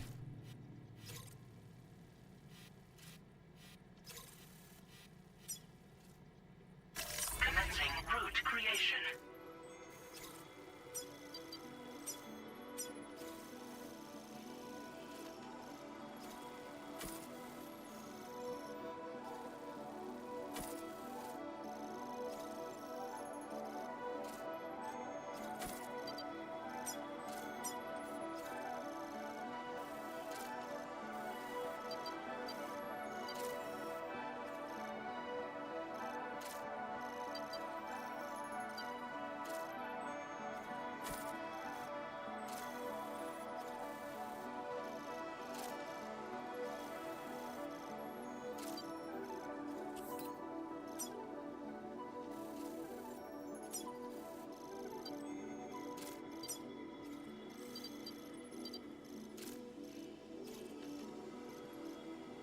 Delivery route finalized. Commencing route creation.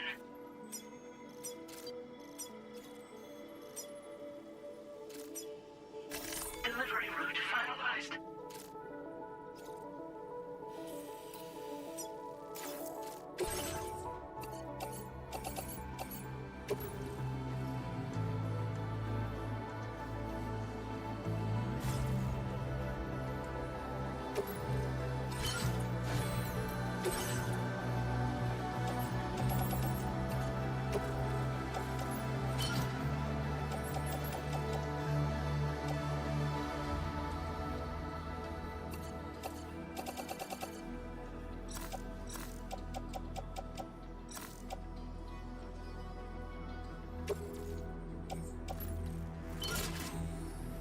There we go. Yeah, we're not doing any of that, Iceman. That's not doing any fights or anything like that.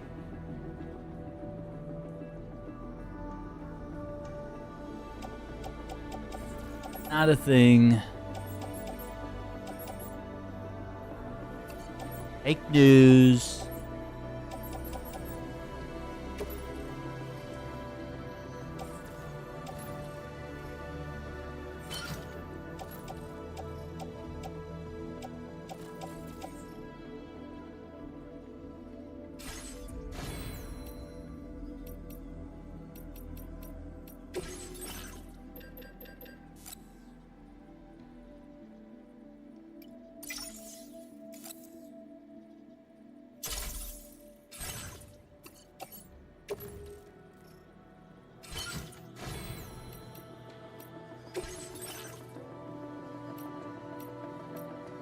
I don't really want to do a car. I think we'll walk.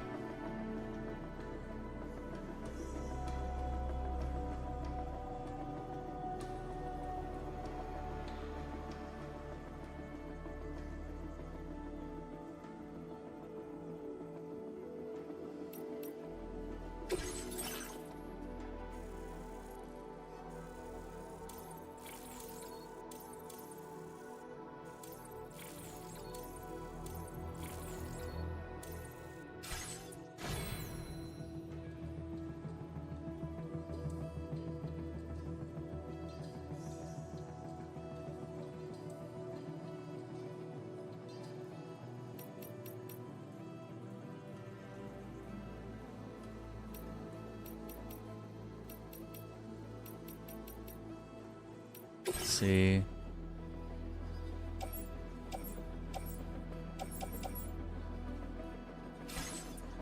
Graphics cards? What do you mean? Order accepted. Thank you.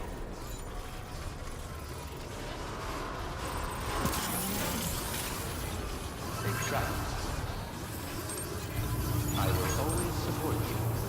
I will always support you. Thank you, Sam. Hydration recommended. I'm counting on your aid.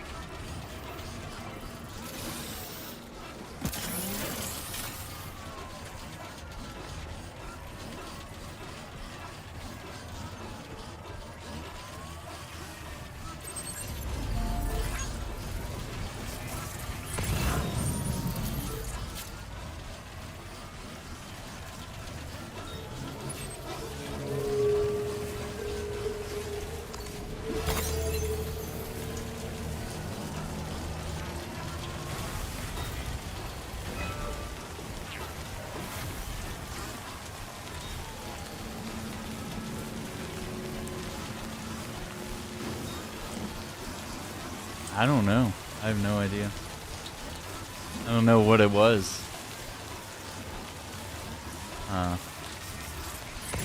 Yeah, I can't think of what that could be.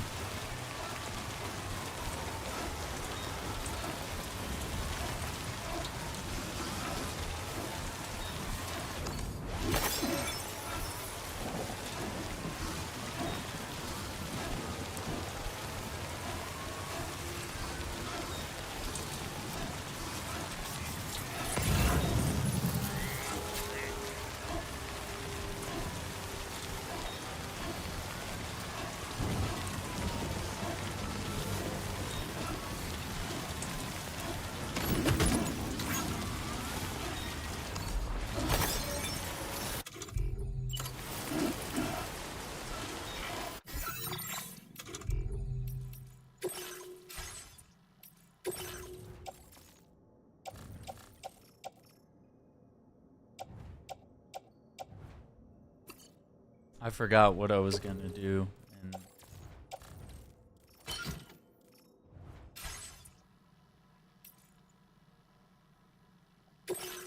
now I remembered.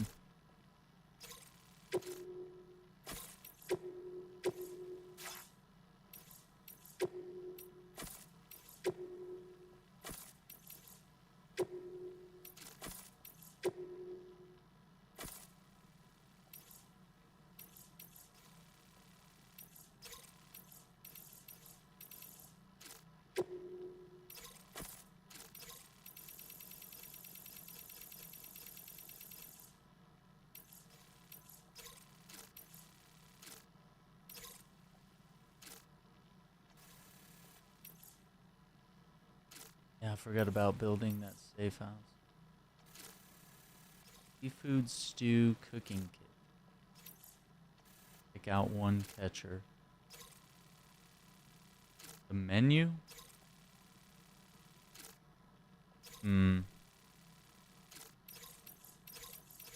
I don't know.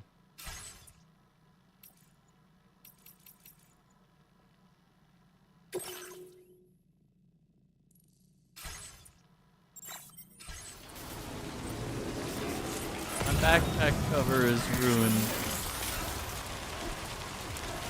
Oh. Oh, this is a BT area.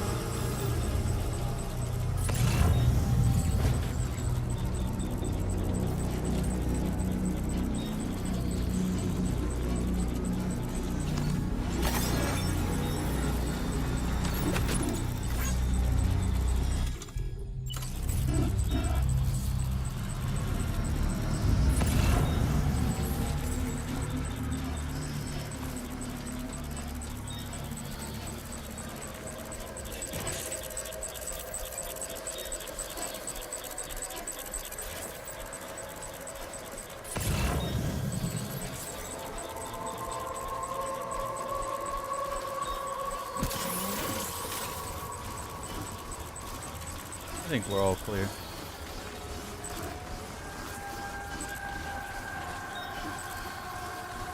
Oh, Iceman 85? That was on PlayStation, because that's where I'm playing this game. What do you mean? That's why I was like, I think it's Iceman. It's gotta be our boy Iceman. It's Ice Boy.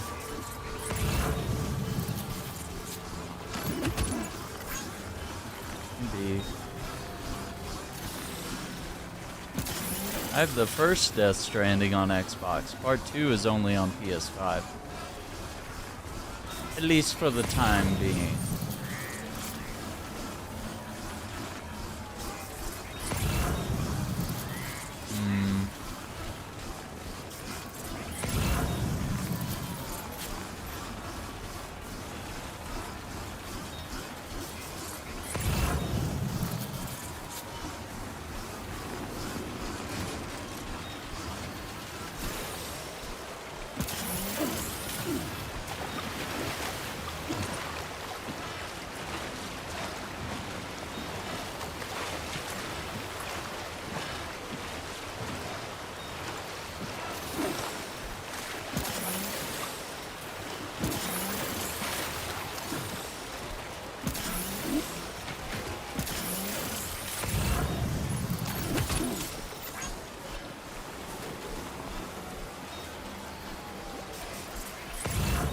Cross back over, because I see something up ahead there that I want.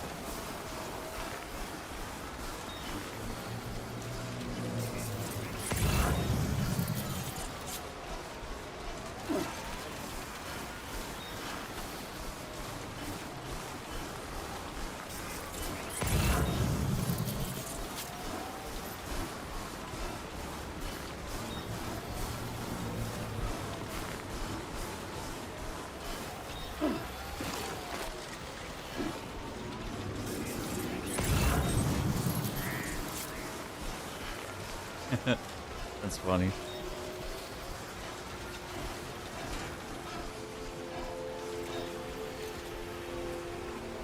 We're just taking stuff, delivering, and picking up stuff for future deliveries as well. Uh-oh.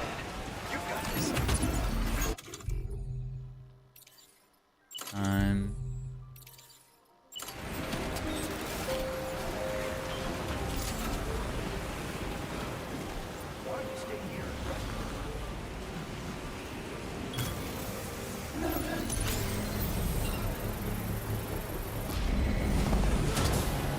Construction process now complete.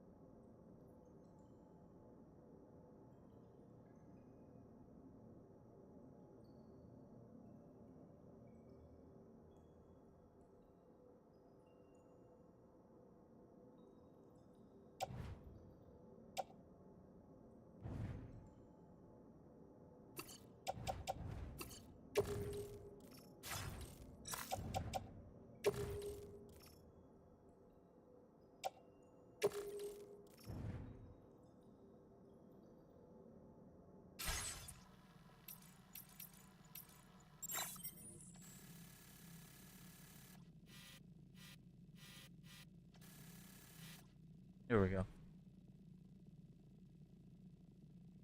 The good times.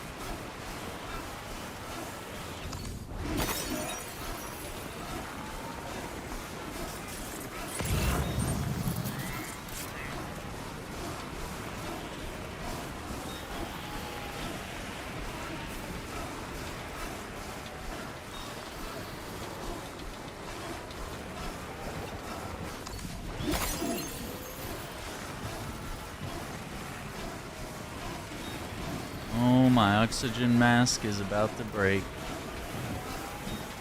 Been damaged by Pretty strong snowstorm here.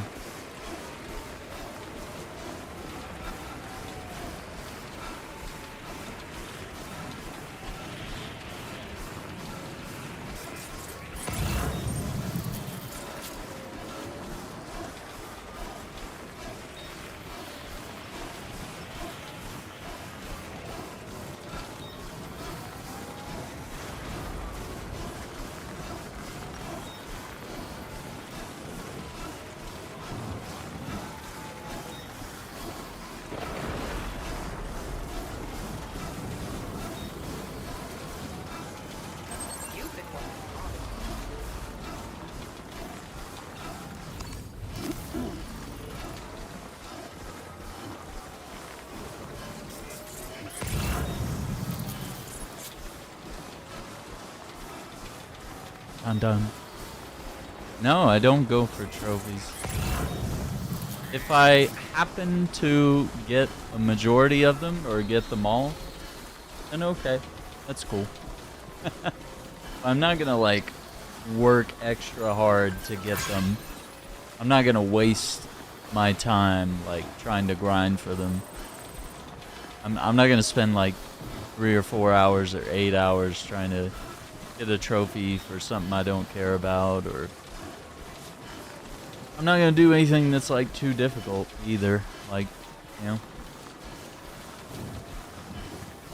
it's not. Some games will have just like painful trophies that are just not fun to try to get.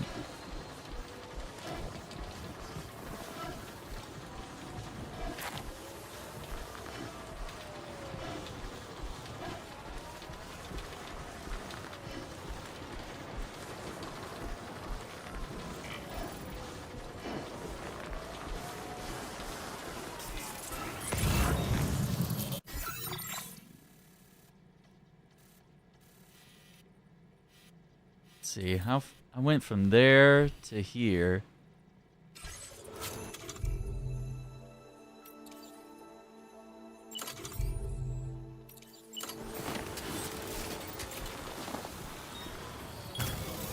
Nice.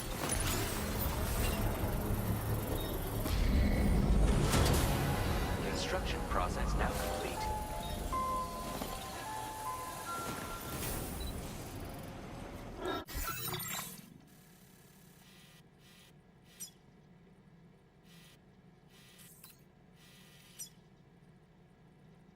Feel like I should be able to make it the rest of the way without containers breaking, hopefully. Let's see.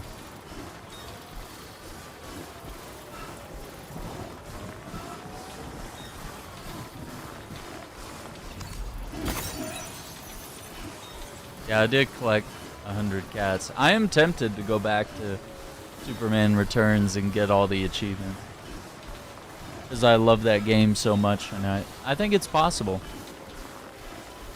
I think some of the Bizarro missions might be difficult to do and get all those, get the high score.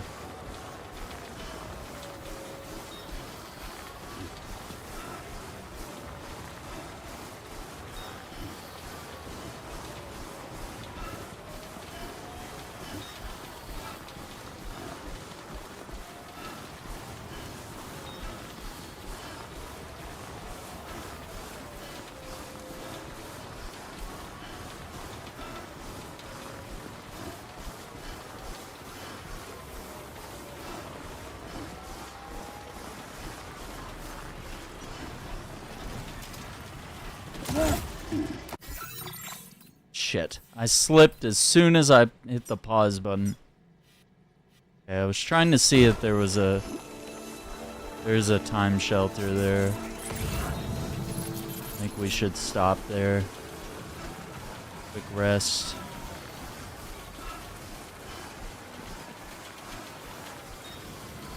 Yeah, the next Superman game. No, it should be this week, I think. I gotta see what's going on tomorrow. I'm probably gonna shift away from day streams, because I'm gonna go more into working out during the day when I have time. I'm not working, So either like early mornings or afternoons, I'll do a workout, and then we'll probably do like in the evening. I'll try to swing into that to some Superman, after some Wu Chang. Whatever we're doing.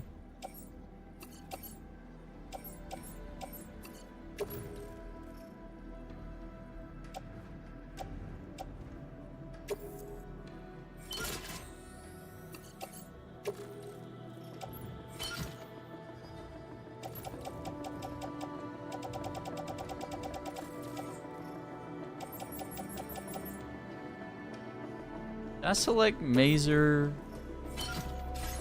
Thought I selected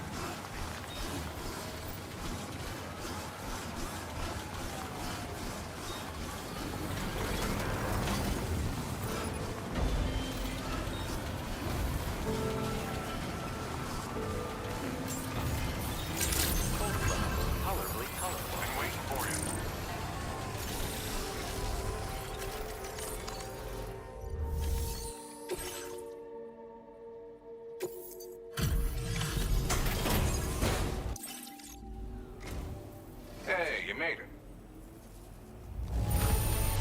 Legend of All this Legends. Cargo just for little old me? Not that I'm complaining, mind you. Let's go. What a treat. I appreciate you bringing this in. You're the best. 3 stars. Working on the 4th Thanks one. for everything, as always. I'm so glad that we were able to meet. I've increased your materials allocation. Now displaying your current quarter grade.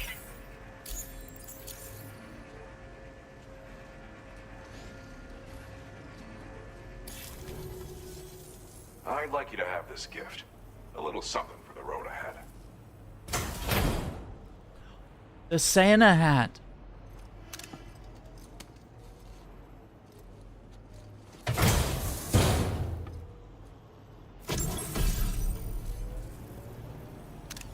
There it is, donned by Father Christmas himself. This festive hat slightly slows the rate at which stamina is depleted when worn. Santa hats are a common sight once the holiday season gets underway. That, my friend, is a Santa hat. It doesn't have any special properties. What you see is what you get. Truth be told, the project I'm working on at the moment is taking longer than anticipated. Which is why I can't give you anything more impressive right now.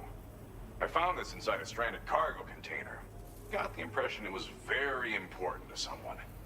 I guess I was thinking that maybe wearing it might help you to relax and unwind. Anyway, I'm still making progress on my project. It should be ready to present to you in the near future. Something to look forward to, yeah? Till then. Perfect. We just talked about it, and then there it is. Literally the next day, it's like, all right, you want the Santa hat? Here it is. Santa Claus.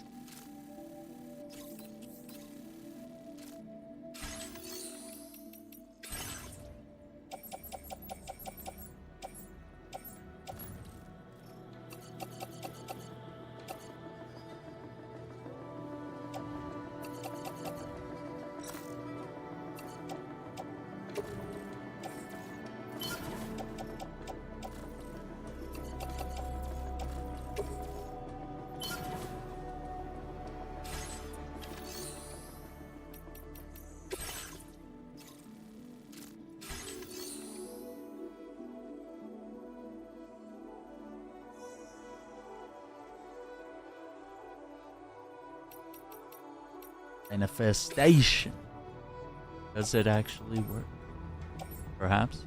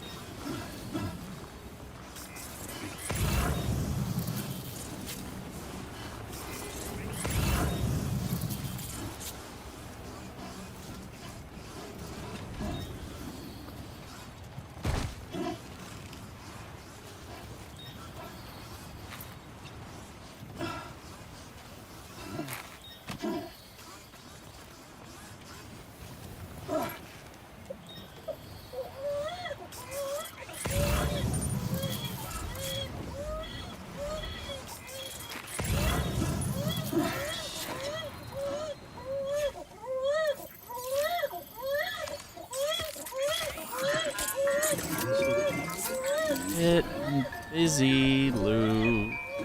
Got things to do.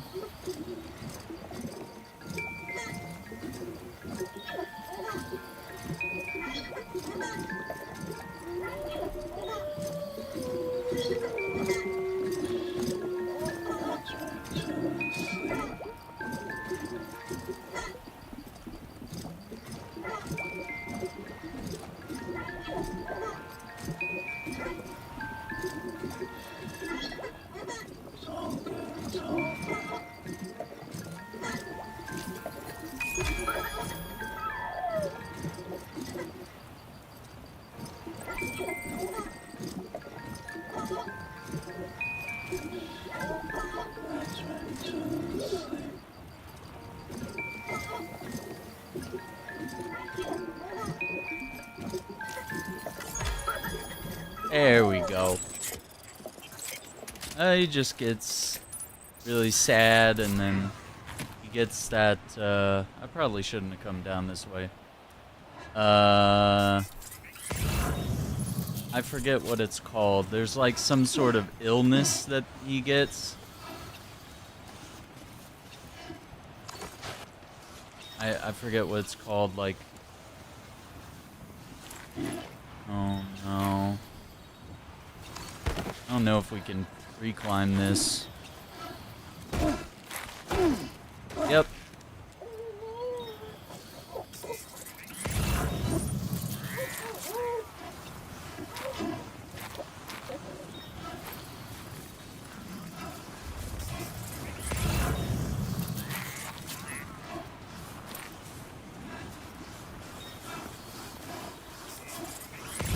Yeah, I gotta look it up, but basically it makes it to where he won't be able to detect BTs. He's not at all usable.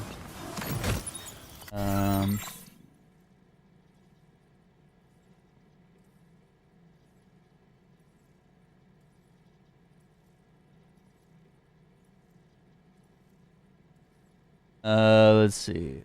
Autotoxemia. That's what they call it. I just couldn't think of it off the top of my head.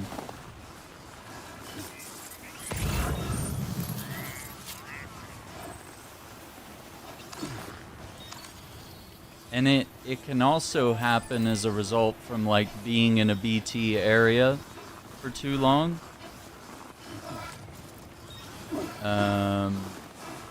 It like the whole detecting the ghosts type thing like wears him out, you know, kind of. Is it, you know, I guess it takes like a lot of energy to do that.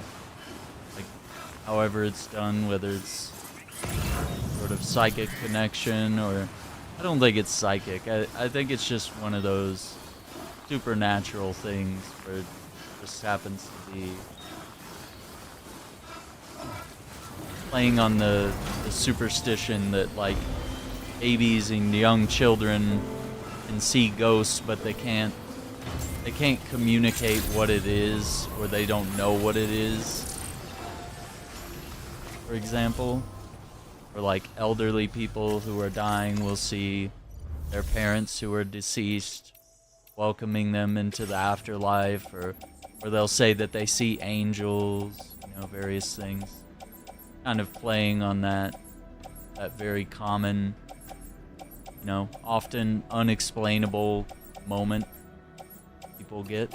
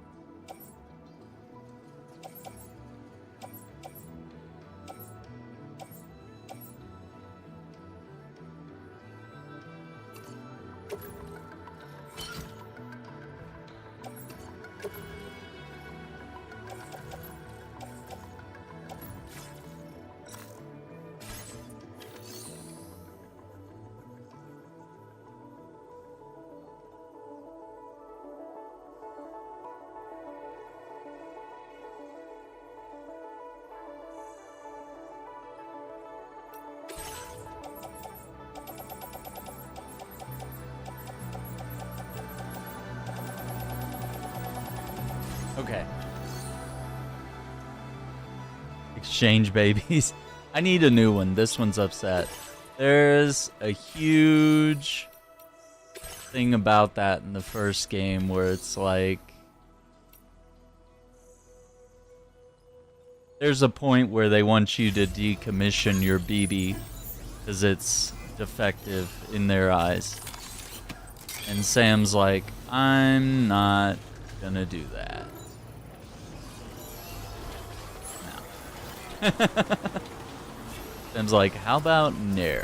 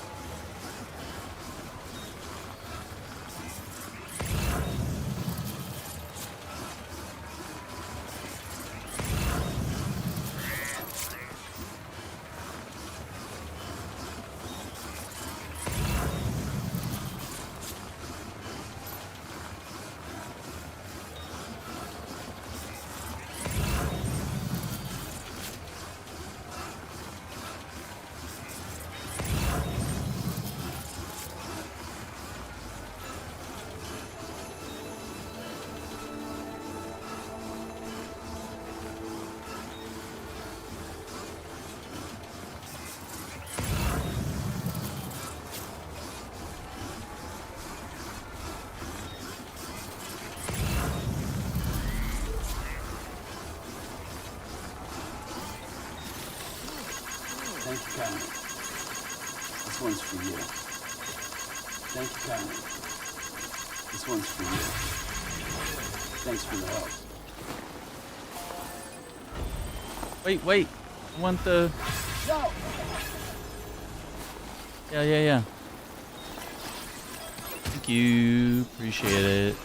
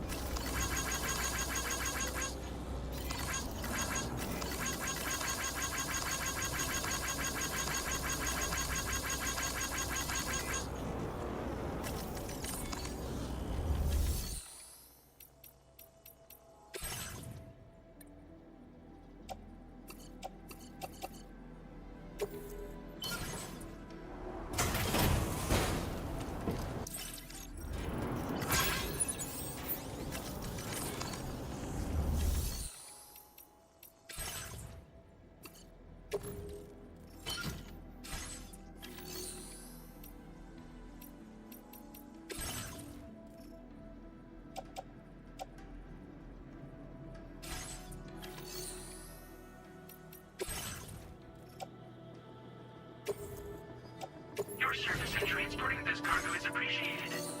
The delivery will be assigned to another porter.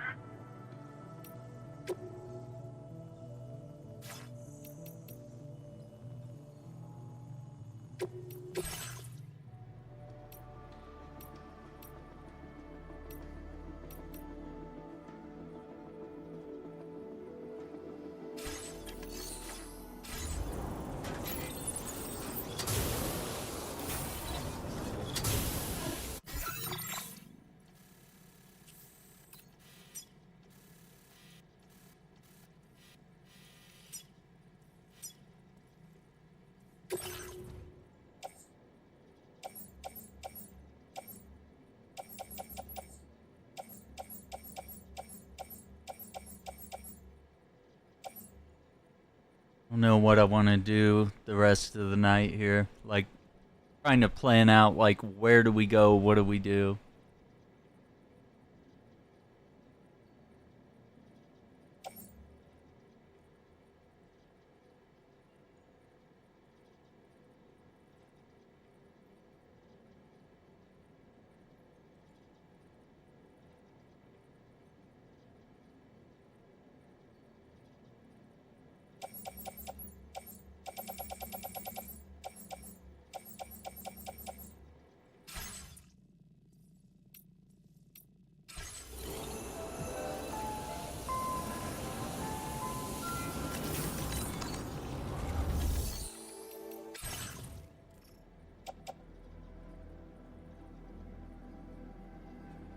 A dilemma, yeah.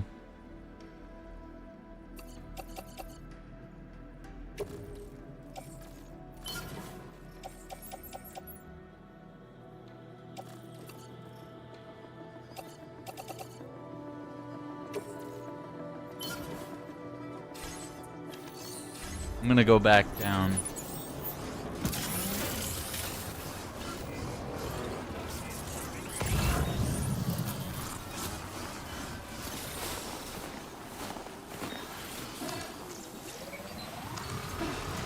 Hey! Hello! Keep on keeping on.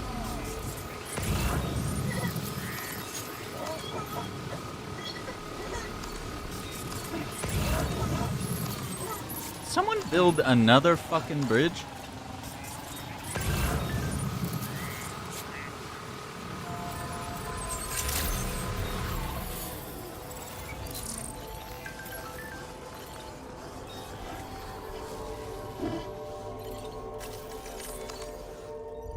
The dilemma. It sounds like a political book about climate change. The Dilemma by Aaron Shack. It's a damn good book title.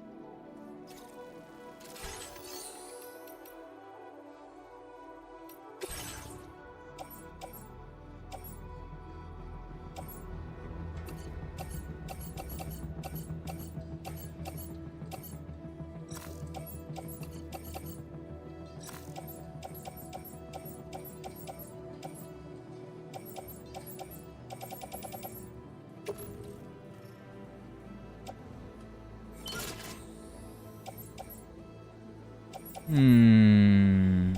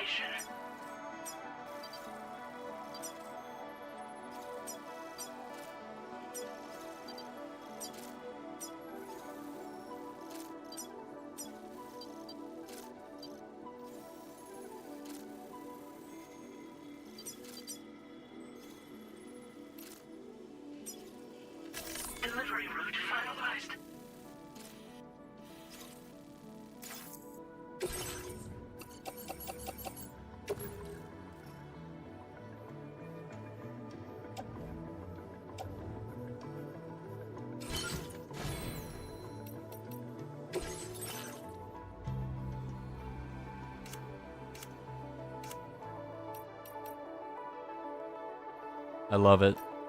And I hate it.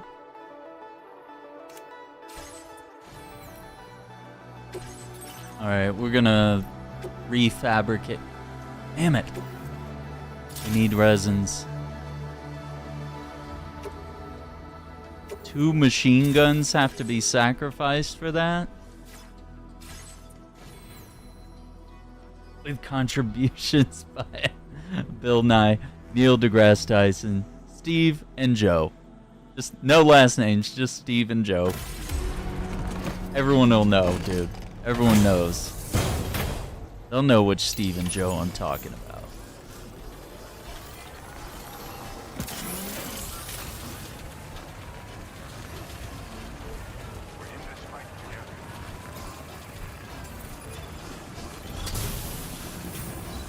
Like, didn't I just get rid of a bridge right here? Like, didn't that just happen? And then literally another one popped up?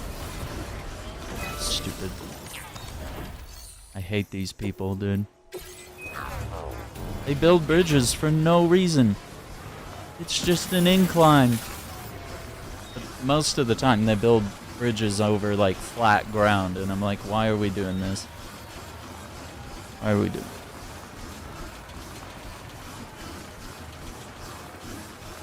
Alright.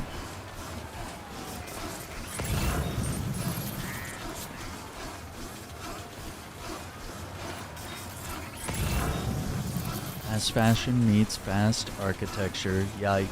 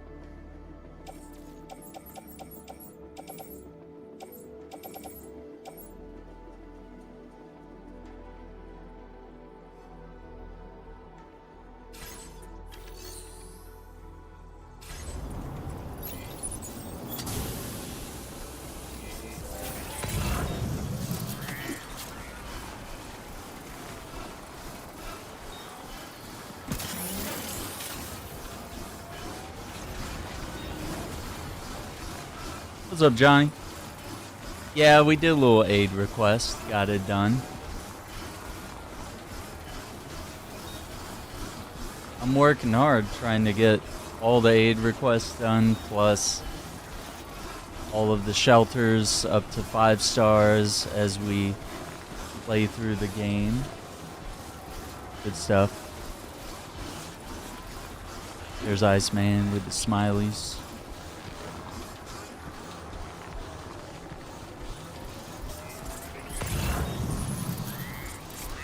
Aeronautical engineer. Yeah. Trying to work out. What? Iceman's trying to get fit? Let's go. And I stopped playing. Yeah, stop playing nonsense? That's crazy.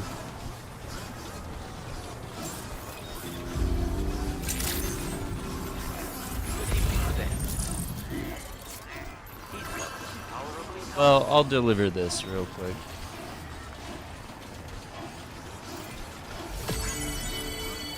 Drop this off. Oh, there's the truck I left here yesterday. Getting a little rusty.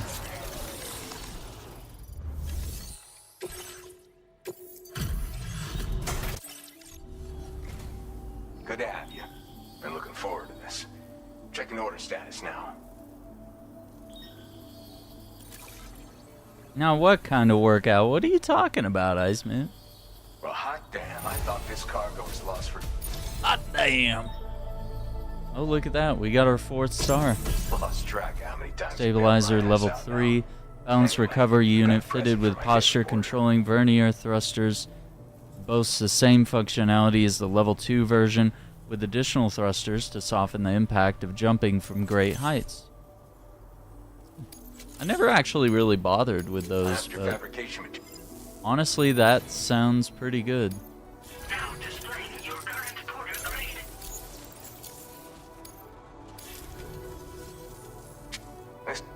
Oh.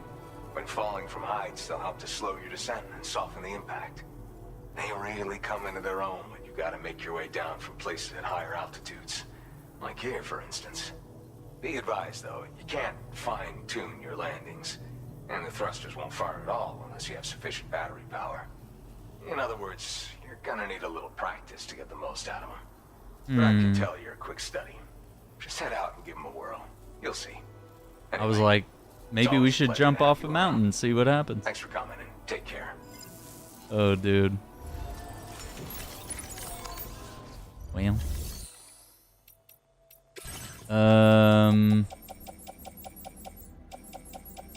Seeing if there's any deliveries on the way.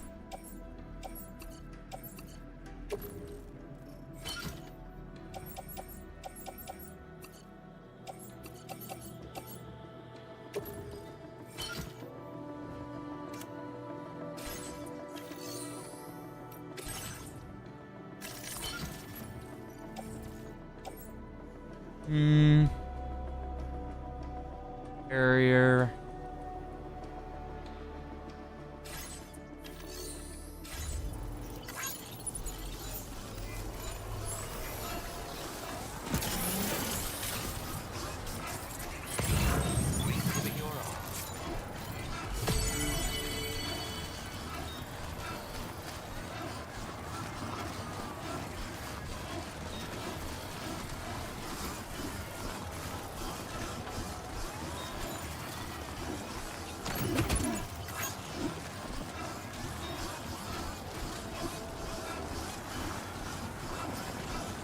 Try to be careful out there.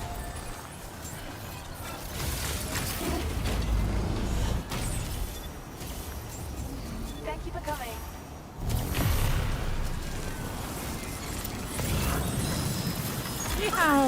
There we go.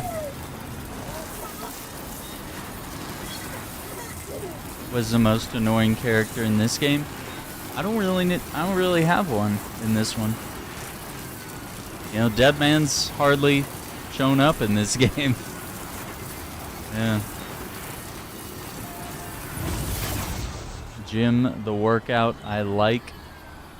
But you said not a workout. So you're not trying to get fit? Like you're not working out? Trying to... I don't understand. I don't get what kind of workout is happening here.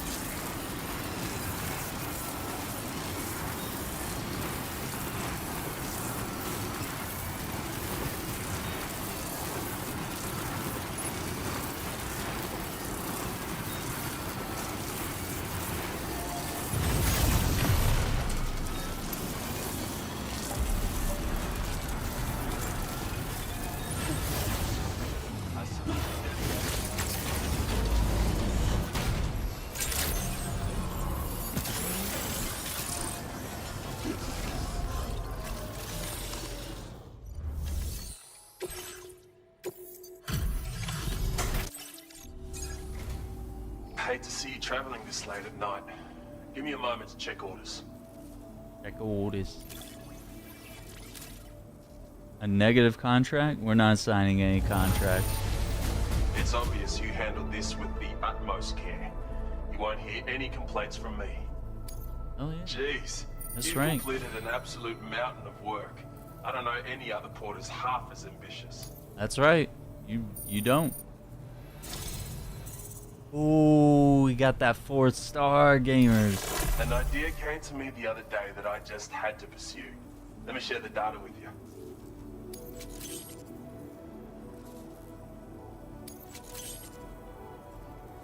I've increased your allocation of fabrication materials some more. You of all people will use them wisely, I'm sure. I'm sure. Oh, we got a Geralt and we got a Motorstorm? Dude, Motorstorm profile picture? That's crazy. Now displaying your current porter grade. Dude, Motorstorm. Don't make me load up Motorstorm on the PS3. I'll do it. You know those jump ramps you can fabricate with your PCC, right? Yep.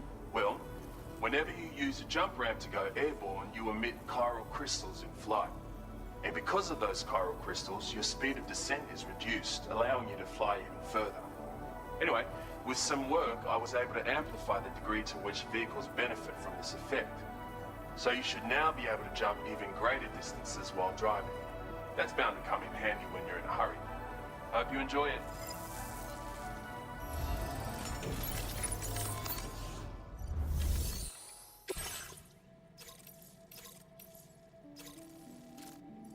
To the Phantom. Oh, and then down to Pierre.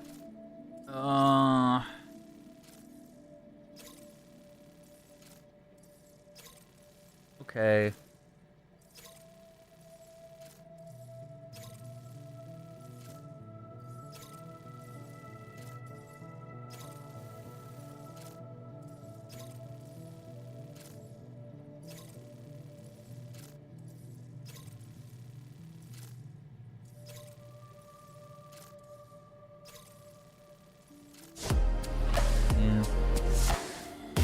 Iceman, thank you for the super chat. Appreciate it. This guy trying to climb back up the leaderboard. That's crazy. Not even the negative contract? No.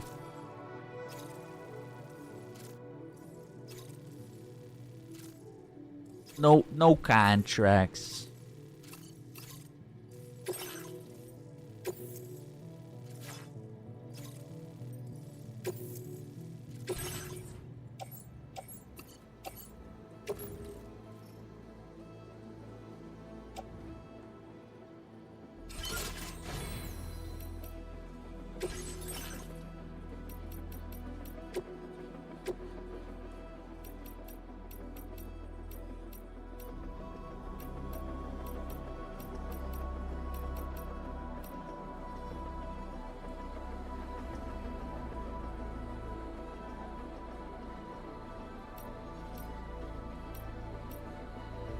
Ooh, they added like a little coil around it. That's cool.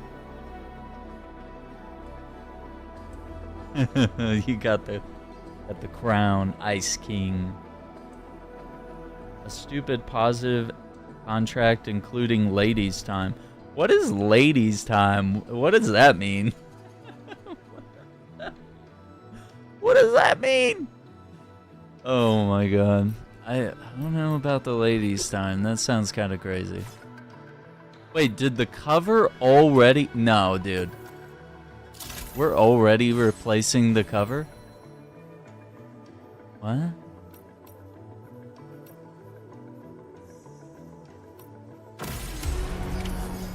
Or did I forget to... like something?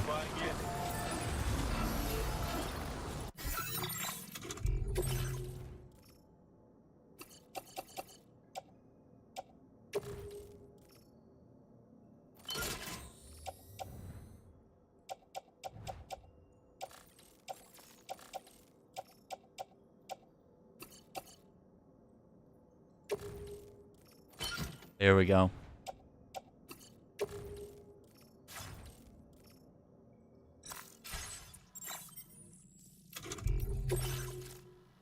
Let's see.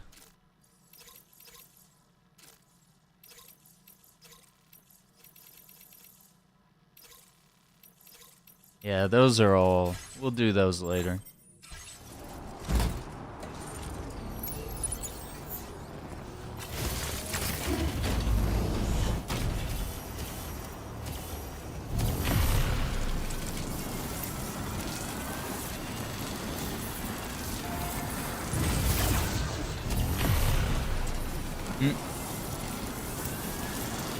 DK crown.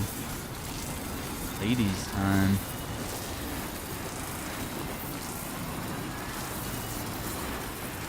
They got gorgeous, crazy eyes. I like that, though.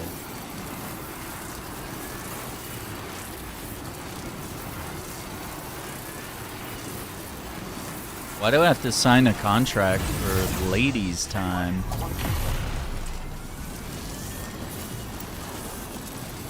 What if I just want singular lady time? I still don't know what that is, though. I'm not signing nothing. That sounds crazy.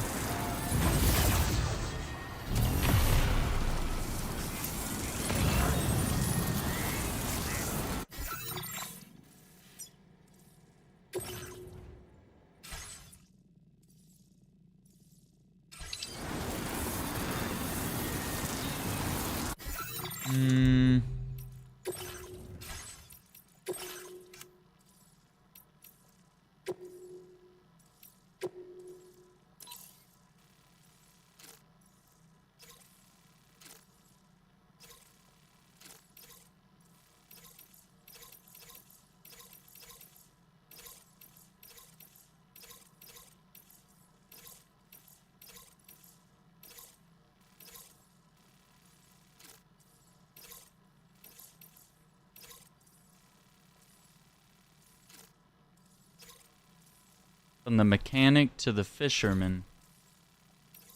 Huh. That's a little crazy.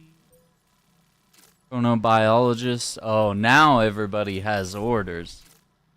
Yeah.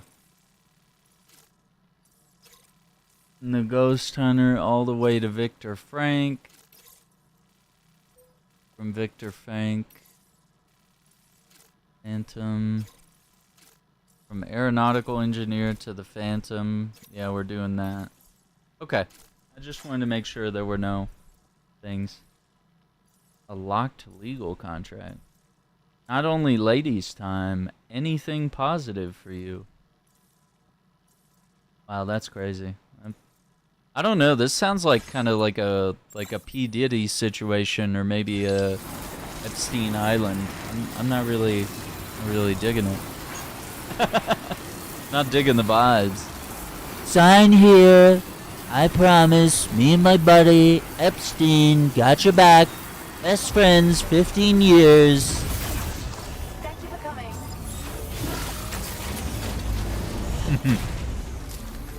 Not the BFF. You know.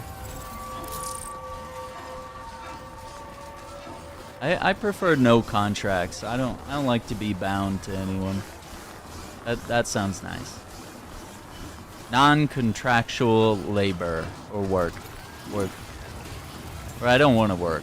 Yeah, so just nothing contractual in general. How about that?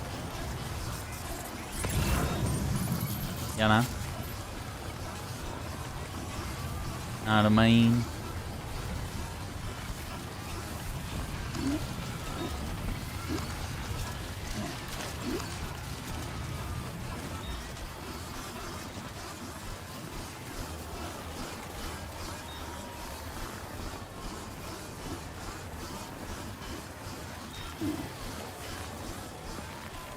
Private jets, saunas, no GPS availability, NDAs, classy party. Oh no. Are you describing the Epstein deal? Is that the...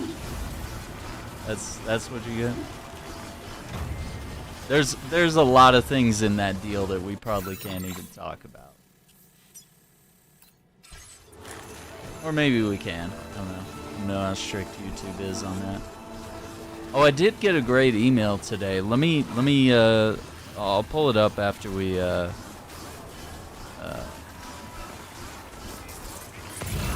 get down the hill here to our first section of my delivery.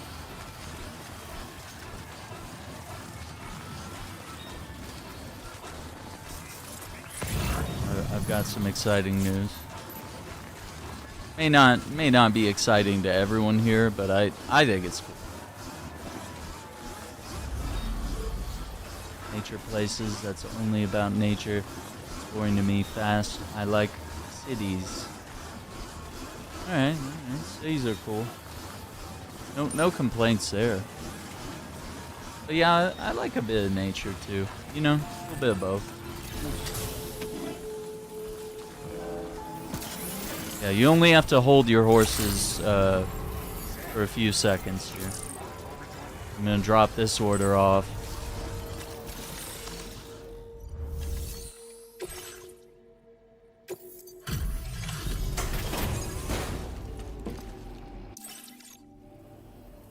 Coming down pretty hard, huh? Sorry about that. I'll process your orders right away. Yeah, let me pull it up. Just the relevant bit. This is just wonderful. I can see the love and care you put into your craft.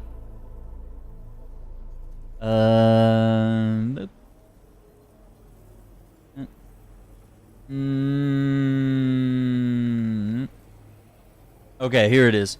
Hi, Aaron Shack. This is from YouTube. Will soon enable automatic dubbing on your channel. This means that YouTube will automatically generate translated audio tracks in different languages, making your content accessible to more viewers. No action needed. We'll enable this on your channel in the coming weeks. Once enabled, when you upload a new video, we'll automatically add dubbed audio to your video. Over time, we may also dub previously published videos. In some cases, we may be unable to generate the dubbed audio. You'll be able to see the status of dubbed audio in YouTube Studio. Effective today, you can turn off automatic dubbing. So if you want to opt out, you totally can. In your channel settings, upload defaults, advanced settings, automatic dubbing, on or off. But honestly, like, kind of a banger update, especially for a lot of my, there's a good chunk of my viewers that joined in when I was playing Black Myth Wukong. A lot of Chinese people that were just like, we can't communicate back and forth. Like, anytime they dropped a comment, it was in Chinese. I had to Google Translate, and then it just didn't work.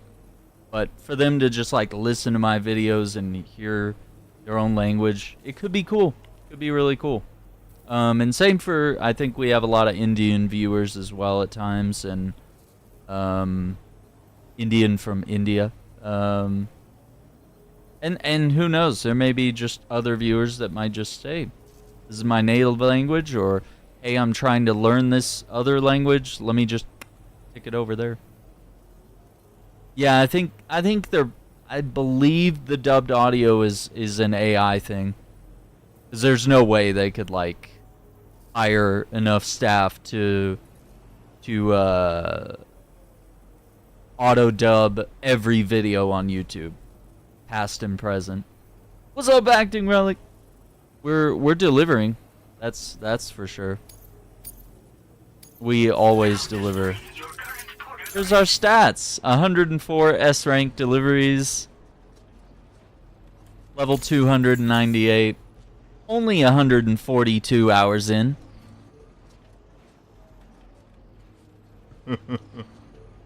Very tired. Oh my gosh. Yeah. I feel that, man. Yeah, so I'm really excited. Acting Relic, I don't know if you heard everything, but YouTube shot me an email about auto dubbing videos on my channel. So they'll automatically dub it into different languages to make my channel more accessible to a wider audience. I think it's cool. I think it's a chance to reach more people and to, you know. maybe experience some growth, you know? Hopefully. Especially for, like, spoken word videos or, like, the podcast, you know? Maybe not just gaming stuff, but the stuff that goes beyond gaming. That could be cool. But yeah, man. Weather's still nasty, huh? Stay dry and come back again.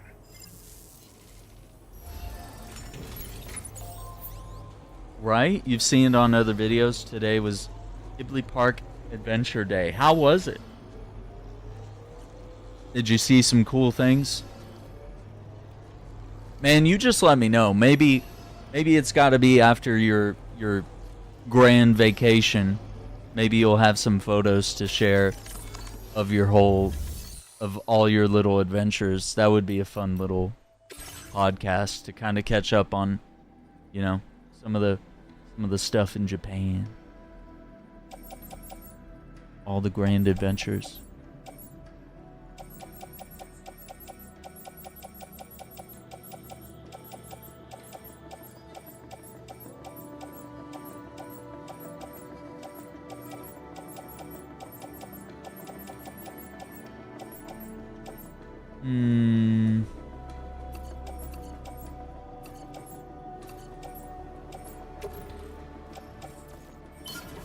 That in the locker.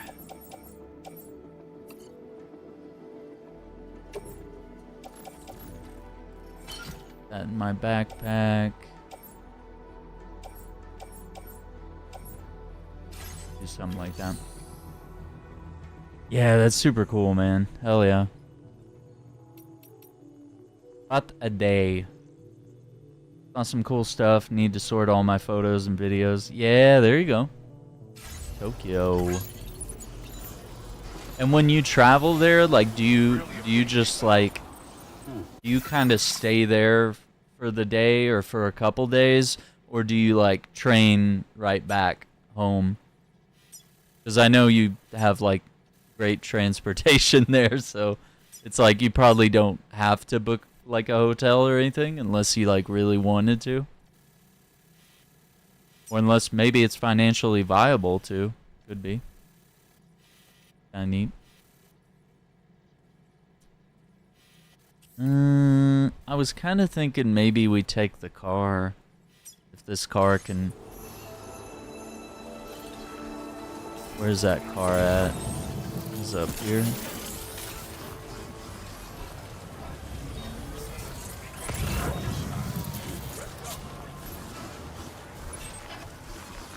Can we see a car?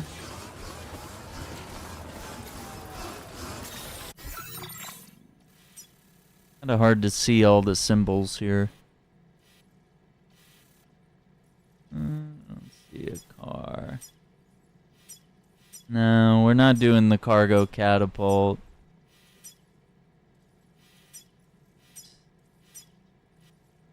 Maybe that car is gone.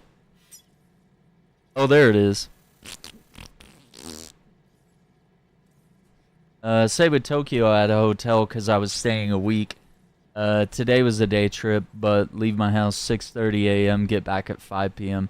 That's kind of a long day, but like, yeah, you got to plan for like max efficiency. So you're like, leave early so the train trip, you know, doesn't cut into the activities, the potential activities you could do. That's cool.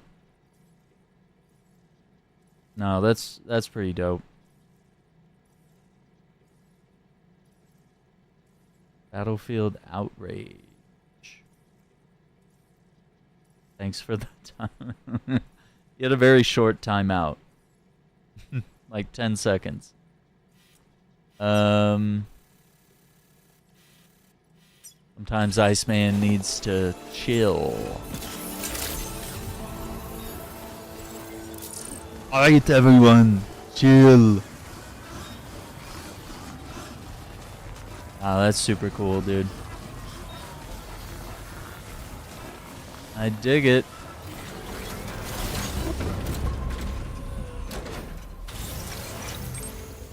I went to my favorite sushi place today, so I'm all smiles. I'm happy. the best food ever. And I was like, yep, that'll work.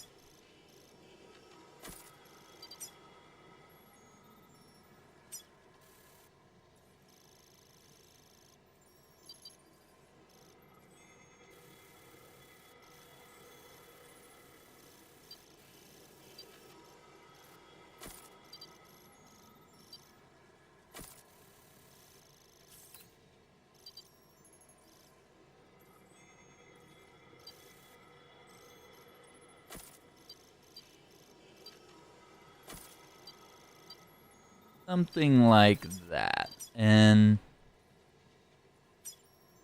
we'll see what we do from there.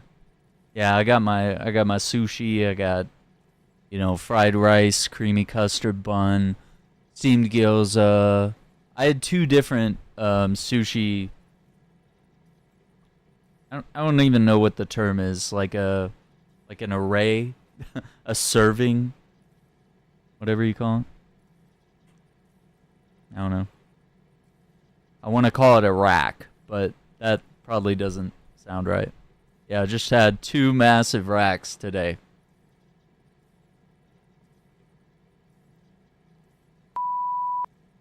Stop it.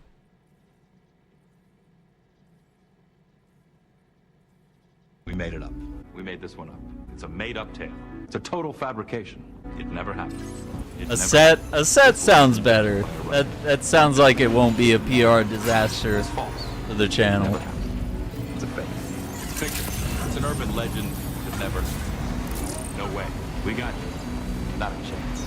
Not this time. It never happened. It never happened. We made this one up. It's fiction. We made up this one. We made it up. Not this time. Wrong. Not this time. Not this time. You're wrong. Not this time. It never happened. Fiction, brothers. You got. Wait.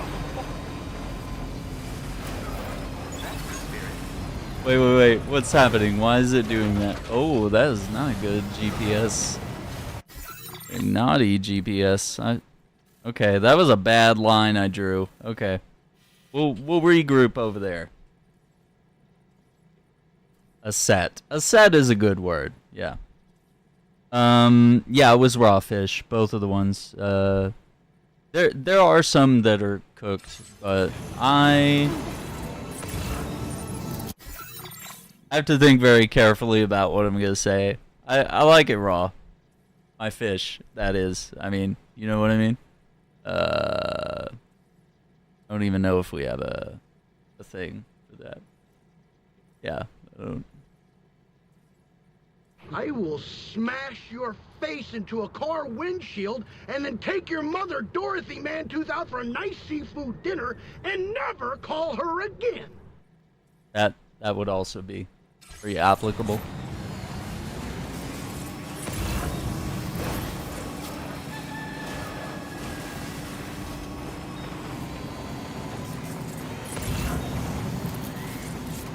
I smashed my head a lot. Don't worry about it. Iceman was like, if I was playing this game, I'd be smashing my head into my desk. Well, there you go. Yeah, a set. Like 2 sets of sushi. Sushi. What else do I have? Oh, the fried rice, they start putting like little strips of steak in it. And it really tastes delicious. Oh, and I had my onion soup with the little mushrooms in them. I love the mushrooms. Mushrooms, chives, onions. I was tempted to get miso soup, which I really liked. I really enjoyed trying that, but I was like, this time I like my mushrooms, you know? Give me that. But yeah, they had a special set that was like a limited time. Like just for the summer, and they called it the Dance of the Sea, and I should have like made note of what was in it, but it was a temporary addition to the menu, so there wasn't like a written description, but I was like, yeah, I'll try that. That sounds good.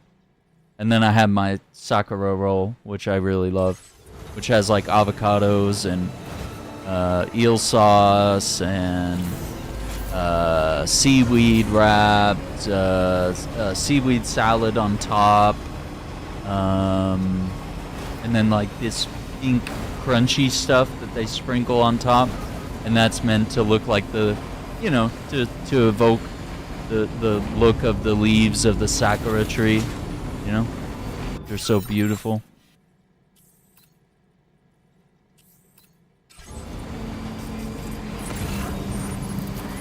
Sushi G Fuel? I don't know if I want that, man. I don't know if I can vibe with that one.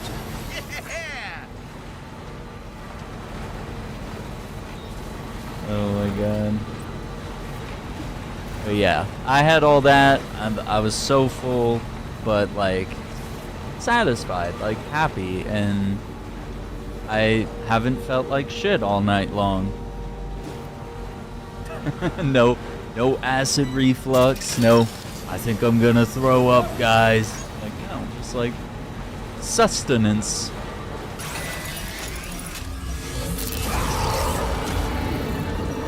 Well, that's not good. It's not good. That's not good. It's definitely not good.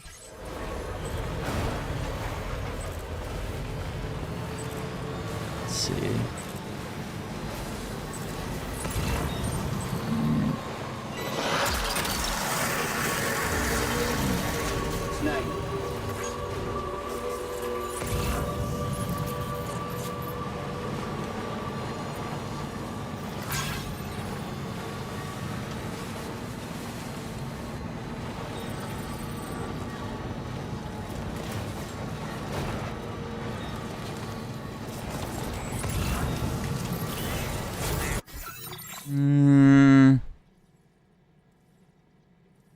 I kind of feel like going further down and then crossing. Shit.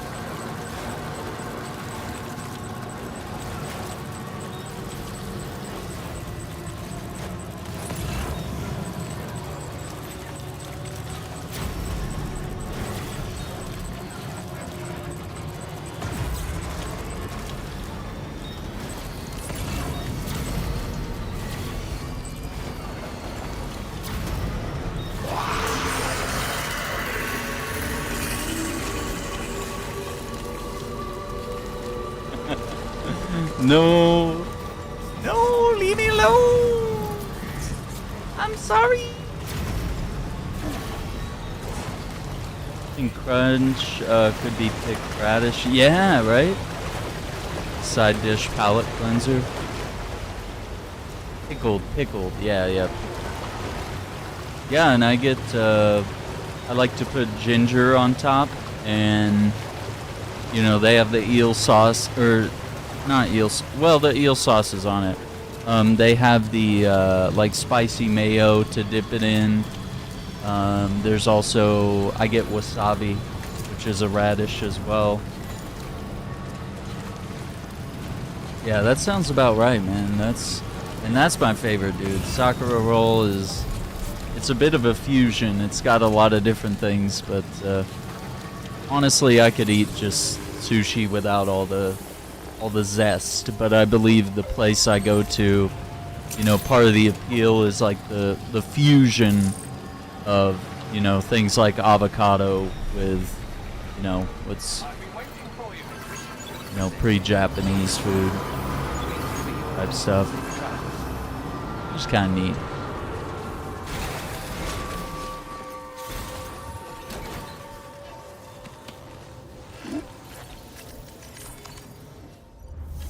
Alright, let's get that delivery in. Yeah. I could live my life. I could life my whole with a W. Hello. Thank you for on coming out this Chinese way and again. Japanese food. I'll check your orders shortly.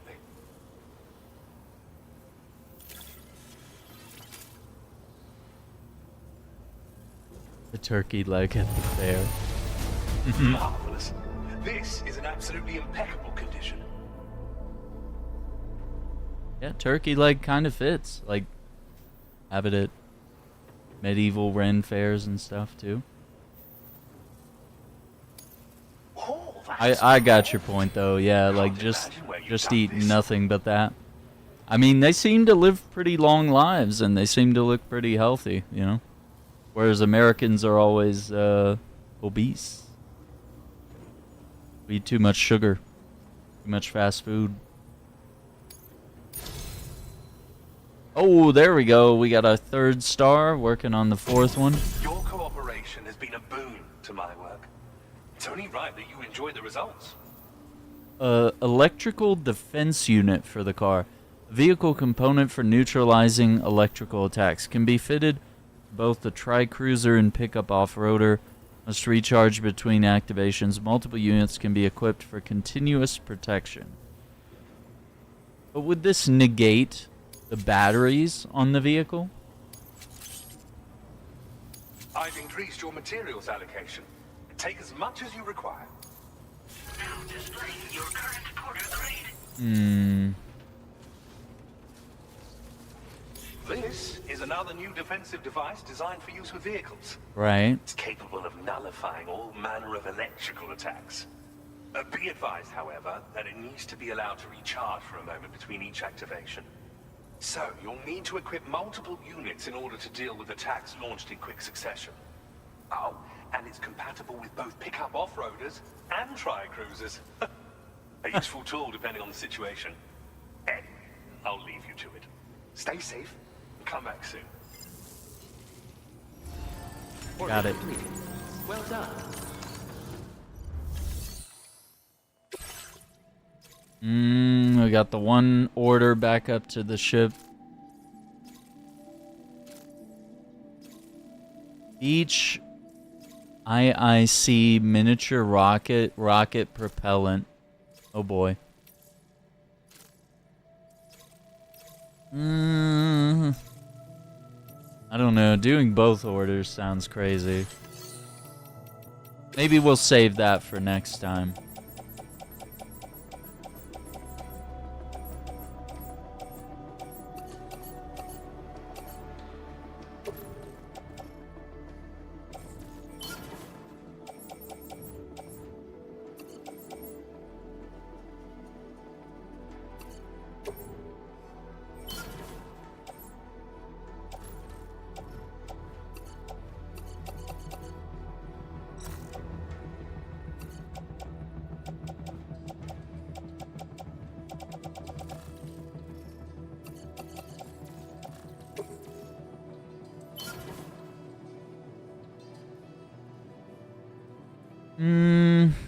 Yeah, it's a great place. I have to agree. And I've taken everyone in my family except for one aunt. I'm still chipping away at her. I'm hoping by the fact that I've literally taken everyone else there and they all love it, but she just doesn't want to travel. She gets very tired. And I was like, you trust me, it'll be worth it. It's really good food. But the hardest thing is I can't get anyone to try the all-you-can-eat menu. They just... Because I want to get them to, like, just be like, yeah, order what you want. And then because you ordered the all-you-can-eat menu, I can share a little bit of my sushi with you. And you can finally try it and then figure out that, like, oh, maybe sushi isn't as bad as you think it is. You know, you've been programmed by people, you know, that tell you, of course, rightfully so, that, you know, consuming raw fish has its risks. But, I mean, we're not eating gallons of this stuff, you know? We're not just shoving it down our throats every day, you know? It's not the worst thing in the world. Oh, Pepsi, what? Let's be... Hang on. Don't tell anyone.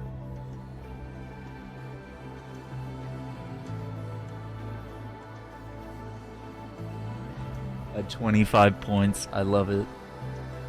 We love a slim lead. Yeah, not raw blowfish. Oh my god.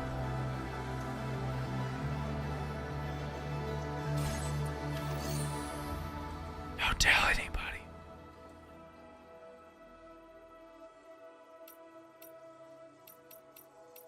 Okay, wait. Okay, let me look at the garage.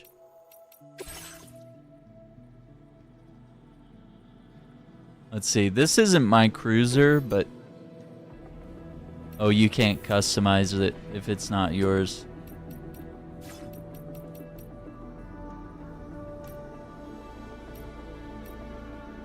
Eh.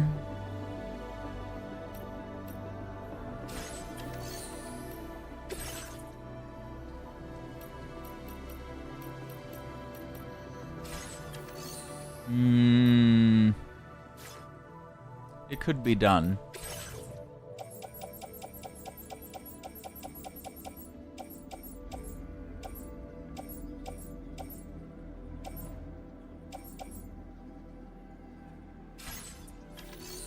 It could be done. Oh, what do I have here?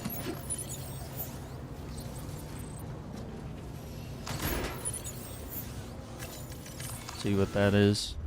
I didn't realize I had anything else in the carrier. Houseplant. Oh, for the chronobiologist. Got it. Oh, the Baka skeleton.